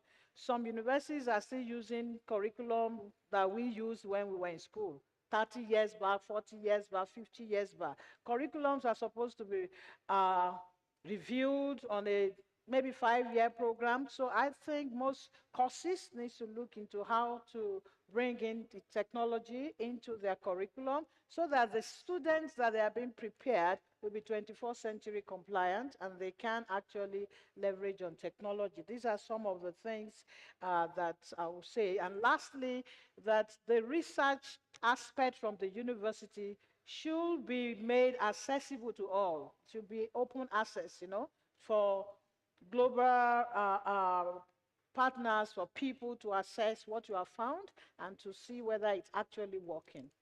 Absolutely, thank you. And I think there's something about attitudes as well. A couple of weeks ago, CC Hub, we had a higher education conference in Kenya. And one of the things that was said by a lot of educators is there's a humility that educators need to come to EdTech with, because you're trying to use technology to teach a generation that's digitally native. And so it shifts the role of the teacher in that, as the tutor, typically of a different generation. To what extent do you think that plays out in terms of the attitudes of educators towards the humility that, in many respects, their students are more digitally literate than them? How does that play out in your experience? Well, I'll say that what you have said is a fact. I can't run away from that. And that is why such conversations like these are necessary. And I mentioned teacher capacity building. And, you know, if you expose them and let them see, because the fact is that most teachers think, well, I'm a professor, I know more than you. But the youth of today are digital natives. We are just learning. So there should be that openness to know that, look, this person might know better, and then there are some knowledge they have that we may not have. So I think ongoing conversation and capacity building for the faculty will actually help in closing the gap between the students and the lecturers. And then when they see themselves as facilitators of knowledge, yeah, facilitators of knowledge, and the technology or EdTech is not coming to take their space. It's just coming to enhance what they're doing and to give them less stress, because you achieve more, you know?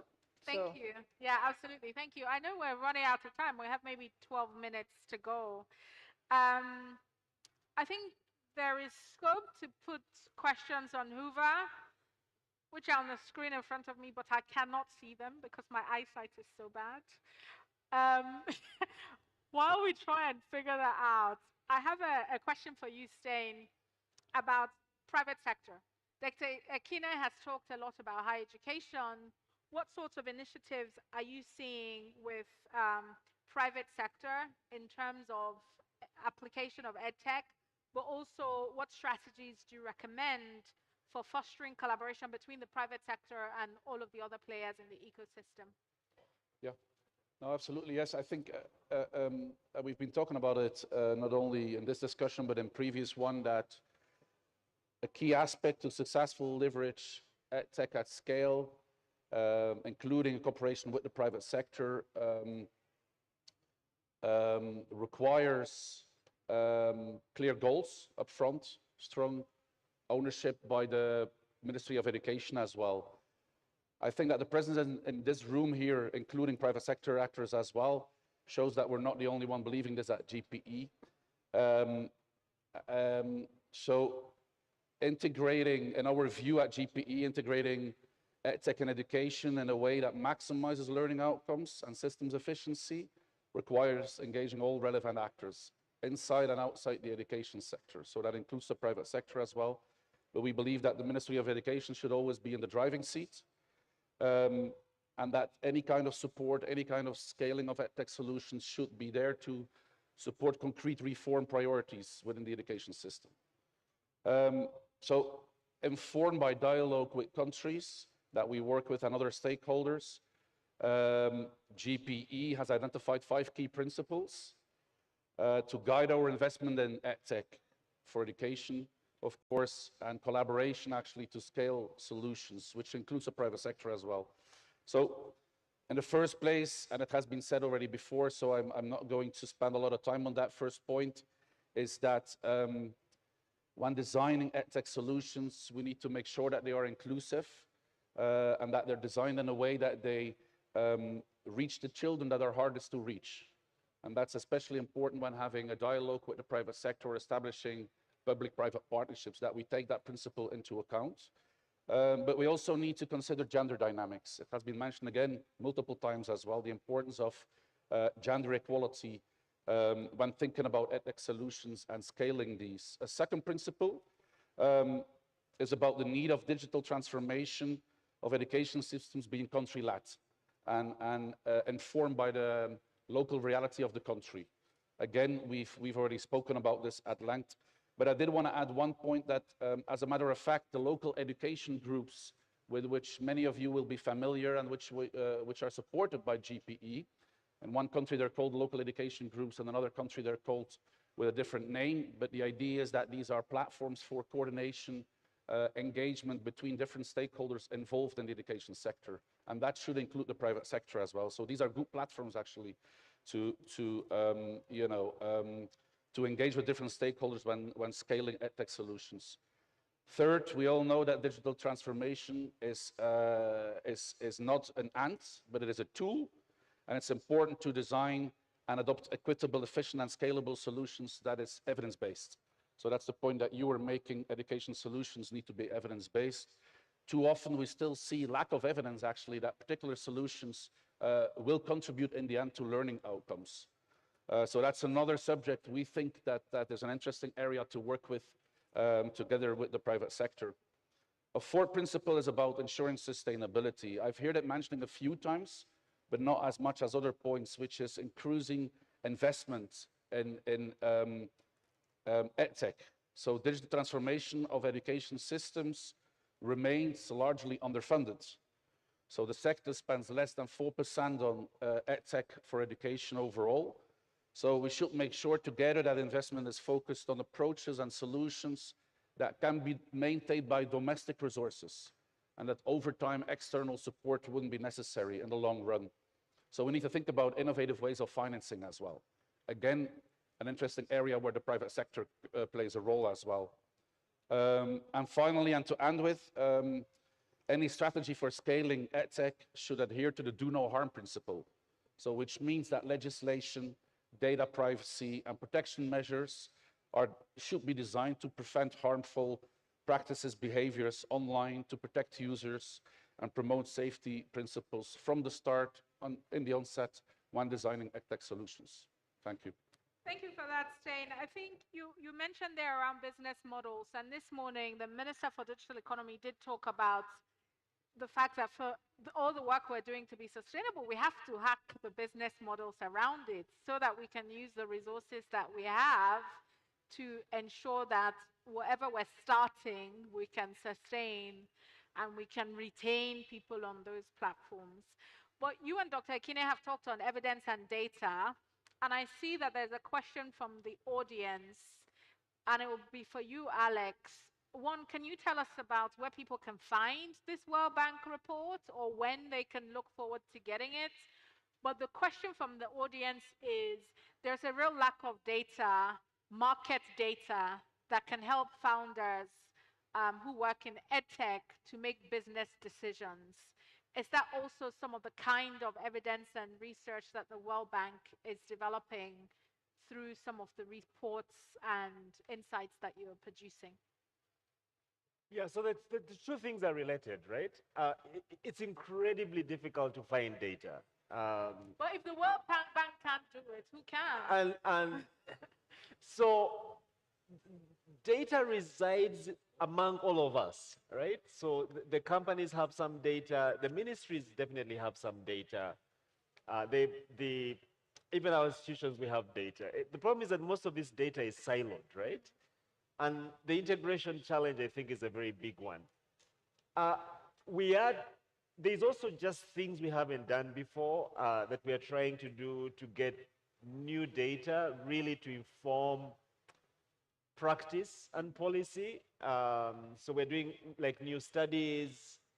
As an example, we just ran a survey of universities on who is teaching computer science, right? And how many computer science graduates you have a year.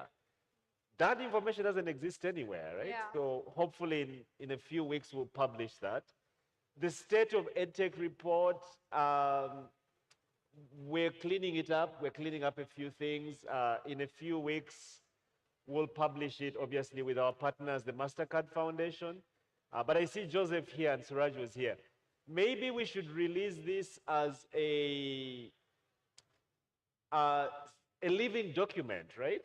That the ecosystem can also update or contribute new data, because we certainly don't have all the data even ourselves. And some of the people in this room may have data. So we'll figure out. So let me just say, stay tuned. The report will be published. We'll definitely publicize it in the next few weeks, and we'll probably release it. Bob, I hope I'm not putting you on the spot, but as some sort of living document that can be updated. Right. To be fair, I think there's a version of the report on the Hoover app for this event. I did see a condensed version. So if people are interested, I think they can go there. There's a much bigger report behind it that we need to clean up. But can we hold you to what you were saying there about creating some kind of repository for data gathering on EdTech on the continent? Because what I'm hearing from the founder asking the question is, as a founder, you're trying to run a business, but you're also trying to get the data. You're also trying to, is that something that the World Bank has in its strategy for the sector, data and insights? So, you know, we call ourselves the knowledge bank as well. And we are going to be doing a lot more work on the knowledge side. So data will be a big one. But I think that part of the collaboration here should certainly be on data. And one point at which many of us, at least in the development space or the funding space, collaborate is the EdTech Hub. Yeah. And actually, the mission of the EdTech Hub was to build the evidence base. That was the whole mission of the EdTech Hub. So I think ourselves with the Mastercard Foundation, with the Gates Foundation, with UNICEF, I don't know, Stein, if you're involved in the EdTech Hub. I think we need to go back and check if we've missed that mission, right? And I see some friends from the EdTech Hub. But this was supposed to be the place, right? And maybe we need to empower them. We need to revisit that mission. And we need to check, because they do have a lot of stuff, right?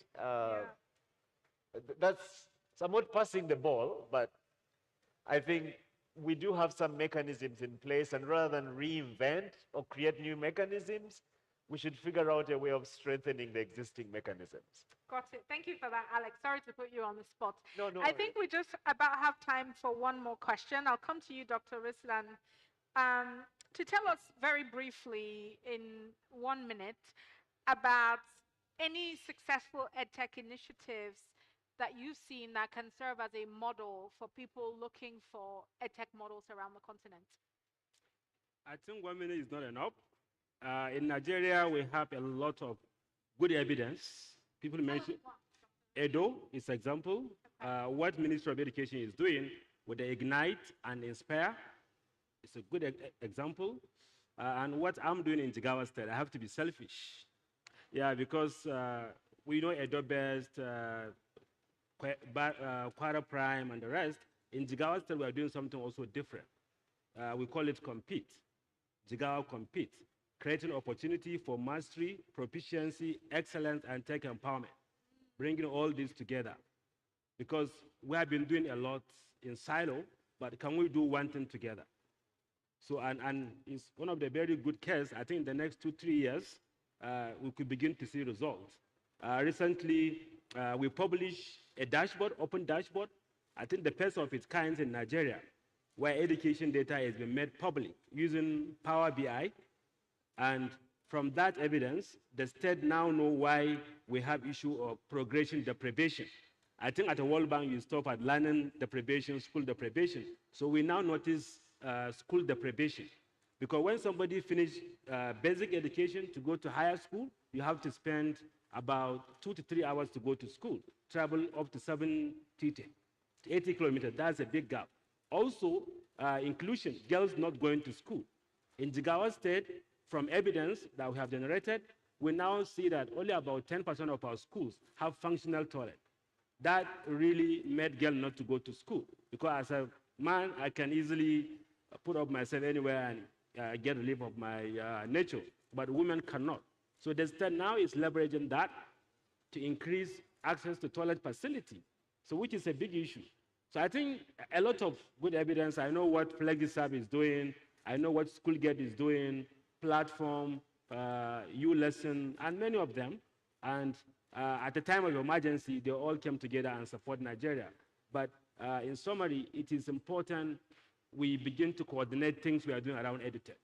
I give you an example. Unfortunately, we can't conclude there, Dr. Richard. Thank you very much. We have run out of time. I think 5 things I've heard as key takeaways from me. There are still lots of issues around access, skills, and infrastructure. And as a way forward, we need a lot more evidence and insights. We need a lot of collaboration across multiple stakeholders. We need money and financial models to make the work sustainable. But we also need a lot of inclusion and co-creation. On that note, thank you very much to the excellent panel. Please give them a round of applause. Thank you very much as well to Mastercard Foundation for convening this conversation. And thank you all. You have been a wonderful audience. I'll hand back now to our MCs and say, yeah, back over to you. Thank you very much, everyone. And thank you to you too, Ojoma, for a fantastic moderation of that panel session. Can we please appreciate them with another round of applause? Thank you. That was insightful, detailed, deep. Thank you. Thank you very much. Thank you very much. No, do pictures later. Thank you. Thank you. Now, Ojoma said something in her closing remark, Osaoge, and I'm sure a number of people who work in this space, in the EdTech space, in the African continent would absolutely agree with her. This talk about funding and access to funding, because we cannot talk about leveraging technology to enhance education on the African continent without talking about the importance of funding. In fact, earlier we were having a conversation that even with regards to funding education in itself, many African countries fall short of the recommended at least 26% of a nation's budget. How many countries here meet that particular milestone? 26%. If you know your country, if you know your country meets 26% of its annual budget to education, please wave. Excellent. What country is that? Kenya. Please give Kenya a round of applause.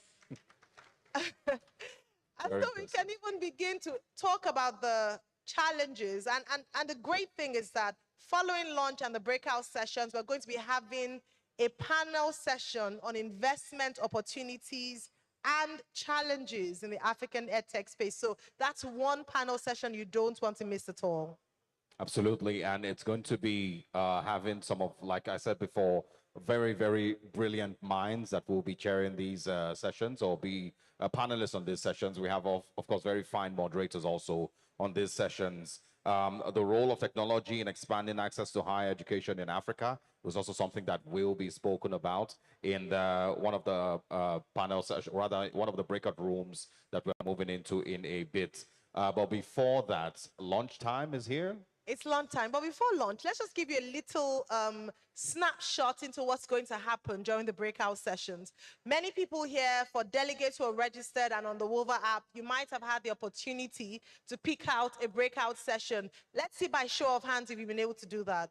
Have you picked out your, okay, excellent, all right. So if you haven't done that, we'd like to encourage you to please go to the WOVA app. We have excellent breakout rooms, facilitators, moderators who are going to be there to ensure that we have a robust conversation. We're going to have 2 sessions back to back in the same room, and they've been broken into 3 categories. We have the basic education category, we have the tertiary education, and then of course we have the lifelong learning. So you can decide to go for one in the first half, and then the second half move around a bit and just be a part of that. Let's share with you which rooms will be hosting what.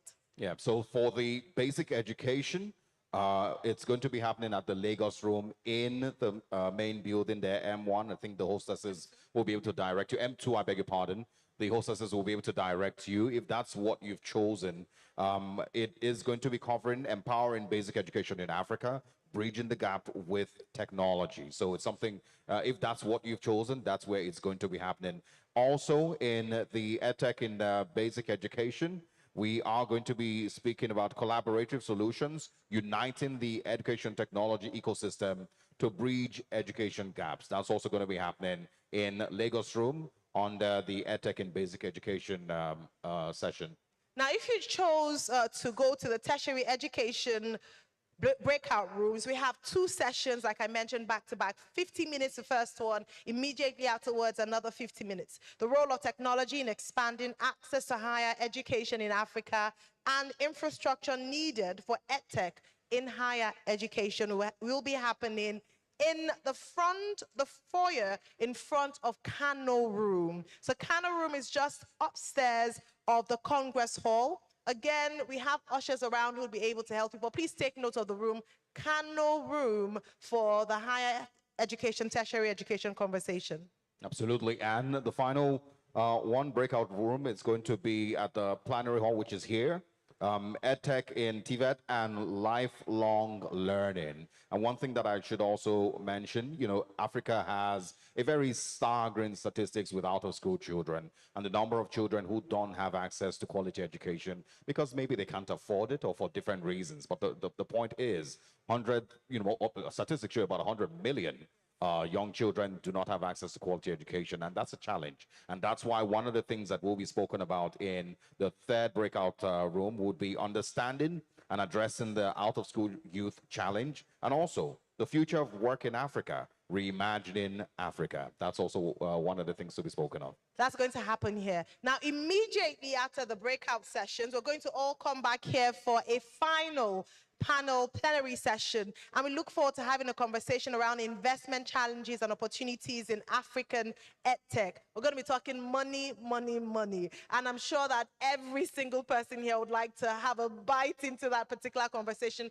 Hopefully we'd have more time for questions as well. So please make your way back into this hall once you're done with the 2nd breakout session. Now, for speakers and moderator for that particular panel, would like to please kindly ask that you come into this hall 15 minutes before we start the session, just so that we are ready to go right on time at 4 p.m. So if you're here at 3:54 for panelists and moderators, we'll be more than grateful. Absolutely. So once again, it's lunchtime. We wish you a very interesting lunch. And while that is going on, remember, like Ayo had mentioned, we will be having a deep dive featuring the Honorable Minister of Communications, Innovation and Digital Economy, Dr. Bosun Tijani. So please enjoy that while you have lunch, and then see you at your breakout sessions. And of course, we'll be back here much, much later. Lunch is for 1 hour, and it's going to happen in the Congress Hall, again, just right across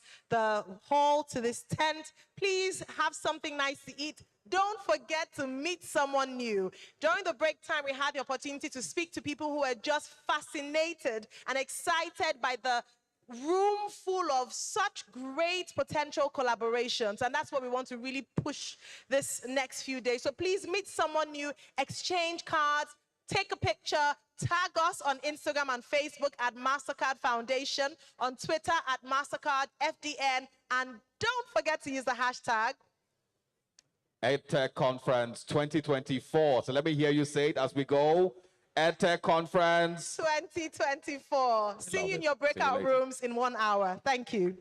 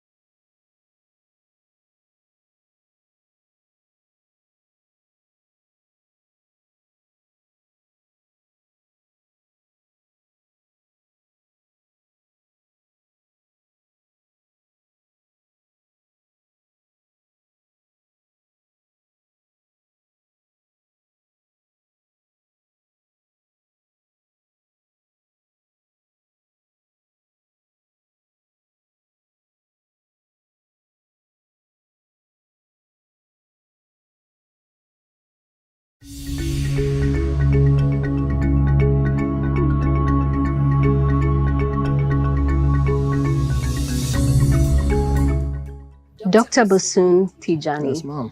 Thank you so much for joining us. My pleasure. And it's great to have you make time for this conversation on building an impactful EdTech ecosystem around Africa. Let me start with a basic question around Nigeria, of course, being the most populous country on the continent. What's your assessment of the current state of EdTech in Nigeria and Africa at large? And what direction do you think it needs to go?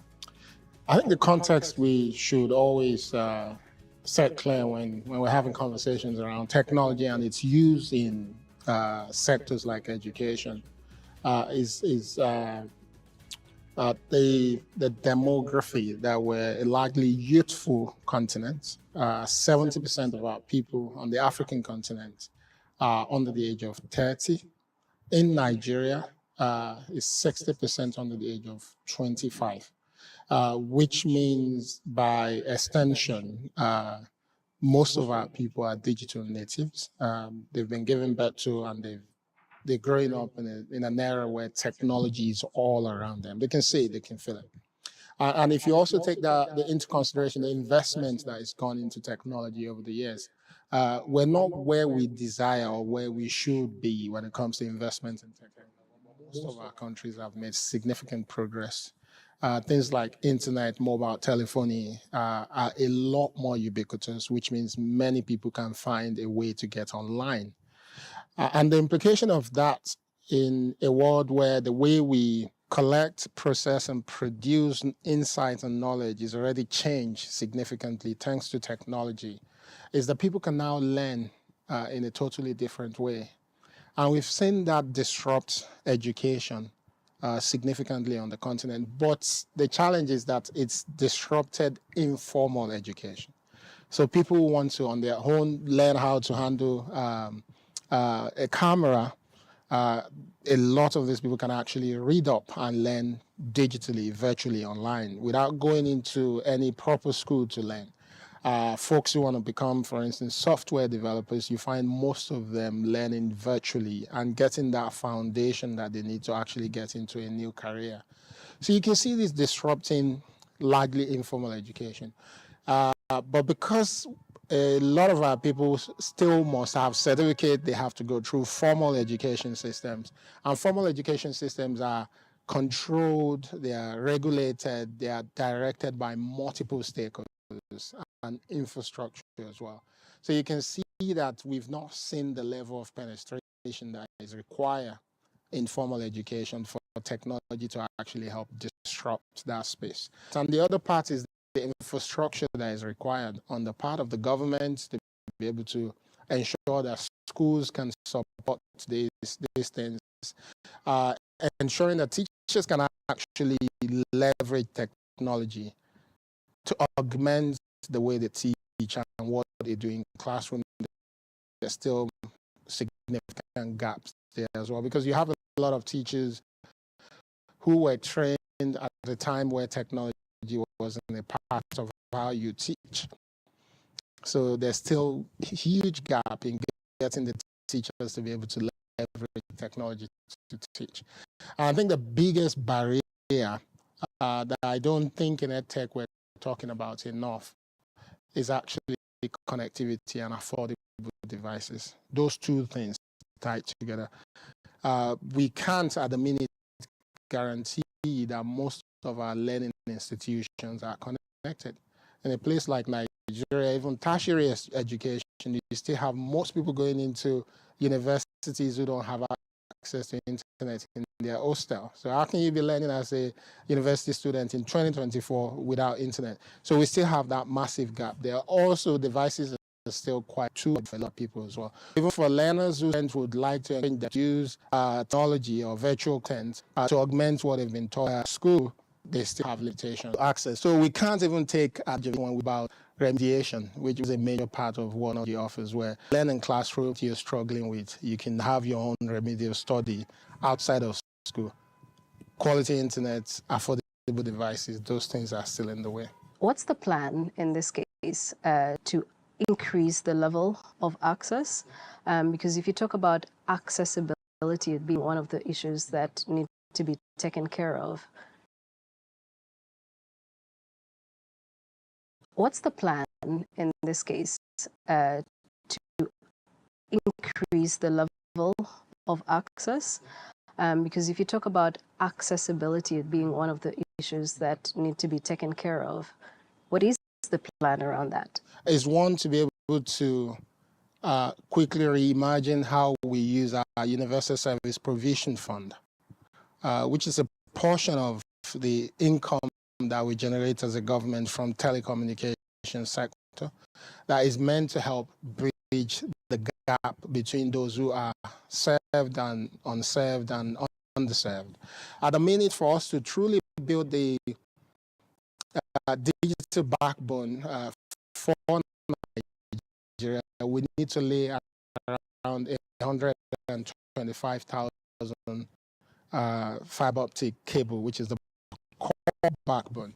And the private sector has only been able to invest in 35%.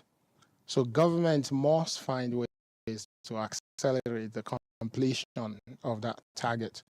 But one of the things we've done and we're still doing is looking at existing infrastructure and saying, because some of them were actually designed to also pass through schools.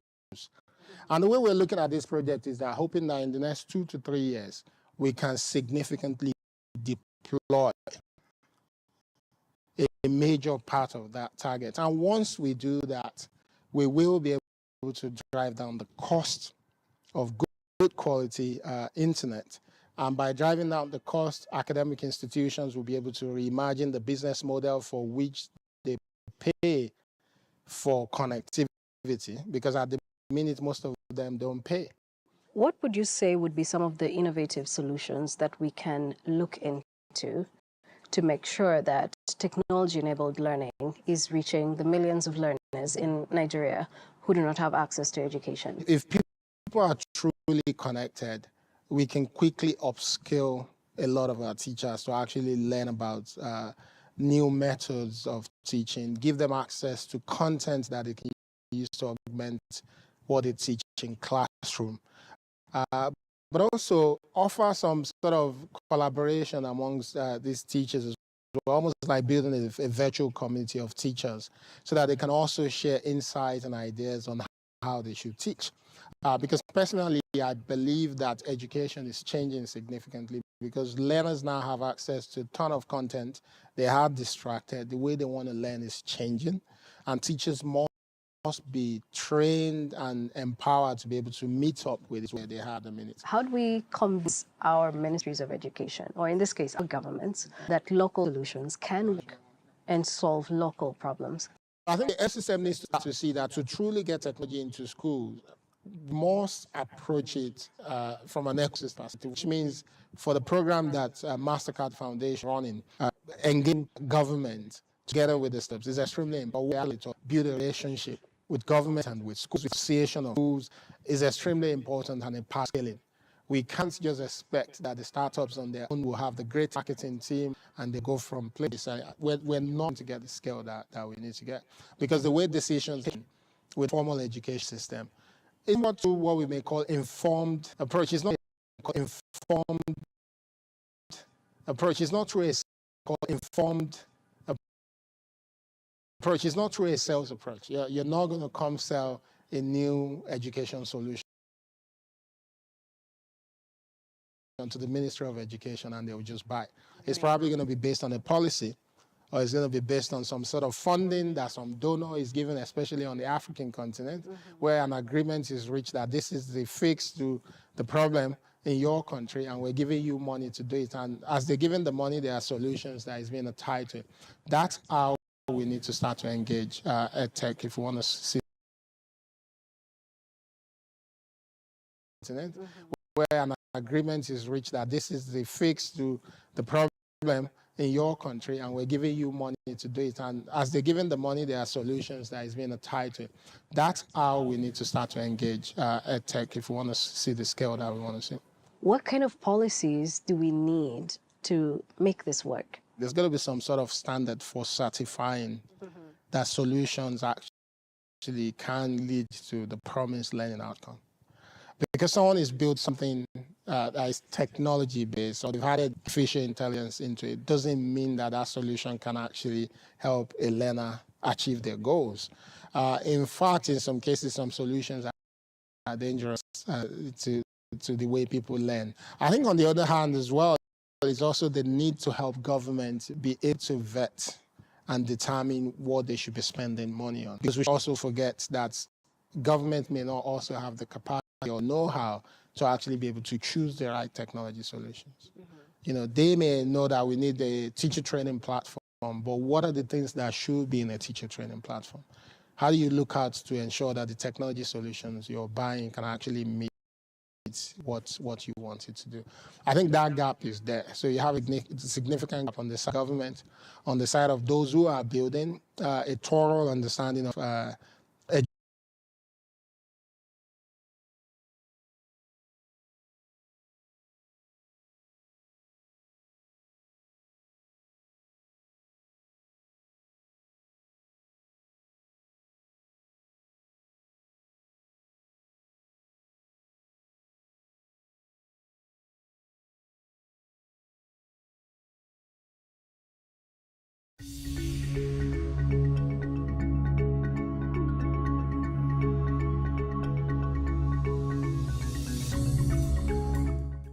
Dr. Bosun Tijani. Yes, ma'am. Thank you so much for joining us. My pleasure. And it's great to have you make time for this conversation on building an impactful EdTech ecosystem around Africa.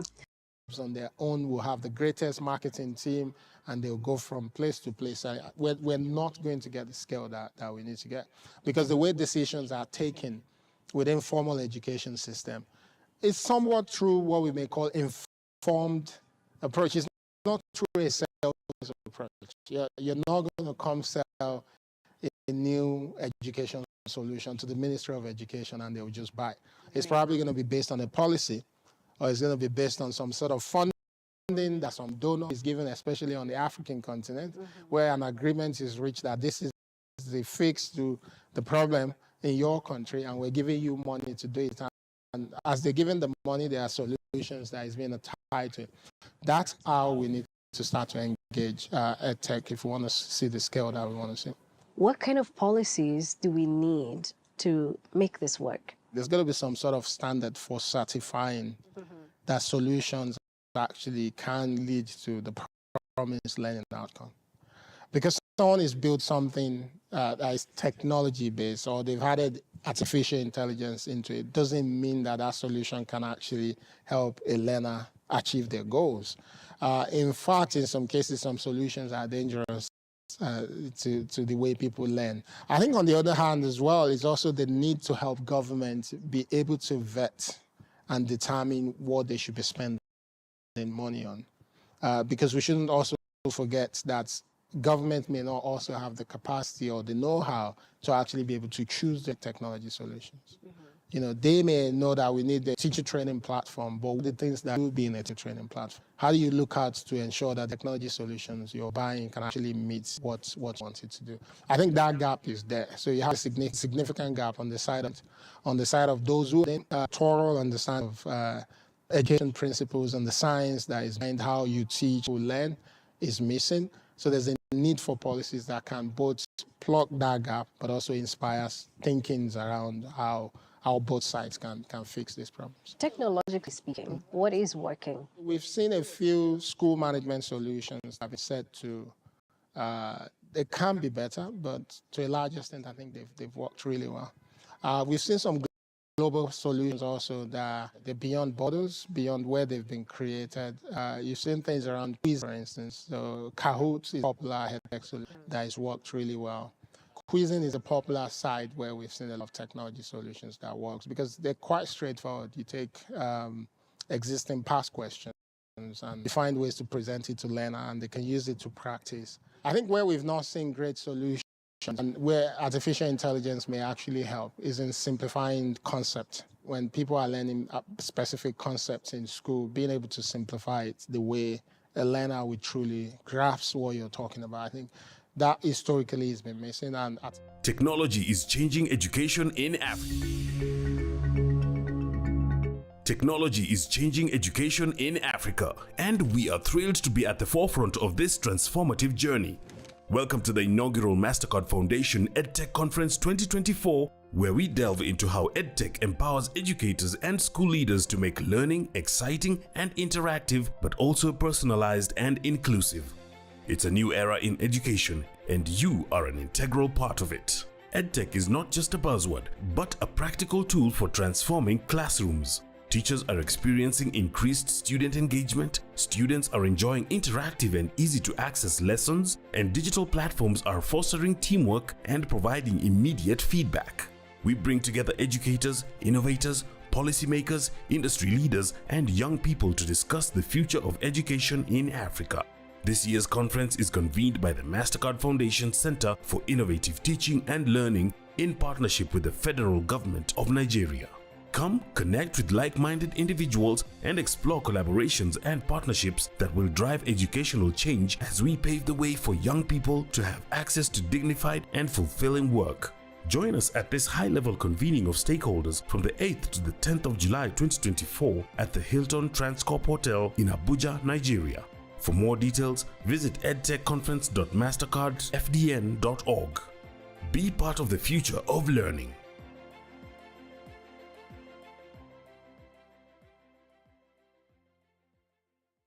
EdTech Mondays is a series of conversations that leverage technology to improve teaching and learning by bringing together all stakeholders, policymakers, implementers, educators, EdTech entrepreneurs, innovators, teachers, learners, and parents.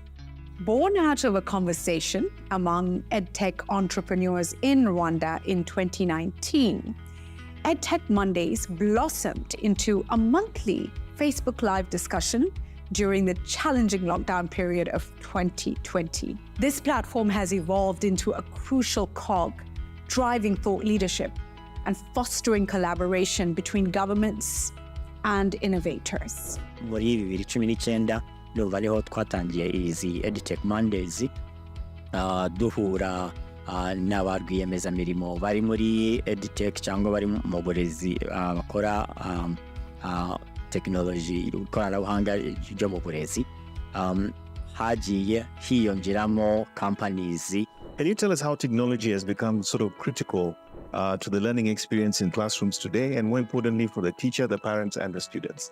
When we use technology for learning, learning becomes more impactful for the learners because you can explain difficult concepts. How do you get children to appreciate a subject so complex like robots? We create purpose to the learning. When did you start coding? How old were you? 5. So what has your learning journey been like? It has been amazing. What are the parameters that define access to ICT, and how far has Ghana advanced at closing that divide, especially in relation to quality infrastructure for ICT? First of all, availability of infrastructure, right? It's in the urban areas, it's fine, but in the rural areas is still a problem.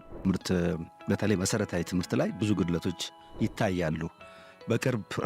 በቅርቡን ጥናት ብንወስድ የትምህርት ሚኒስቴር የፈተናዎች ድርጅት በተለምዶ የሚባለው የኢትዮጵያ ትምህርት ምዘናና ፈተናዎች ድርጅት የሚባለው በቅርቡ በአውሮፓ አቆጣጠር በ2021 ትንሽ ዳሰሳ አድርጎ ነበርና ትንሽ የሚያስደነግጥ ውጤት ነው ያለው። ከሁለተኛ ክፍል ተፈታኞች ውስጥ 67.9% የሚሆኑት ምንም ቃል አያነቡ። ከሶስተኛም ክፍል ላይ ከ51% በላይ ማለት ግማሽ በሄዱት ግማሾቹ ምንም ቃል አያነቡ። Our goal is to transform the enlightened discussions into tangible strategies that align with our shared vision. That allows the center to gauge the impact of EdTech Mondays conversation with the reality on the ground, collect and analyze feedback, and adjust as needed in order to collectively support the establishment of an EdTech ecosystem that will enable resilient, quality, relevant education system to flourish. Join us on this journey as we continue to build and transform a technologically enabled, resilient African education ecosystem through compelling discussions and impactful storytelling on the EdTech Mondays platform.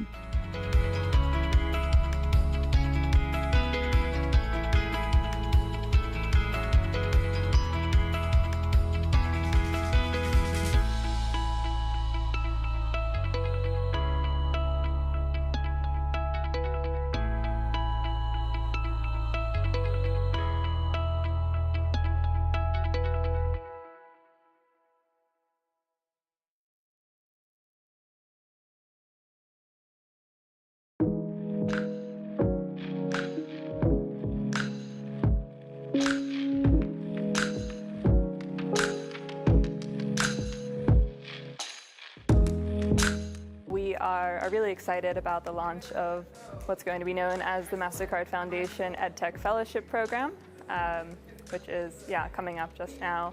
We'll be sending out a call for applications very soon and supporting entrepreneurs over the next few years. As part of the Mastercard Foundation, we see this as an opportunity that different partners working from different aspects, so moving from the tech hubs that are going to be responsible to support EdTech companies to ADEAs, to the World Bank, that are supposed to support creating an enabling environment for these young people that we expect to support and empower to be able to acquire the knowledge and the skills and be more competitive in the labor market. So I see this as a great opportunity, and we touch on different things that I feel were important. One of my favorite parts was really looking at the overall impact map and thinking deeply about where our project fits into that impact map and the different ways that we can participate in pushing on several spots, because we don't neatly sit in one spot. We sort of bridge across different vectors there, and so thinking about how we can do that work directly, but also how we can help other partners in the room do that work to effectively make inroads there. So that was a highlight for me, and then having the in-person opportunities to talk with those collaborators and sort of see different ideas together that we can follow up on remotely. The biggest part for me is the conversation around gender justice and also safeguarding as well. Because this is a very sensitive topic, especially on the African continent, where the nuances around culture is important in how these things play out in society. And to make lasting changes, it is important that we take into consideration the peculiarity of our culture, the root causes of a lot of the things that we have in our culture, to understand how best to fix it for good. So the fact that that conversation was led in a very inclusive, engaging way, I think for me was quite unique, because it's an opportunity to open up the conversation. And we also now have a better framing on how to go back into our organizations to actually engage our colleagues and staff members as well. This new initiative, supported by Mastercard, that ADEA is responsible for, is known as, we call it tackling education and training data in Africa's educational systems. So that's basically what we're trying to do. And the first part of this, overall, we are targeting 30 African countries to start with. We'll start with a small number just to build the concepts. And then we will evolve over time, picking lessons learned from the few countries that we'll start with.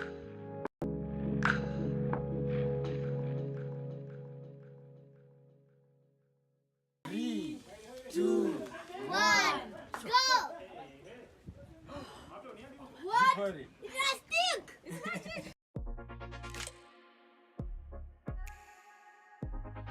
Imagine a world where children don't need books or classrooms to learn, where we make your kitchen into a science lab.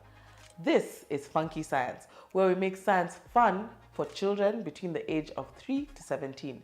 We make science both fun and interactive. My name is Tracy Shiundu, and I am the co-founder of Funky Science. I studied industrial chemistry in the University of Nairobi, and therefore, as we were doing these studies with my co-founder, who did geology at the University of Nairobi as well, we realized that we want to speak science and speak about science concepts and science ideas to some of our peers. So for us, we're selfishly growing a group of scientists that probably we can talk to later in the scientific terms and make them understand things about science. You know, our whole goal is to make Africa into a technological state, and we decided that we should start with the children when they're younger. Before the program, we struggled with some of the learning outcomes that our students used to go through. So it was questions around, if the child does the experiment, are they learning something and are they able to apply it in the classroom? The other challenge also was around our product and enhancing it and enhancing the delivery around our product. So that's the science kits, the science sessions, and any of our live classes that we used to have online. Just to make sure that as we're doing these experiments, as we're doing our sessions, as we're even producing the science kits, are the children learning something from what we're doing? So I was very grateful that the program incorporated learning science aspects into this. We were able to ask ourselves the question, as we do this experiment, what is the child learning specifically? The second thing that the program has helped us with, because before we had a challenge around our team, building team culture and building team cohesion. So thanks to the program, we've been able to increase our team. Before we started as 4 members, now we've added 6 and we're 10. And now this team has also helped us to increase the number of students that we can deal with. The other thing that has come out heavily is doing events and festivals. So before it was very low key doing some of these events and festivals. So in all, the program has actually helped us reach more students, more teachers, more pupils, just to get them to know that this product is there, that they can actually do science with materials that are easily accessible to them, things that you can find in your kitchen, in the supermarket, to continue learning science. So we've partnered with Entemata, and now we know that our strength as Funky Science is to create content, videos, and to make science fun for children. So Entemata will help us in the assessment part of our experiments.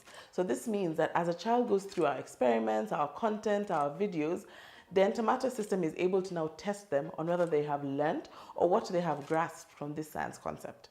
From this little test that we're doing with Entemata, we want to also do it with the homeschooling community, because we've realized that homeschoolers actually need some of the content that we're doing for science. They actually need these learning materials and these learning tools. So therefore, by partnering with homeschoolers, then we're able to test these children if they have understood these concepts, not just by watching the video and enjoying the fun experiment, but they've actually learned something and they've understood this concept. So this will help also the children learn more and understand more and engage more with science, because that means now they can do the science experiments from the comfort of their homes. And remember, as Funky Science, we keep saying, we're making your kitchen into your science lab.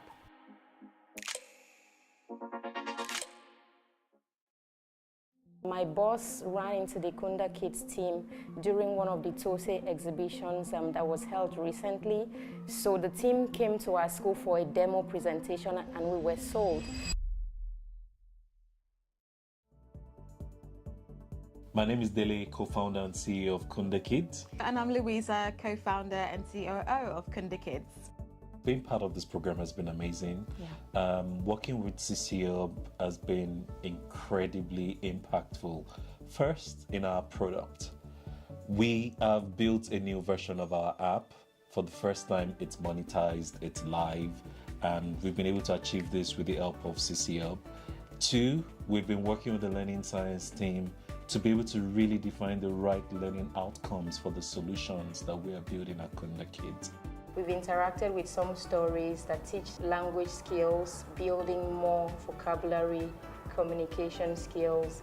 Like in a book like Lulu Learns, there are a lot of vocabulary in it, and it specifically teaches our children life skills, social skills. I really love Kunda Kids because it celebrates children's imagination, and it also introduces them to vast wonders of the universe. When we read this book, this beautiful book, Astronaut to the Moon, the pictures, they love the pictures a lot.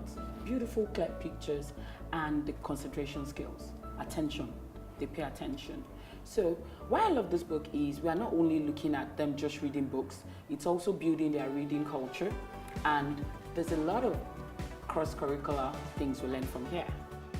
Additionally, we've worked with CCO closely to build safeguarding policies, and it's important that children feel safe on our platform, online and offline.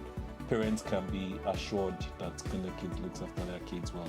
Overall learning skills have been impacted in the Why? Well, so that they can have relevant 21st century skills that will enable them to be competitive, not only in the world of today, but also in the world of tomorrow.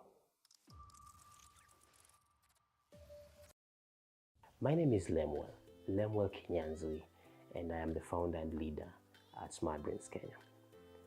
The Smart Brains journey started a little over 12 years ago. One of the problems that we had was the lack of devices. Devices like laptops and robot kits, which hindered us in a way that we only could teach in schools that had laptops. Well, thanks to the Mastercard program, we have been able to make so much impact in Kenya. We have now been able to take the impact far out there. For example, we've been able to scale to 9 counties. We now have a branch in Kisumu with employees there. Mombasa, where we are serving over 10 schools. Nakuru, where we are serving 5 schools. Embu, Nanyuki, all these are new openings of our branches where we didn't have them before the program. But more importantly, we are now able to serve our customers better.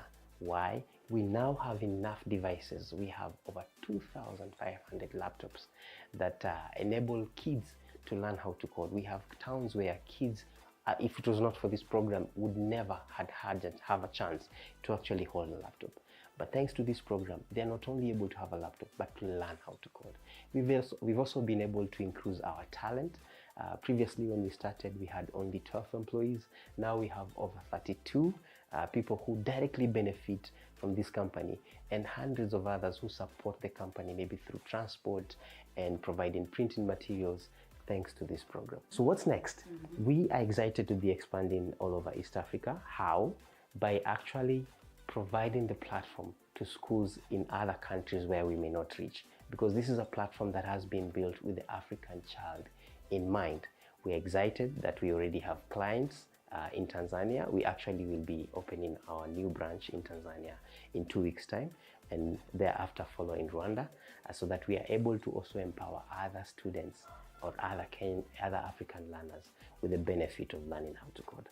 The other thing that we are pretty excited about is that we have been able to set up a professional studio to enlighten the African parents through value entertainment on the benefits of empowering our learners or our kids with relevant 21st century skills like coding websites, Android apps, and robotics, so that they can be able to be competitive in the world of tomorrow. So we look forward to having those series whereby there'll be so much content out there enlightening the African parent on the benefits of empowering their child to learn how to code.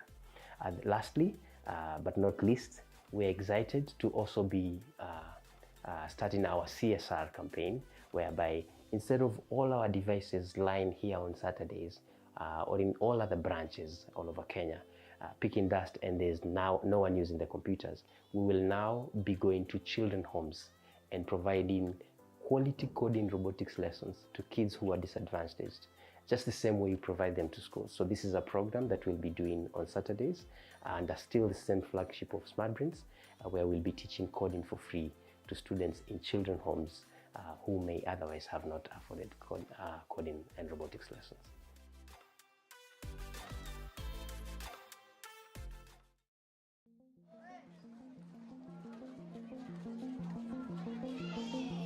We started using Schooler since 2020 during Corona. Schools were shut down, and we started thinking, all this lockdown, we can just leave our pupils without learning. It is not possible.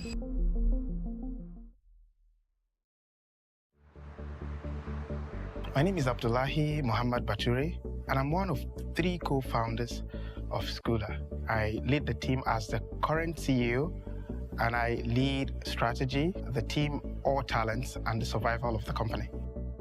When we started in 2020, I was majorly doing backend. Of course, I'm still doing backend, but I do a lot of AI and machine learning too.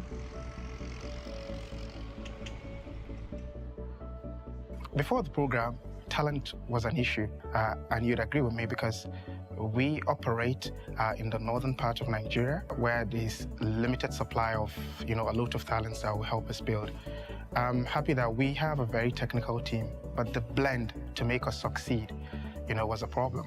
But I would say it is no longer a problem today because the distribution, us coming over to, Lagos and the different caliber of startups has, been a different story. Throughout our journey, we have embraced some learning principles from CMU, turning theory into action to enhance both our events and our applications. Our latest event, Lesson 10, we invited teachers to showcase their skills by creating top-notch content using our AI-driven content generator called Curry AI.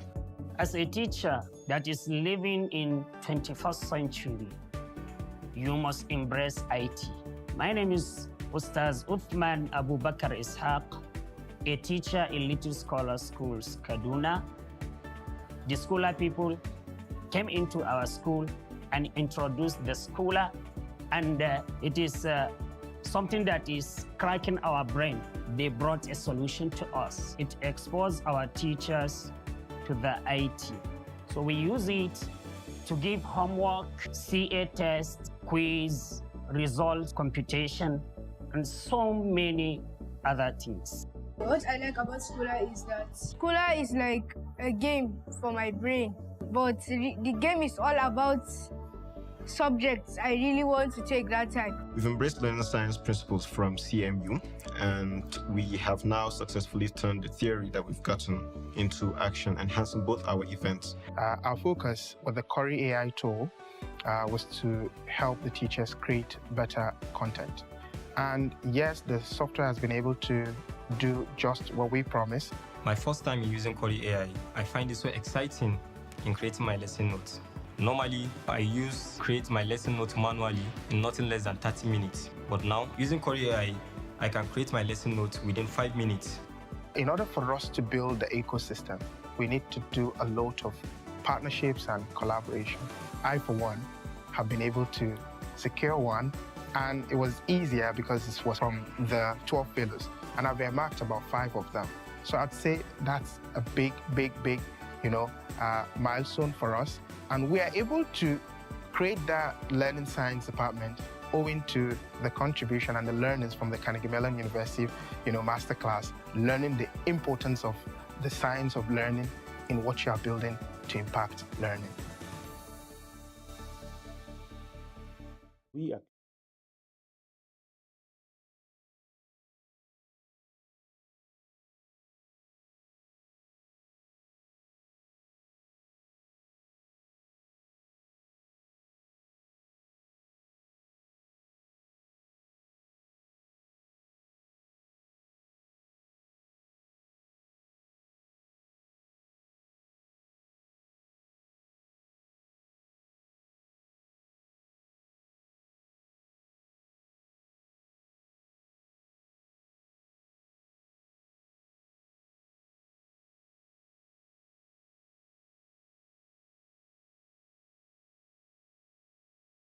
Technology is changing education in Africa, and we are thrilled to be at the where there's limited supply of a lot of talents that will help us build. I'm happy that we have a very technical team, but the blend to make us succeed, was a problem.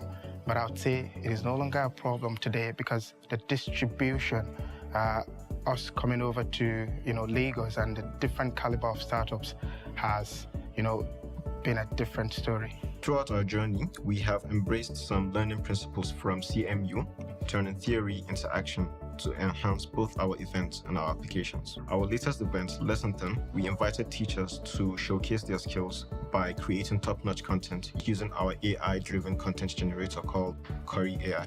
As a teacher that is living in 21st century, you must embrace IT.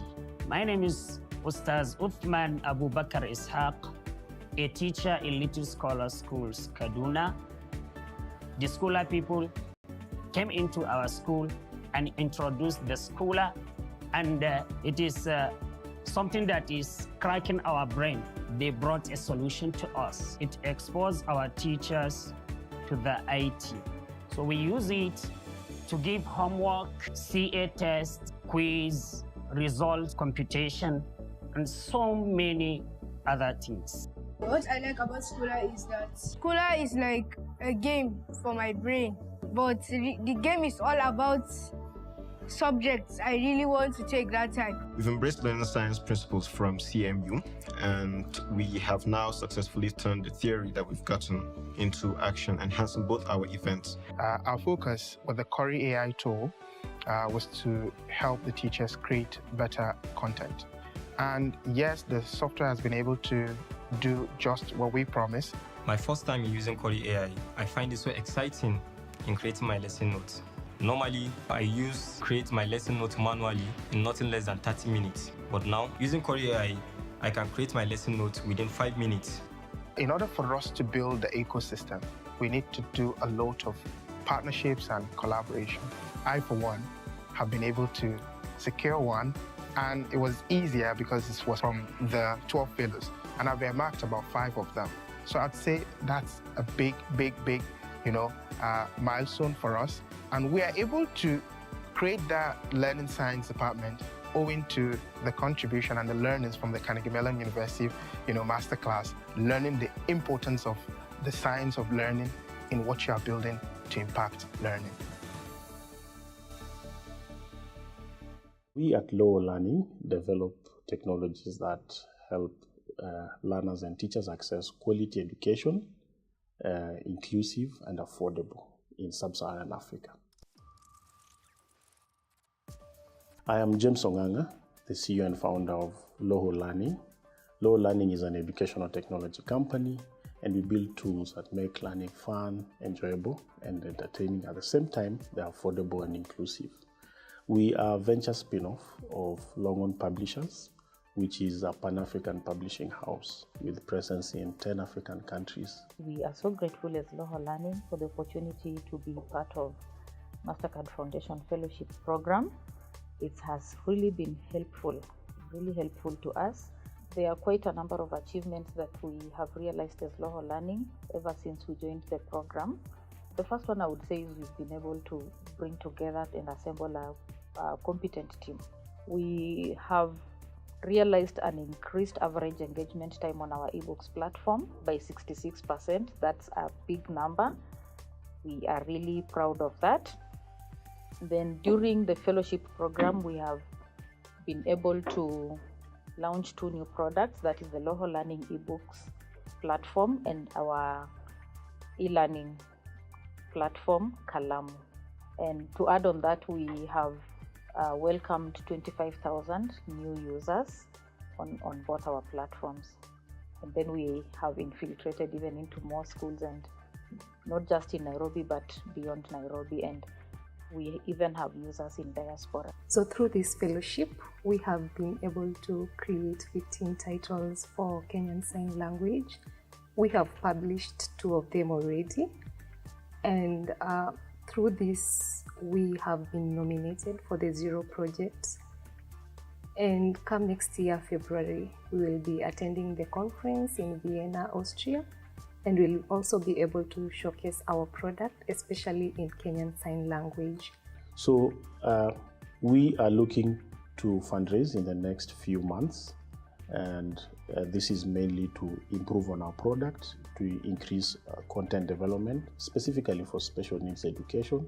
And in this, we are focusing on learners with hearing disability. We also plan to expand our distribution into other countries. Our main focus is Uganda, Cameroon, and Botswana in the next few months. In terms of product development as well, we plan to build further our generative AI language to ensure that we are able to deliver content to teachers and as well as learners in our next phase of the product.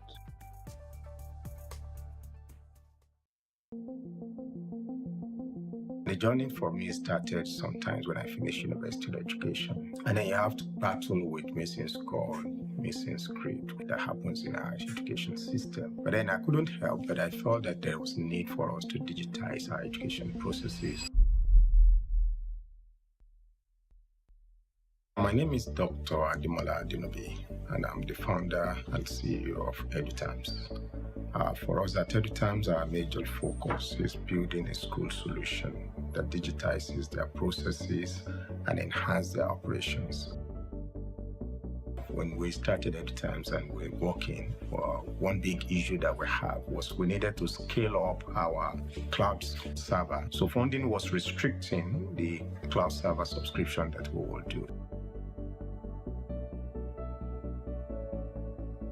My experience with the portal started from when I applied for admission into the school year, and I was able to do my screening and get my post-UTME updates through the portal. I proceeded with payments, paying for acceptance fee, registration fee, and school fees. All these were done online, really easy to use, and I got my matric number almost immediately after paying my school fees. In the aspect of admission, as the dean, I had to approve a number of things for students, but because EduTimes is there, I don't have to attend them physically. Everything is online, which makes it easy for me. I also take my classes online because we have the platform for that. My lectures are taken online.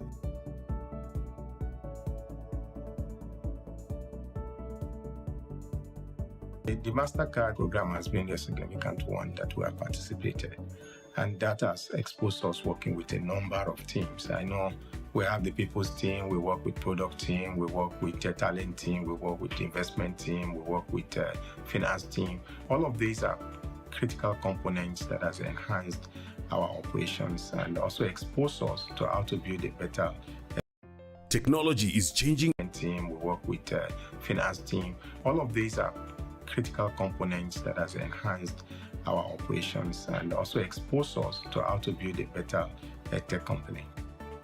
So what the board does is that we vet results. Before EduTimes came, we were doing it manually, and it was extremely tedious. With EduTimes, students' results are uploaded from the departments. We do the vetting to know, okay, who is having problem, who is not having problem, who is to graduate, who is not going to graduate, and that has made it a lot easier. With the help of our course advisors, we were able to apply for courses online. It was very easy for us to add courses, remove courses based on our needs. We were also able to do our e-tests using the portal. I've never experienced any issue during my e-test courses, and we also get the result of our e-test almost immediately. Payment of fees has become a lot easier, and has also been able to block off these doubts and these disgruntled elements coming with the intention of duping and defrauding people. So you don't have to give your money to anybody to pay your fees. You can just go online, access the portal, and get it paid. I really like to appreciate EduTimes for creating such a very smooth platform for we students to use.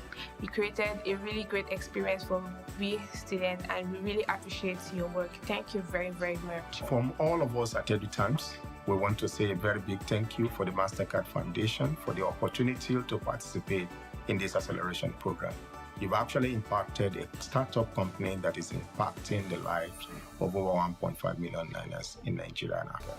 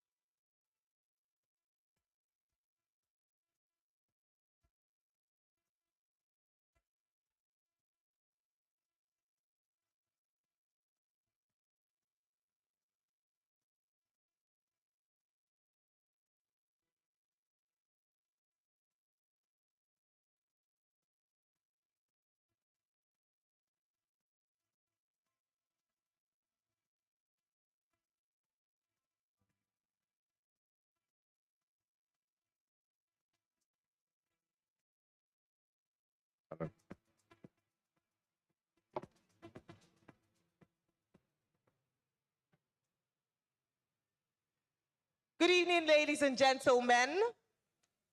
Good evening, ladies and gentlemen. Thank you very much for your response. We can feel the buzz in the room. We're loving the energy at the end of the day. And I just want to say that you are an amazing audience. Can you celebrate yourselves, please? Give yourselves a round of applause.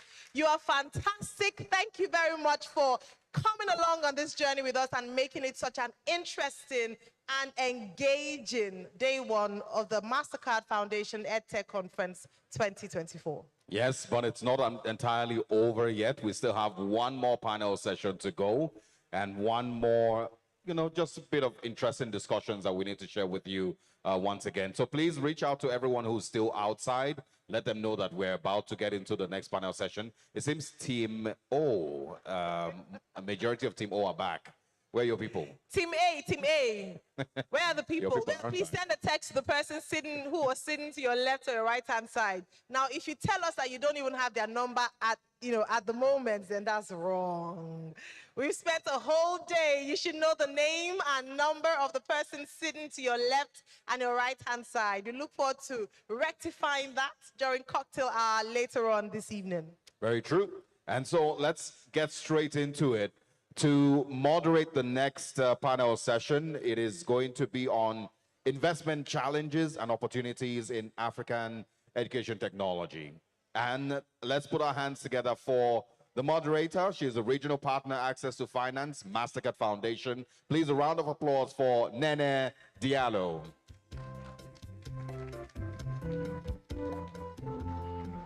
Thank you very much.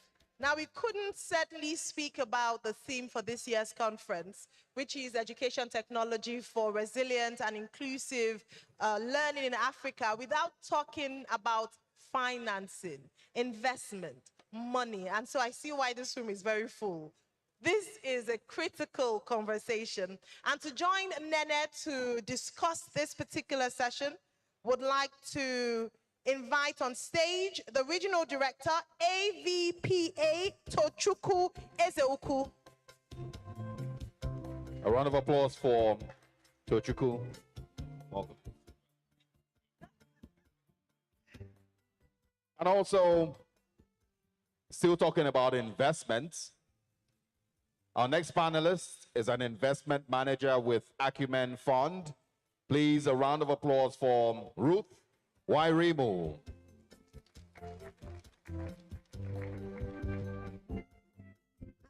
Finally, to join the distinguished panel, would like to invite on stage the co-founder and CEO Zaraki, Isaac Iangolo.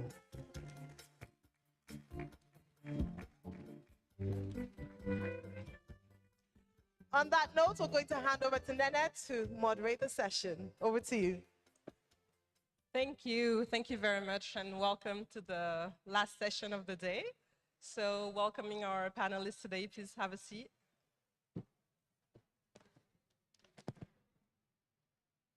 So, as you know, at the foundation, access to finance, entrepreneurship development, and workforce development is really at the center of our work. So throughout the day, and even in those 3 days, it was really important to have that conversation around entrepreneurship in the EdTech space, the challenges of getting funding from an entrepreneur's perspective, but also from an investor's perspective. So we're very happy to have you here, and I'm sure it's going to be a great session.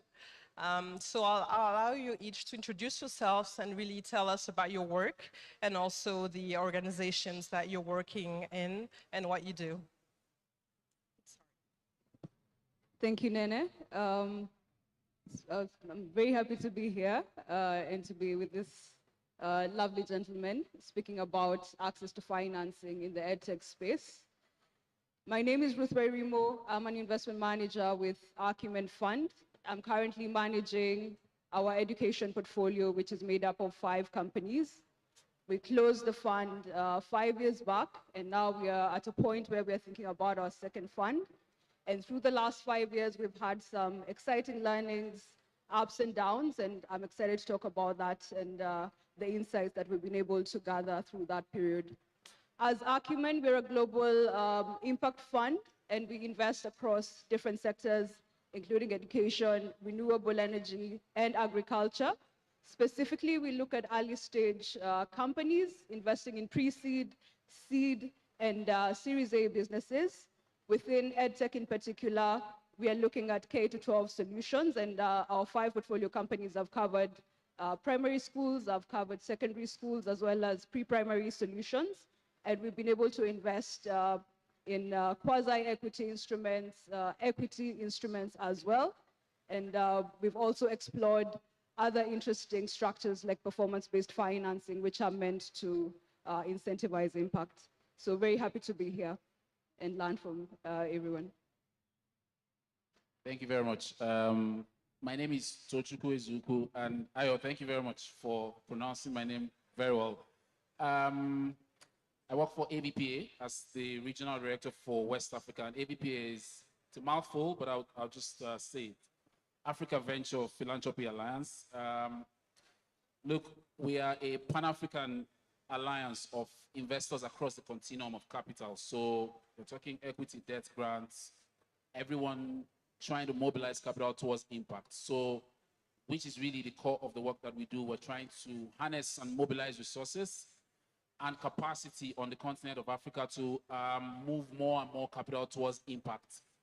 And so if you take a look at, you guys are industry people, so if you look at the sustainable development financing gap, everything we have called either the problem of the world or the impact opportunity of the world, depending on what lens you're wearing, you see that it pales in comparison to the bigger private bucket of capital available globally. So you're talking 400 to 450 trillion dollars sitting in all sorts of private asset buckets across the world versus whatever, say 35 to 40 trillion leading to 2030 that we have estimated as the SDG financing sort of gap or requirement. You then see that there is a real gap and work to be done. So why is all of these big buckets of capital not flowing consistently and sustainably towards impact? That's where we come in as AVPA. We work with industry players and ecosystem actors to find models that can, on a regular and a consistent basis, drive and mobilize more and more capital from all those private sources I referenced towards impact. I'll stop there and you will learn more as we go on. Thank you. So my name is Isaac Nyangolo. I'm the co-founder and CEO of Zeraki. So at Zeraki, we focus on two things: administrative tools for schools. And we have about 6,500 schools across 10 countries using our solutions, covering about 3 million learners. And then we also build digital learning tools. Think of it more like, I want to learn chemistry, physics. You can download our app and learn from that as well. Reached more than 1 million people. And for the context of this conversation today, we've raised $2.6 million, 2.1 in equity funding. So I'm looking forward to sharing the experiences that we've had in that journey.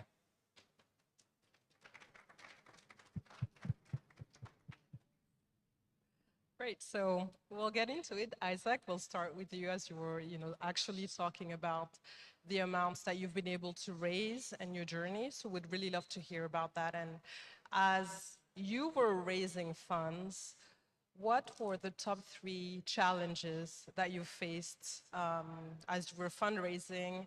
And can you share some of the lessons learned as well? Because I'm sure we have a lot of entrepreneurs here who would love to also hear from your experience. Yeah, so our fundraising journey spanned about, we've been alive since end of 2014, so about 9 years. I was just talking with Tochu and saying we're stretching the limit of being called a startup. But all through the journey, so let's say the first phase of funding that we got was from friends and family. And this is literally the first person to give us money just came and said, oh, I like what you're doing, I'll give you $3,000. And that's what we needed at that time to develop our proof of concept. And afterwards, friends, family again will now invest in equity tickets that were kind of small as $1,000, I think as high as $50,000. And for these the proof point was that we're doing something interesting that they're excited by, but on the contrary, because they didn't have a large pot of money, means from the very beginning we had to be content with having a low valuation for these tickets that we're raising. Later on, when we started considering institutional funding in 2019, 2020, and that was before COVID and the remarkable interest in EdTech investments, we realized that a lot of the funders in this space were looking for proof that you already at break even or almost break even. When we weren't making significant revenue, none of the institutional investors we spoke to had an interest in speaking with us. And I would say when it comes to EdTech investing, even right now, apart from this COVID era when there was a lot of investment being channeled into the EdTech space, right now it's pretty much back to normal where you need to be broken even or leading towards break even or having significant capital, having significant revenue for a lot of investment in the space to flow to you. So if I think through this and summarize like the challenges and the lesson, I would say sadly, or the reality is that you need to be making revenue. That's number one. Number two, if you raise funds from angel networks, angel networks across Africa are still not very well developed. So you probably need to be raising at a much lower valuation and perhaps getting more dilution than other people will get in other more mature sectors, let's say like in fintech. And then finally, I would say, in terms of the lessons, it really helps to get an investor who is very aware or understands educational technology. I'll explain this a little bit. So the thing is, if you're broken even, it means you have a lot of interest from not just EdTech-specific investors. And in our case, we had interest from, let's say, technology-focused investors, or just like plain technology-focused investors, broad range impact investors, and then like in our case, Acumen led our round, an EdTech investor. In hindsight, it was a godsend that we went with Acumen as our lead investor. Why? EdTech has a very long cycle for products to mature, for the business models to make sense. And if you have someone who understands EdTech, they're able to see the wins along the way, even as you wait for that projections you had on your business plan to materialize. If it wasn't the same case, if you were being judged, let's say in the same port as fintechs, we'll be having a much harder time right now. So I think that's a key lesson. Get someone who understands not just impact. If you're fortunate to get someone who understands educational technology, go for it. Thank you. And actually, congratulations on your journey already. So we'll go to Tochukwu, actually.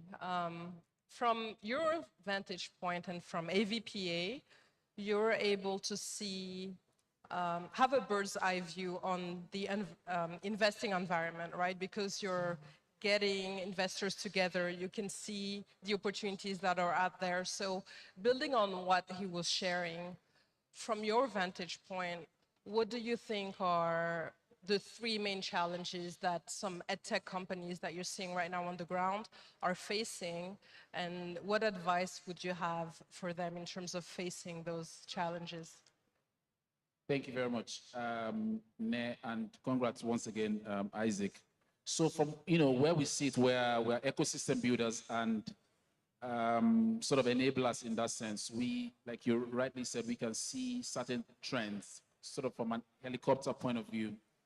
I'll speak to three things. There are a few challenges for EdTech investing. One of them would be, and if you schooled in Nigeria, what I'm about to say might amuse you a bit. But the first challenge, I think a few people have referenced it today, which is sort of either not enough, slightly nascent, or just growing, or limited infrastructure. So EdTech in itself, EdTech is not an end in itself. It is supposed to do something. So what you find is that sometimes, and across markets, there's no uniform developed infrastructure on which EdTech would sit and scale.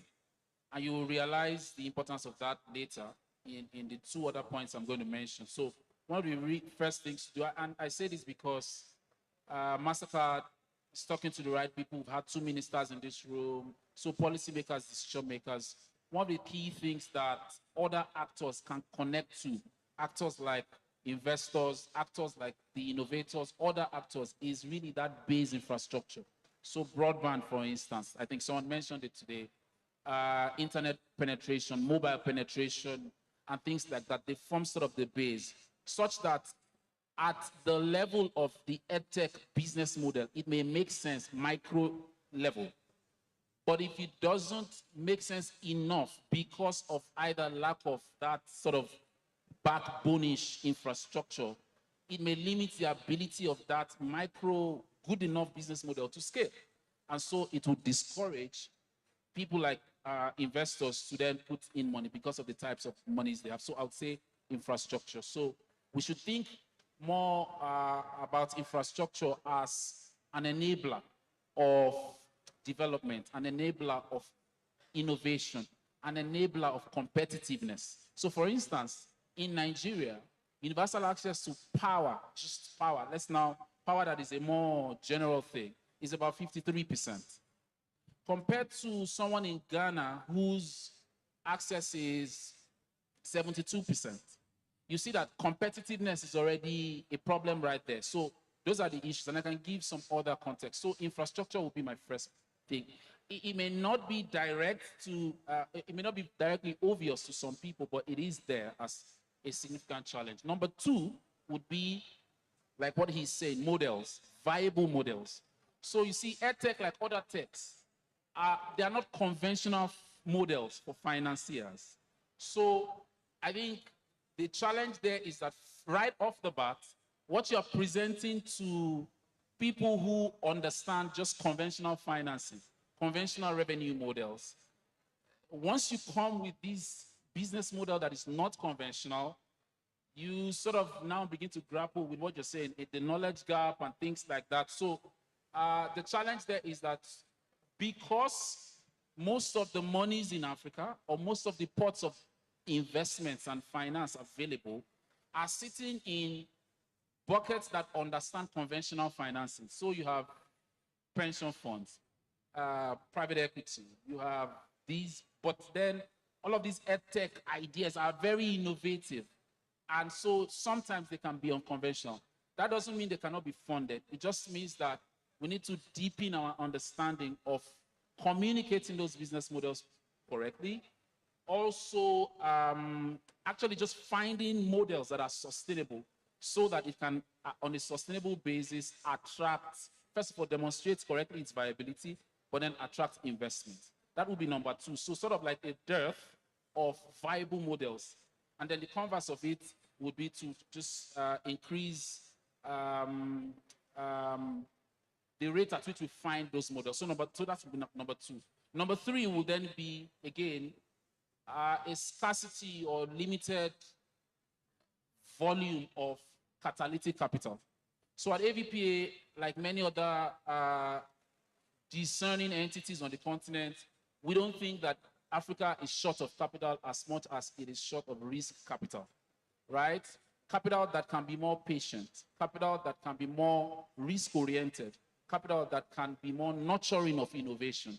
Because if every one of us queue at the doors of return, commercial, plain vanilla, commercially viable financing, and it doesn't mean that this other EdTech is not commercially viable. I'm saying that versus the impact opportunity that is available on the continent, the pots of capital trying to engage those impact opportunities are not congruent with those impact opportunities.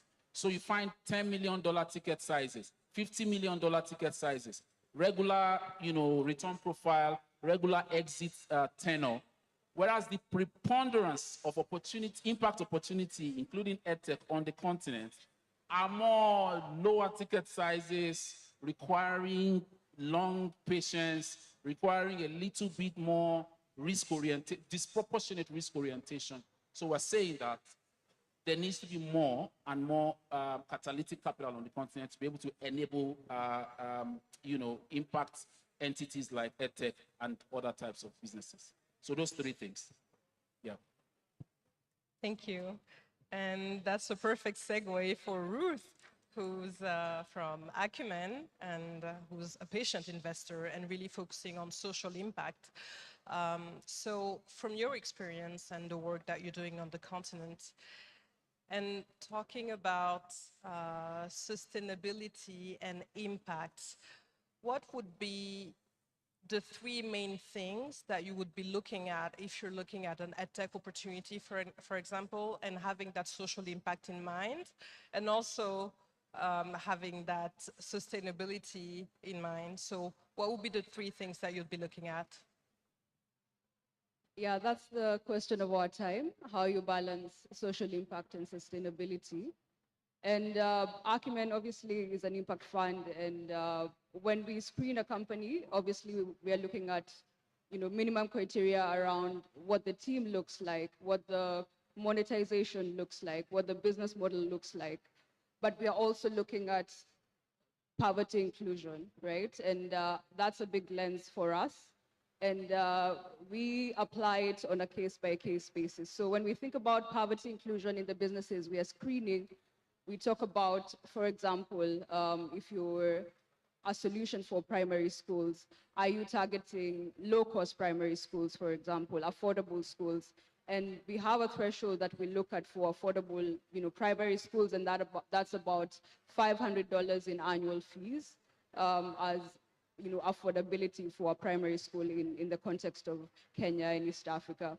If you're looking at secondary school, for example, are you serving just private schools, or are you serving a public segment as well? So in Africa in general, education is mainly served by the public sector. So we believe that affordability comes from schools that are subsidized by government. So from a social impact perspective, we are looking at businesses that are serving the public segment. When we think about sustainability, we think about business models, right? And we've looked at maybe 800 plus opportunities within East Africa and across Africa. And what we've seen is that the business models that are resilient, that can scale, are usually oftentimes B2B models as opposed to B2C models. And we speak a lot about this, and it's a question of affordability. A lot of parents are willing to invest in education, and there's a statistic about African households are willing to spend up to 40% of their annual income on education. And education is like second after food in terms of expenditure for households. So there's a lot of emphasis on education in Africa, and we see it as obviously a stepping stone in terms of financial and social mobility.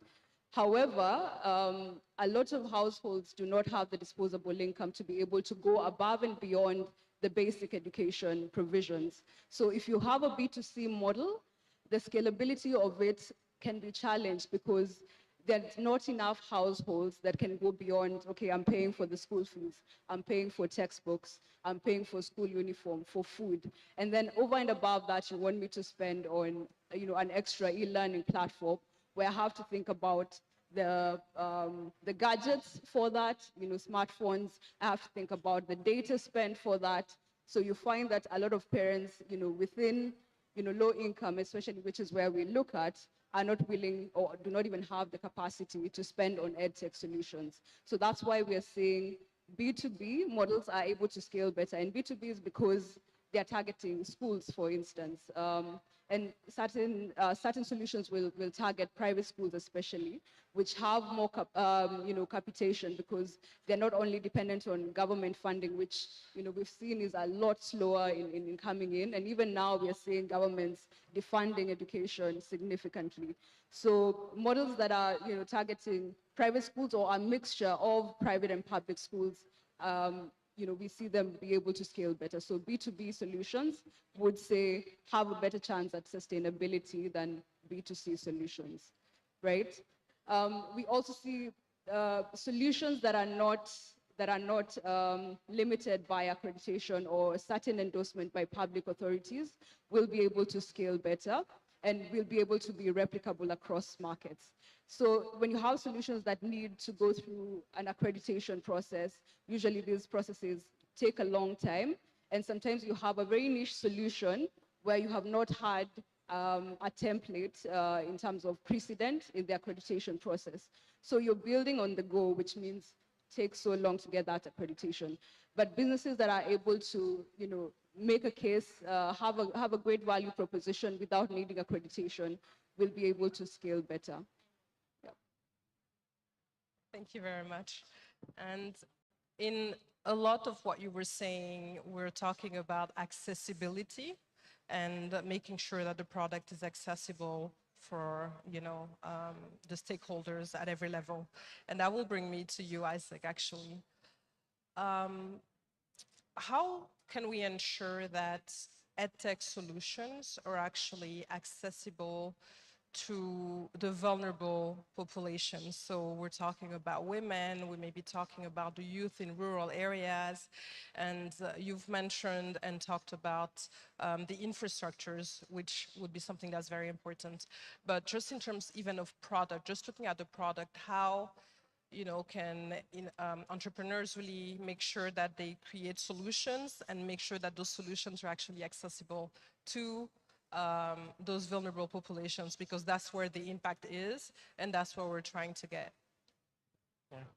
I mean, like, if I were to summarize, I would say the EdTech entrepreneurs need a lot of help.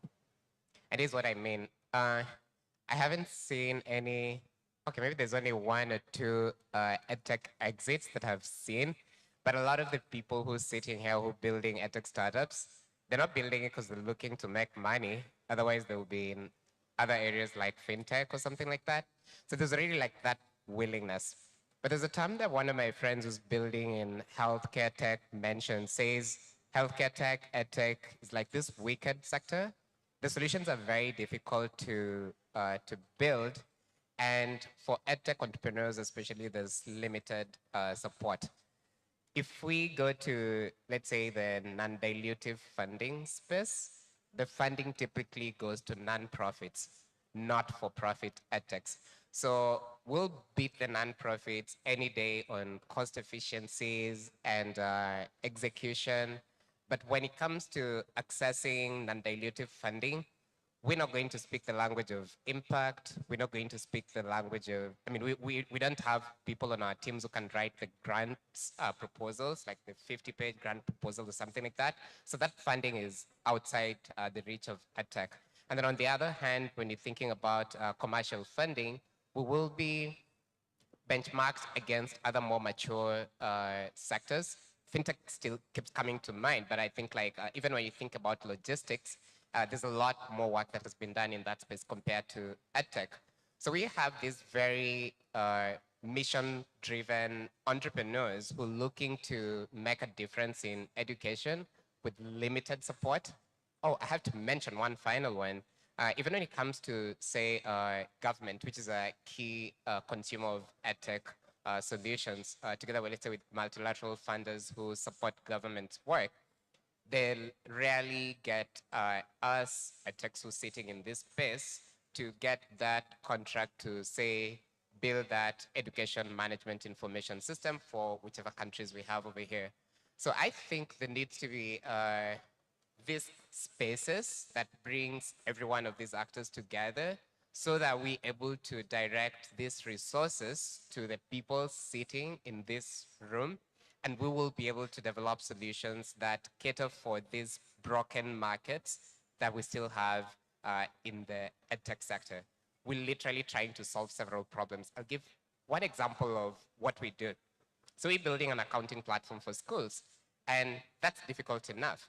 But we realize in order to get this accounting platform to as many schools as possible, we have to actually have a unified accounting standard across the schools. In our home countries, that's Kenya. That doesn't exist. And then we have to train the finance officers. In some schools, my co-founder, Eric, says the school cook was really trustworthy and ended up becoming the finance officer. And this is the person who will be using our QuickBook for schools. So we need to train them. But once we do this market creation, anybody who comes after us will be able to have sell the solution quite easily to them. So we need this funding to support people like us to be able to build this solution for the schools. Thank you. And I'll switch the question to both of you now as investors. What can investors do to make sure that there are more EdTech solutions out there that are reachable to the vulnerable? So would it be in terms of convening? Would it be in terms of the different outcomes that you'll be looking at? So what do you think you can do as an investor to actually make sure that these enterprises and these opportunities are really made and catering to the vulnerable on the continent?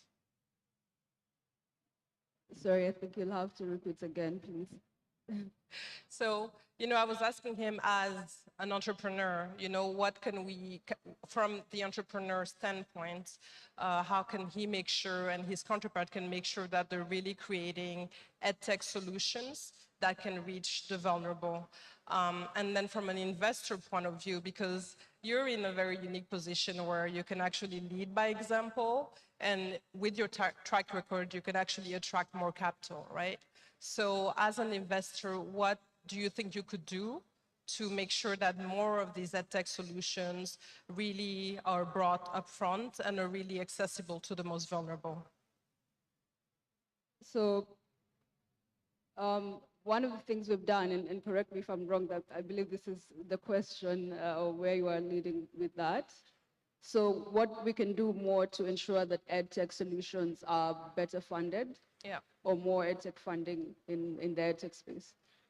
Okay, so I think what has happened in the market is that obviously EdTech funding, 1% of venture capital funding in the last year, a small increase from the year before. And the reasons are, I think, mainly around the scalability of the models and around how much time does it take for these businesses to get to a point of investability and to a point of commercial viability. So I think one point is around how can we encourage more investors to be more patient, and how can we raise funding that is more patient? Because what happens is a lot of the commercial funds will have a 3-year to 5-year exit window. And for EdTech, and forgive me, Isaac, I'm going to use Zeraki as an example.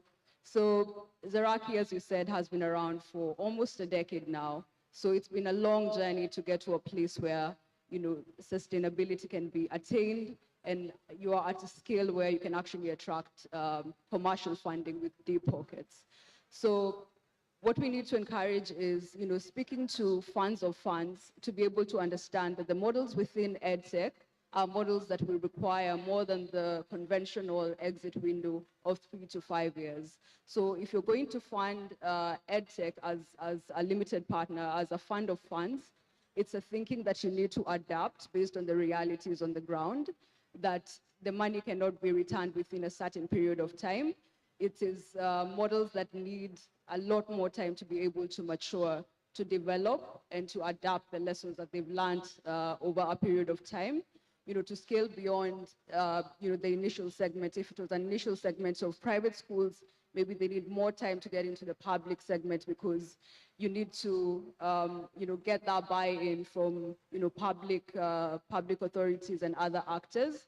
And also, if you need to go to another market, it's also another journey. So being able to communicate that with limited partners and funds of funds and other people that are making decisions around funding, I think, is the most important thing. The other thing is blended capital. So when you're a commercial fund, private equity, and you have money from, let's say, development finance institutions, for example, you have return expectations that are there. Let's say you have a 6% hurdle rate that you need to return after a period of time. I think what we need to do to be able to support a lot more EdTech funding is source for funding that is blended. So have a portion that is from, DFIs, which has a certain commercial return aspect, but also source from, philanthropic capital, which is what Acumen does. We source our funding from, foundations and family offices. That is why we are able to take more risks, and that is why we are able to be patient and catalytic. We can also source from other places that are, provide for concessionary returns. So maybe what you call returnable grants, for instance. So have a structure that does not require, the strain of having to provide a return within such a short period of time. So a blended capital structure where you have returnable grants, you have maybe some commercial capital, as well as philanthropic capital, where the return expectation is from an impact point of view, and the expectation in the model is that you will get money back from that business, even if it's 7 years, 10 years down the line, and you'll be able to take that money and recycle it into other EdTech solutions that are making an impact and are also commercially viable. Yeah.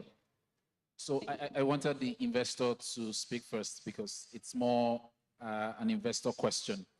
And I agree with her. So my first answer, I have two answers to that, will be what she said, catalytic capital. I'll just speak to what AVPA is doing in that regard. We are promoting a catalytic pooled funds at the moment, and we have gained quite some traction, received some commitments, and the essential purpose of that fund, in the first pilot, we're raising $5 million to be able to do two things from a theory of change point of view: invest in positive impact across sectors. So water, renewable energy, education, agribusiness. But the more catalytic thing there, so positive impact, but the more sustainable element of it is that the way the fund or the pooled fund is going to be invested is that for every dollar that is invested, there'll be sort of a requirement for it to crowd in 3 to 4 multiples in non-catalytic capital, which is just generally commercial viable capital. So that's one of the things we're doing. And if you look at Asia, for instance, they have promoted philanthropic pooled funds to do most of this impact-sensitive work. But we are doing catalytic pooled funds in Africa. And the goal here really is to demonstrate, A, that it can be done, B, show it, physically that it can be done, and then enable people with the lessons and the capacity to go and replicate the same in their thematic areas of interest or geographies or, spaces. So that is currently ongoing. And so if you want to learn more about the AVPA's catalytic pooled funds, you look out for it, get on our website, you'll see more information. The second thing I would say is that you close the knowledge gap, right? Yourself, as well as all other EdTech entrepreneurs, you've just alluded to some of that limited capacity in telling your impact stories. Sometimes you do a lot more than you share, or your some of the limited capacity you have in-house, either to speak to impact matrices or just those type of capacities. You need to work continuously to bridge that knowledge gap, because people want to fund you knowing that you have capacity to drive, the things that you say that you want to do. So I answered two things: catalytic pooled funds, and then close the knowledge gap. Yeah. There's something I wanted to add, on what our experience has been with Acumen, how Acumen Fund incentivizing focus on impact and focus on inclusion. So we've just been having conversations about performance-based fund. And the idea is you have a grant component that if you meet certain impact metrics in terms of inclusivity from an income perspective, if you're serving, let's say, low income versus high income schools or students, or if you're making impact on an educational perspective, you unlock a little bit of funding, which is to say that even if the funding is commercial, it doesn't preclude it from achieving specific impact goals. And for us, when we walk into, rather when we're getting funded by Acumen, it was a clear sense that we actually want to be incentivized to create impact and not just to make a commercial return. Thank you. So we're running a little bit out of time. So I have the fun question for me at least. So if you had a magic ball and you had to predict the future, let's say 5, 10 years from now, where do you see the EdTech on the continent being? And even for investors who are here, what should they be looking out for? And what do you think, is the next step with EdTech on the continent? Do you want me to go? Okay. Right. So, I think the future of EdTech is apparent. It may be obvious to people who have either invested the rigor in it, or it can just be hidden in plain sight. I think one key factor here will be that AI will dominate into the future, or at least it will thrive. So whether it is EdTech innovators or investors or policymakers or enablers, everyone should learn AI more, learn its imperative, how it is changing the world, how it's changing sectors, because I think AI will be more prominent in the future and in the future of EdTech. Number two, I think that mobile would also find more prominence. I think someone mentioned it today that not enough EdTech is designed for mobile, right? So mobile, I think, has the fastest penetration. It will dominate.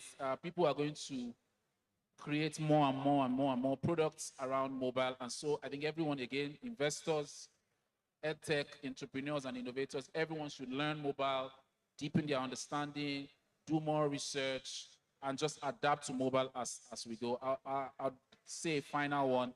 I think gamification, which is related to mobile, will also be more prominent in the future. Children, people have said they are native digital, they are learning digital, and it is true. The people who, in Nigeria today, 58% of Nigerians alive today were born after 1999. That's how young the African population is. So gamification will be more prominent in EdTech. And so again, investors should learn what's happening there so you understand the business model, and it's not a shock to you when these guys come 5 years down the line to pitch some new business model. So just to summarize again, I said AI, mobile, and then gamification. Yeah. I think for us, some of the areas we see, will be key in the future in EdTech are around workforce development. I think what we're seeing is with AI and machine learning, a lot of people and, when future of jobs, a lot of people will have to reskill. Some of the things we're doing today might be rendered irrelevant, or not irrelevant, but might be replaced by AI and machine learning. So what that means is that some part of the labor force will have to reskill. So we see solutions that are targeting upskilling and reskilling, finding a niche where that labor force needs to direct their skill set towards. Another vertical we see is what we're calling vertical EdTech. So I think there'll be a lot more specialization, going forward. So, learning management systems that are really tailored towards certain skills. So a certain vertical, I believe those are some of the solutions that will have a lot of demand in the next 10 years. I think, so for me, I think like all of us are here because we understand the potential for EdTech, and we all recognize we're not there yet. And I recall, I think, between 2007, 2010, one of the best business books at the time was Fortune at the Base of the Pyramid. The idea that it was possible to build business models to serve the low income. I don't think we've read that book in the last 5 years because we've seen how, again, fintech and other industries have been able to do something around it. I think EdTech, there's a lot of market failures, and my magic one moment will be if all of us can come together to alleviate these market failures.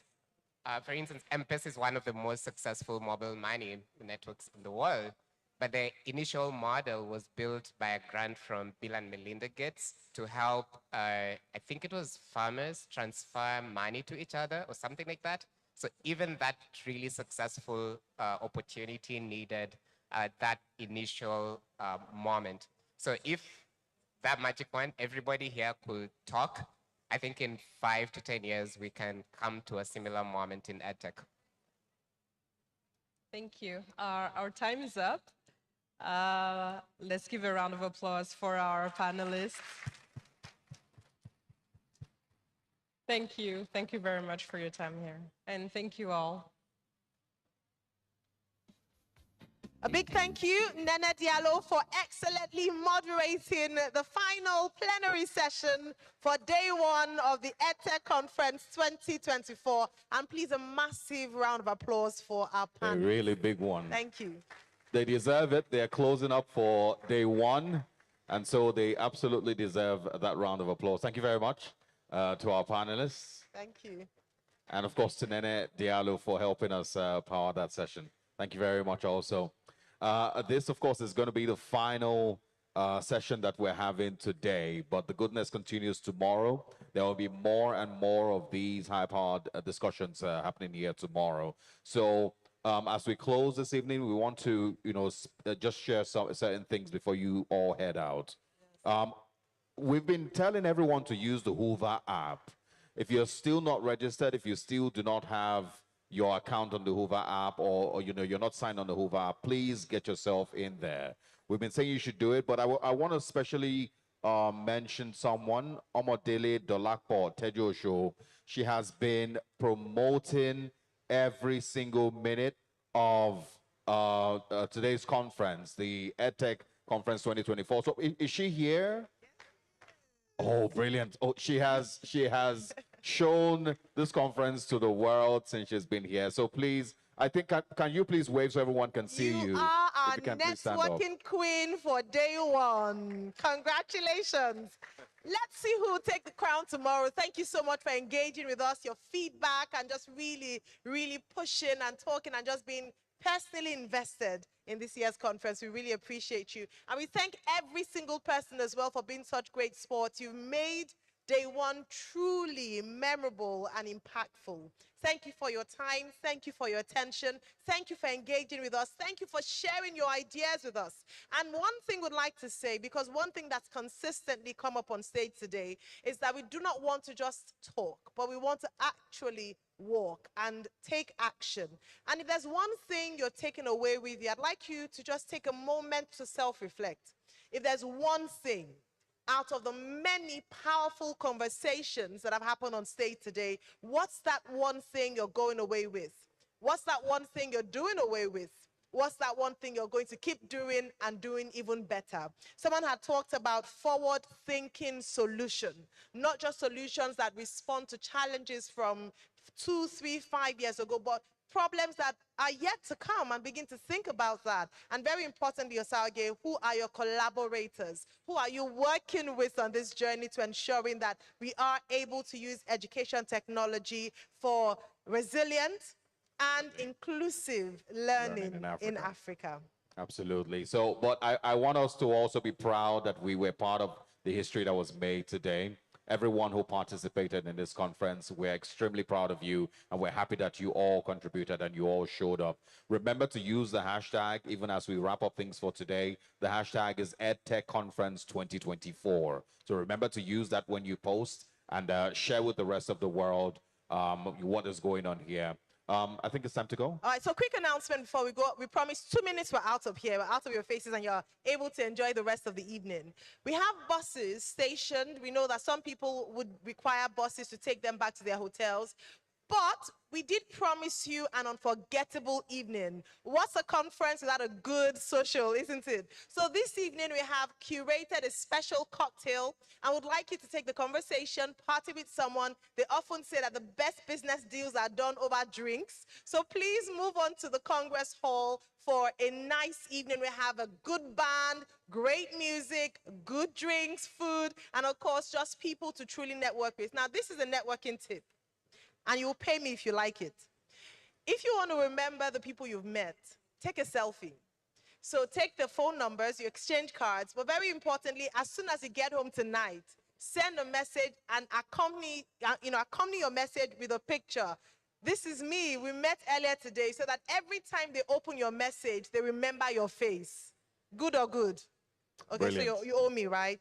But we want you to take your selfies tonight, and we're going to be starting off right now. So please don't forget, when you meet people, take a picture with them, and remember that you met at the Mastercard Foundation EdTech Conference 2024.